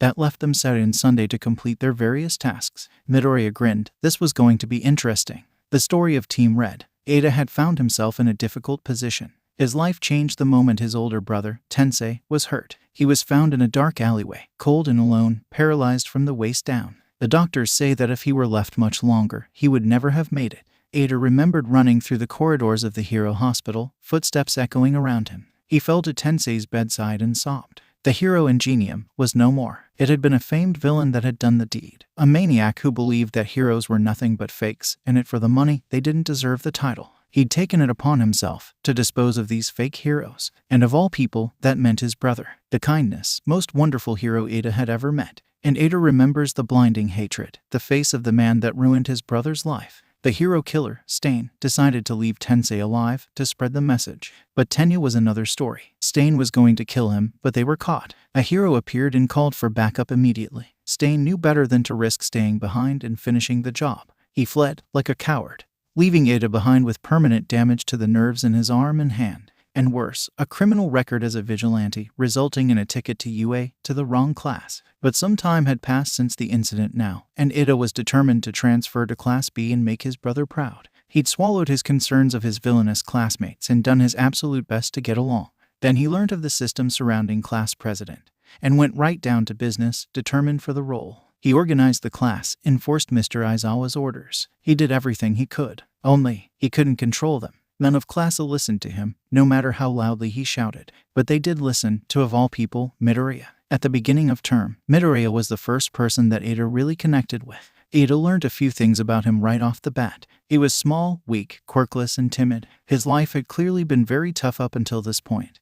And Ada decided that, in a class of juvenile delinquents, Midoriya needed protecting. And Ada was wrong. As time went by, Midoriya changed. Or, perhaps, he just became more confident, his meek exterior melting away. He grew bitter. It soon became clear to Ada that out of the entire class, it was really Midoriya that the heroes should have been watching. He was the real danger. And he didn't need a quirk to do that. And so, Ada had found himself in a difficult position. Because Midoriya, the one he had underestimated, was now in total control, and no one else seemed to notice. The idea of fleeing UA was his, and everyone was eager to follow him. Now, Ada wanted to be a hero. He wanted to do all the things that Midoriya had talked about, making a difference and helping people. And he did know that his decisions in life had limited his options. He wouldn't be as great as Tensei, nor as trusted. He doomed himself from the moment he stood up to stay. Midoriya offered him, and everyone else, an escape. It wasn't like Mr. Aizawa, who had been in class and made it out. Only not with the life he perhaps could have had. No, Midoriya was different, because he really was one of them. He was in their position too, and worse, perhaps, being without a quirk. But he smiled and held out his hand to them, giving them all an opportunity to be better. Vigilantes, real vigilantes, not just petty criminals that had been in the wrong place at the wrong time, and had tried to do the right thing like a lot of Ada's classmates. They would be heroes on the wrong side of the law. The idea was so wonderful. And everyone was so desperate for a life like that they all seemed to agree with limited hesitation. The way Midoriya put it, there are no downsides to attempting this feat, but Ada could still see them. He knew that if they were caught, and they were bound to be at some point, whether it be in a few days or a few years, they would be even more doomed than they were already. Currently, Ada was seen as a heartbroken young boy with a heroic family and thus, heroic potential, who had acted rashly and recklessly, unaware of the consequences. There was a way out, a way to fix this up at least a little bit. But as soon as Ada joined the rest of class to escape, he'd be seen as a real problem, more villainous than heroic. If they were caught, Ada's life would be even harder than it was seeming to be already. So, why was he still going through with this? Ada was put in Team Red. If there was a meaning behind the color choice, Ada didn't know it. It was their job to uncover the routes and times that heroes patrolled the school. He talked it over with Hagakure, an expert in stealth and, well, thievery. They had 2 days to complete the task, 3 if they were to include Monday morning. For Team Red, they needed to get into the staff room, which would be a bad idea on Sunday, when there were no lessons and more teachers were bound to be in there. That meant Saturday was their best option, and by extension, Saturday afternoon. Team Blue said they wouldn't be doing anything until Sunday. Team Green had an ongoing project that they could only continue with when they were at the dorms, and Team Yellow decided to spread their tasks over the 2 days. When discussing this, it was Tsu who pointed out that they had an English lesson on Saturday afternoon, which was held by Present Mike. Ada did try his hardest to get as much work done as possible, but the lesson lasted roughly 5 minutes. Team Purple remained to run amok. Team Yellow disappeared to check the school's roof for fuse boxes, and whilst the rest of the class decided to stay in the classroom and act as though nothing was wrong, Ada swallowed his pride, got up, and followed Hagakure out into the corridor. She changed in the girls' toilets and reappeared as nothing but a floating anklet, which was easy to miss. Ada, meanwhile, had waited outside class when she tapped him on the shoulder. They both made their way to the staff room. In this time, Ada was deep in thought. He could stop this before it went too far, tell a teacher. Alternatively, he could sit the entire ordeal out, let the others flee without him. But the class needed supervision. Midoriya had control, yes, but he was just as swept up and excited about the concept as everyone else. He needed grounding, and that's where Ada believed he came into the picture. Moreover, if, by some miracle, they did succeed in becoming a team of vigilantes, they needed someone who could set some clear boundaries and keep an eye on them, stop them if something went wrong.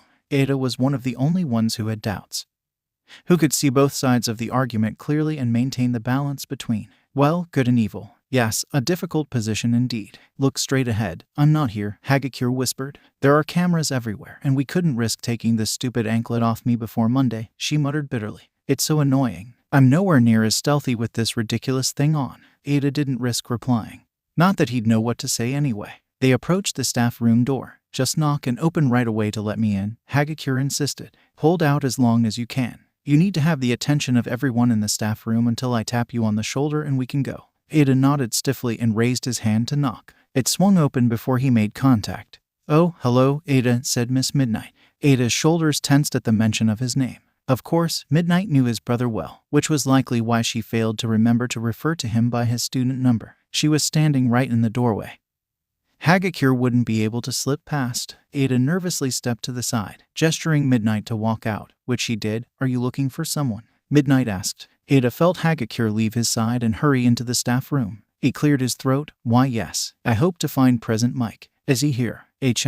Let me check." She turned and walked back into the room and Ada followed. He tried to stop his eyes from darting around the room in search of Hagakure. "Mike, did you seriously abandon your class again?" Midnight scoffed. There were only a few teachers in the room, that being Midnight, Present Mike, a hero Ada didn't recognize, and a skeletal-looking stranger in clothes far too big for his figure. All their eyes were now fixed on Ada and Present Mike, meaning Hagakure could continue her mission in peace. Present Mike stood up, his glasses slightly askew. "This is the worst class that Shota's had yet." "Well, he did tell you not to try them on the first day of term," Midnight sighed. "I didn't try them. I had one conversation with Midoriya and suddenly the entire class knows I hate bugs and now they're everywhere." He grabbed Midnight's shoulders. "They watch me. They're in my hair, in my clothes, and my food." Midnight brushed his hands away. "The class or the bugs?" "The bugs." And he screamed for extra effect. It even made a pile of paper scatter across the floor on the other side of the room. It drew their gaze. And Ada knew this was the time to remind them of his presence. He cleared his throat again. "I do apologize for their actions, sir. I didn't realize you were here," Present Mike exclaimed. He pointed dramatically in his direction. "It's one of the only tolerable members of Class A. Why. Ada waited until he was done shouting. "Why, yes, thank you. I was wondering if you could come back too." "He won't be coming back," Midnight grinned. She picked up a small carrier bag that Ada was quite sure she'd been holding when she tried to leave the staff room before he arrived. "Very honorable of you to try though. Where are you going?" Present Mike yelled. "To have lunch somewhere a little quieter." And she disappeared without another word. "So, would you return to our English? There were spiders in my hair." He screamed again at the very thought. Ada fought the urge to cover his ears. "Yes, sorry again. I shall have a very stern word with them all on your behalf. Are you class president?" That was the skeletal man speaking. "Ah, no, that position has not been decided upon quite yet," Ada admitted, feeling rather proud that he'd assumed as such. "Right, I didn't notice that you don't have the bands. Similarly to how all of Class A wore red bands on the arms of their blazers. Class presidents from any department sported a slimmer, gold variant to distinguish them from their classmate. Vice presidents wore silver." Ada was not sure how this would combine with the red marks of Class A. Perhaps they would overlap, or maybe border one another. "If you don't mind me asking, sir, what do you teach?" Ada asked the stranger, who visibly stiffened at the query. "I don't recall seeing you before."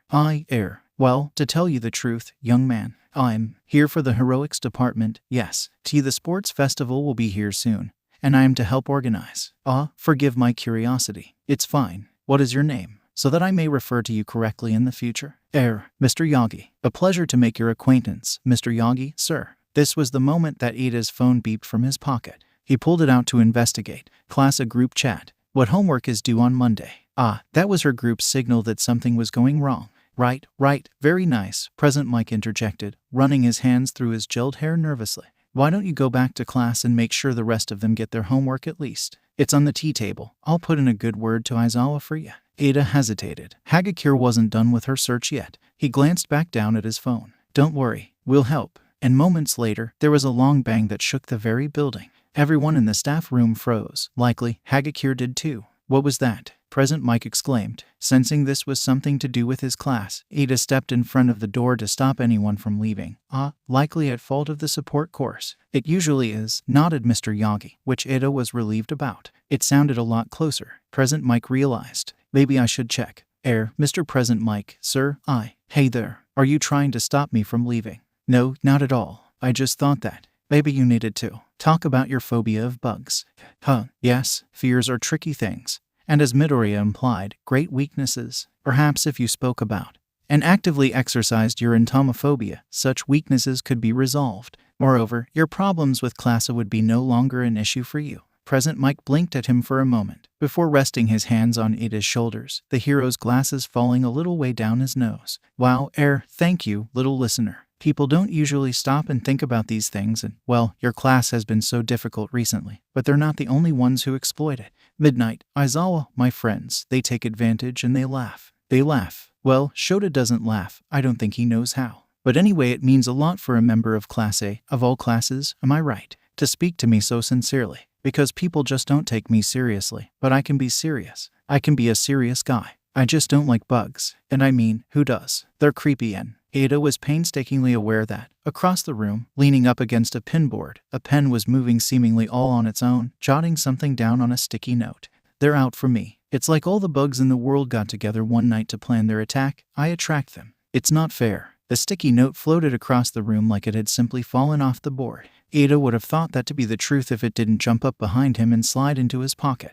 They do. They play games with my phobia. That's serious, villainous, cruel. Hagakure poked the back of his shoulder. Never understand how I feel and yes, definitely, I completely agree. Ada backed away, feeling for the doorknob and being careful not to walk into Hagakure. The door opened for him. Yes, and I'll get back to my class now, bye. And he shut the door in his teacher's face. Ada breathed a sigh of relief. He turned and marched back down the corridor towards Class A, nodding when Hagakure informed him that she'd hurry back to the bathrooms for a while, and that she'd meet him back in the classroom. He was very thankful for that to be over, but he did feel guilty for his actions. He was betraying the heroes. However, he was doing it for his friends. He would protect them through whatever endeavors they pursue.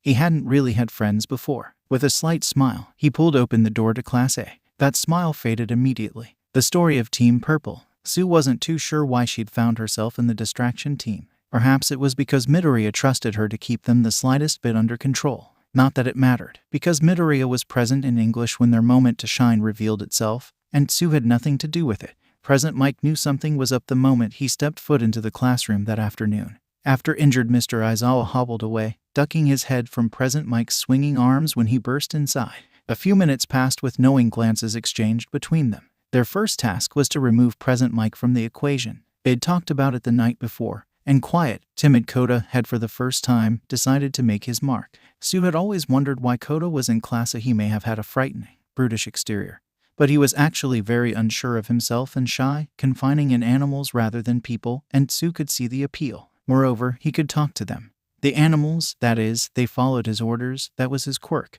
Sue somehow wasn't that surprised when she learned that. Following several break-ins to kennels for stray dogs across the city, the release of a mistreated circus lion resulted in said lion finding a home in a well-renowned zoo, and Kota in UAS Class 1A. Sometimes Sue felt like she was in a zoo. People always gawked at her. They always had, she supposed. She had a natural hunch, a tongue that filled most of her mouth and resulted in a croaky, strange-sounding voice and wide, curious eyes. She didn't really have many friends before UA, just Habuko, who started off the same as all the others, staring. And then of course UA happened. Sue had never found more acceptance than in a class that no one else could accept. Sure, everyone was a little terrifying. Achako was a thief for hire with plenty of stories to tell. And she was almost as good at martial arts as Ajiro, a vigilante. Then Sue's other closest friend, Midoriya, may seem meek at first, but he had a leashed fury inside of him and the mind to do something with it. Walking around with these people definitely made people stare. But Sue didn't mind much anymore. Present Mike screamed and Kyoka clutched her hands over her sensitive ears. There was a spider in his hair. Kota had spent the morning befriending all that they could find around the dorm, which was far more than Sue had expected.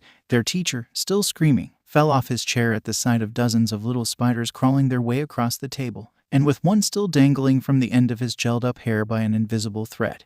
He raced out of the classroom and slammed the door shut behind him. After a moment of stunned silence, they all burst into laughter. Not long after, two groups deemed it safe to leave, which were Achako's and Ida's teams. Achako seemed quite eager, Ida, not so much. Sue wondered what he was thinking about. Sue felt unsure now. Being numbers 4 and 5, Ida and Achako usually sat behind Sue, number 3, in class. She felt strangely alone without them. This is why she got up, hopped to the other side of the classroom, and sat down in Minda's old seat behind Midoriya. "Oh, hi," he replied nervously as Sue arrived. "What are you doing?" "Just stuff." He was drawing in his notebook. Sue could just see it over his shoulder. He was an exceptionally good drawer, but he seemed very self-conscious about it. "What kind of stuff, Ribbit?" Sue would have liked to say there was not much point in continuing this narrative. This is because both teams' tasks were completed with no trouble, and no distractions were needed after all. For the rest of the disrupted English lesson, Sue simply looked through Midoriya's notebook with him,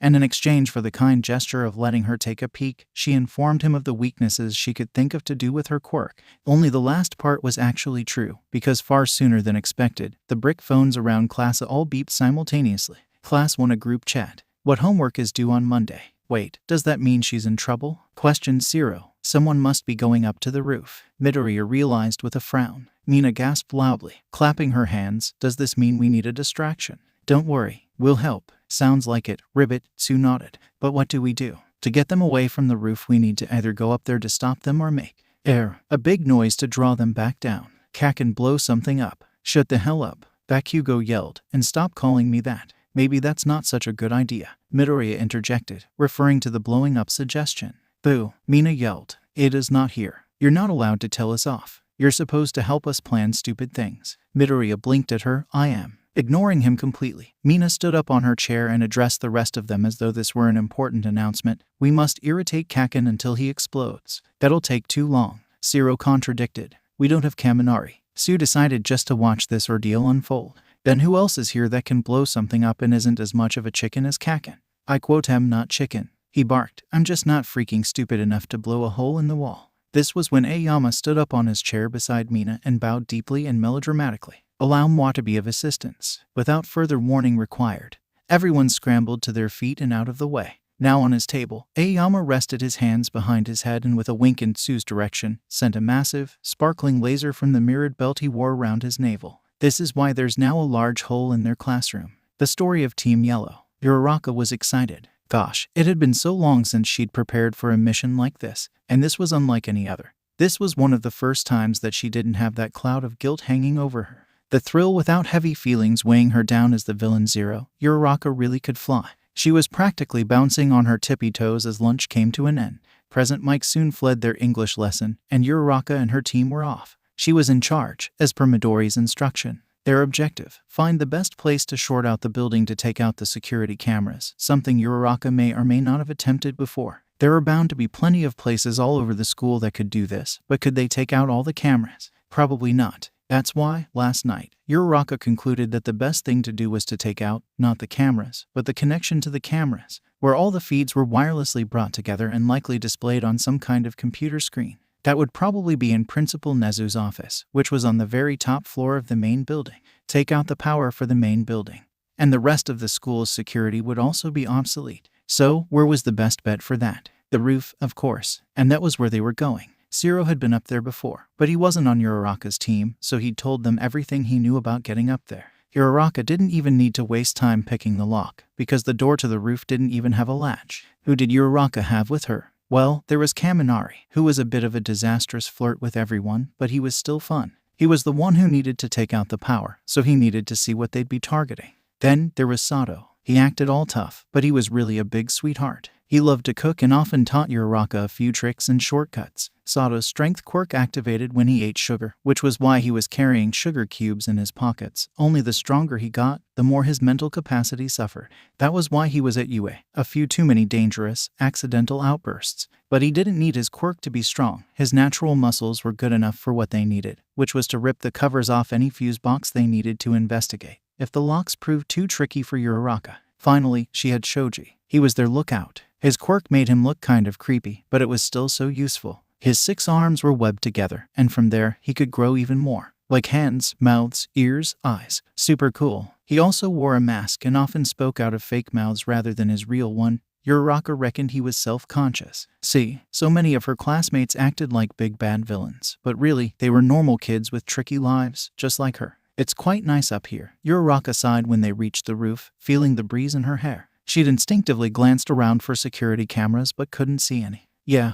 Kaminari grinned. Maybe we should have lunch up here sometime. That would be so cool. You guys down for that? She asked the other two. I eat at the dorms, Shoji replied simply. Maybe it was because of his mask. Maybe just one time. Uraraka asked, hands clasped, smile wide and eyes sparkling. Shoji just looked at her for a moment. Fine. Yeah, so, what are we looking for? Sato questioned, getting right down to it. A big box, or maybe a little one, a medium-sized one. Uraraka nodded surely, her hands on her hips. They all stared at her, so she elaborated further with a warning sticker on it. Like that, Kaminari pointed at the wall. There was a yellow triangle there, with a warning, electric sign on it. Yellow, like Team Yellow. Uraraka knew the colors would be a good idea. Perfect, she grinned. You really are attracted to danger. Thanks. Uraraka reached out for it, about to attempt prizing the cover off, but Shoji put a hand on her shoulder to hold her back. The warning sticker, he reminded her. She narrowed her eyes, pursing her lips as she thought, before clicking her fingers and steering Kaminari in front of it. He shrugged, and with zero fear, reached out for the box and pulled as hard as he could. It stuck. Sato cracked his knuckles behind him. Kaminari backed away, and Sato pulled the cover off with ease, no quirk required. I loosened it for you, Kaminari insisted as Uraraka jumped in front of him, rubbing her hands together eagerly. She saw a bunch of wires and a few promising-looking switches. Okay, now what? What do you mean now what? Kaminari repeated. I thought you were the expert. No, I usually just pull switches and see what happens. Should we do that? Probably not right now, Shoji suggested. He had a few extra eyes and ears, so he could pay attention to their surroundings and the task at hand at the same time. Super cool. Uraraka wondered what it felt like to have so many eyes pointed in weird directions. How do we know this'll take out what we need though? Sato acknowledged. What if it only disables part of the building? Well, as long as it takes out Principal Nezu's systems, we're safe, right? Uraraka replied. You're the expert, Kaminari sighed again. But she'd never pulled something off like this before. Sato took a few steps back. What if we made some more serious damage? If, on the night, we rip up some more wires and then electrocute it, it'll be harder to revert the damage. Flipping some switches is easily solved. Even I've repaired a broken fuse before. It's not hard, and we need to buy us as much time as possible. Great. So, what wires do we kill? Uraraka asked him. I was thinking more. Sato turned, and everyone else followed his gaze. On the other side of the rooftop was a much larger metal structure, also sporting the Beware electrocution sign. Oh, Uraraka bounced up and down. If you smashed that on the night, and then Kaminari went kaboom. Maybe we will take out the whole building. Kaminari raised a finger. Question, why am I going kaboom? Uraraka responded by making more sound effects. This extremely useful conversation, however, was interrupted by their lookout, who said exactly that. Look out, I think someone's coming. Are you sure? Uraraka whispered. A moment of silence. Yes, positive. Uraraka could hear it too now, the distant click-clack of heels up stone stairs. She glanced around for escape routes on instinct. They were on a roof. It would be easy for her to escape with her gravity-nullifying quirk, but could she manage all four of them? Her next move was to send out the predetermined emergency sauce message to the group chat. Class 1 a group chat. What homework is due on Monday? Luckily, it wasn't long before they received a reply. Don't worry, we'll help. We have to go, Shoji hissed. But where? Kaminari panicked. Uraraka had no choice. They couldn't rely too heavily on the others pulling this off. Come on. She grabbed Kaminari's wrist, and the four of them hurried to the edge of the roof. Kaminari leant over the edge. Are you crazy? Possibly. She tapped each of them on the shoulder, activating her zero-gravity quirk with a soft, pink glow.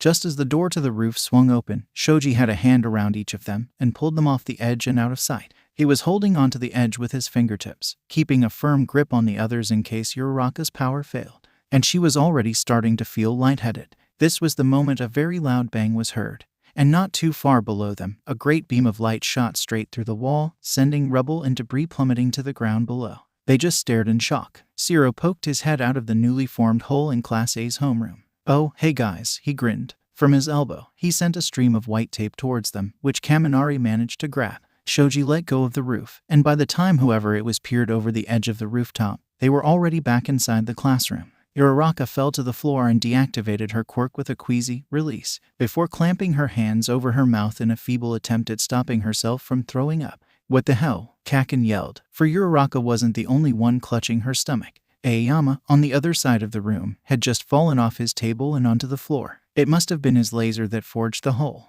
Well, that's one way of making a distraction. Midoriya gaped. Momo held out a hand to help Uraraka to her feet, and gingerly escorted her back to her seat, patting her on the back and murmuring about missing the teas she had at home that would be so useful for this situation. Moments later, the door to the classroom was opened, which revealed Ida, whose fleeting smile quickly faded. What did you do? He shouted at them all, gesturing to the giant hole in the classroom wall. Distractions, Mina replied, with jazz hands for extra effect. Ida turned to Midoriya.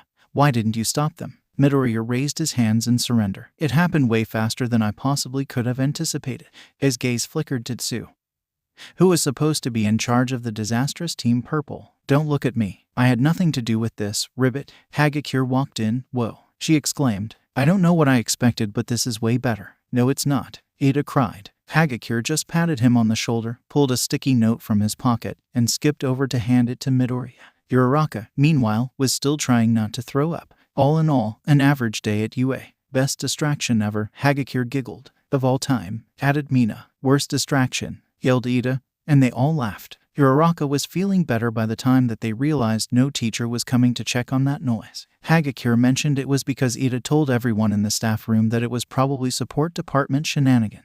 Aoyama had a terrible stomachache and lay face down on his table for a while. Momo started making shiny things for him to make him feel better, like mini disco balls and sparkly Russian nesting dolls, a method that actually started to work. Eventually, English came to an end. The last lesson of the day was maths, held by Mr. Ectoplasm, a kind of freaky-looking hero who could clone himself. But even he had a priceless look on his face when he opened the door to class and came face to face with a gaping hole in the wall. 18 students blinked at him like nothing had happened, and the 19th was drooped over his desk in a small shrine of sparkly objects.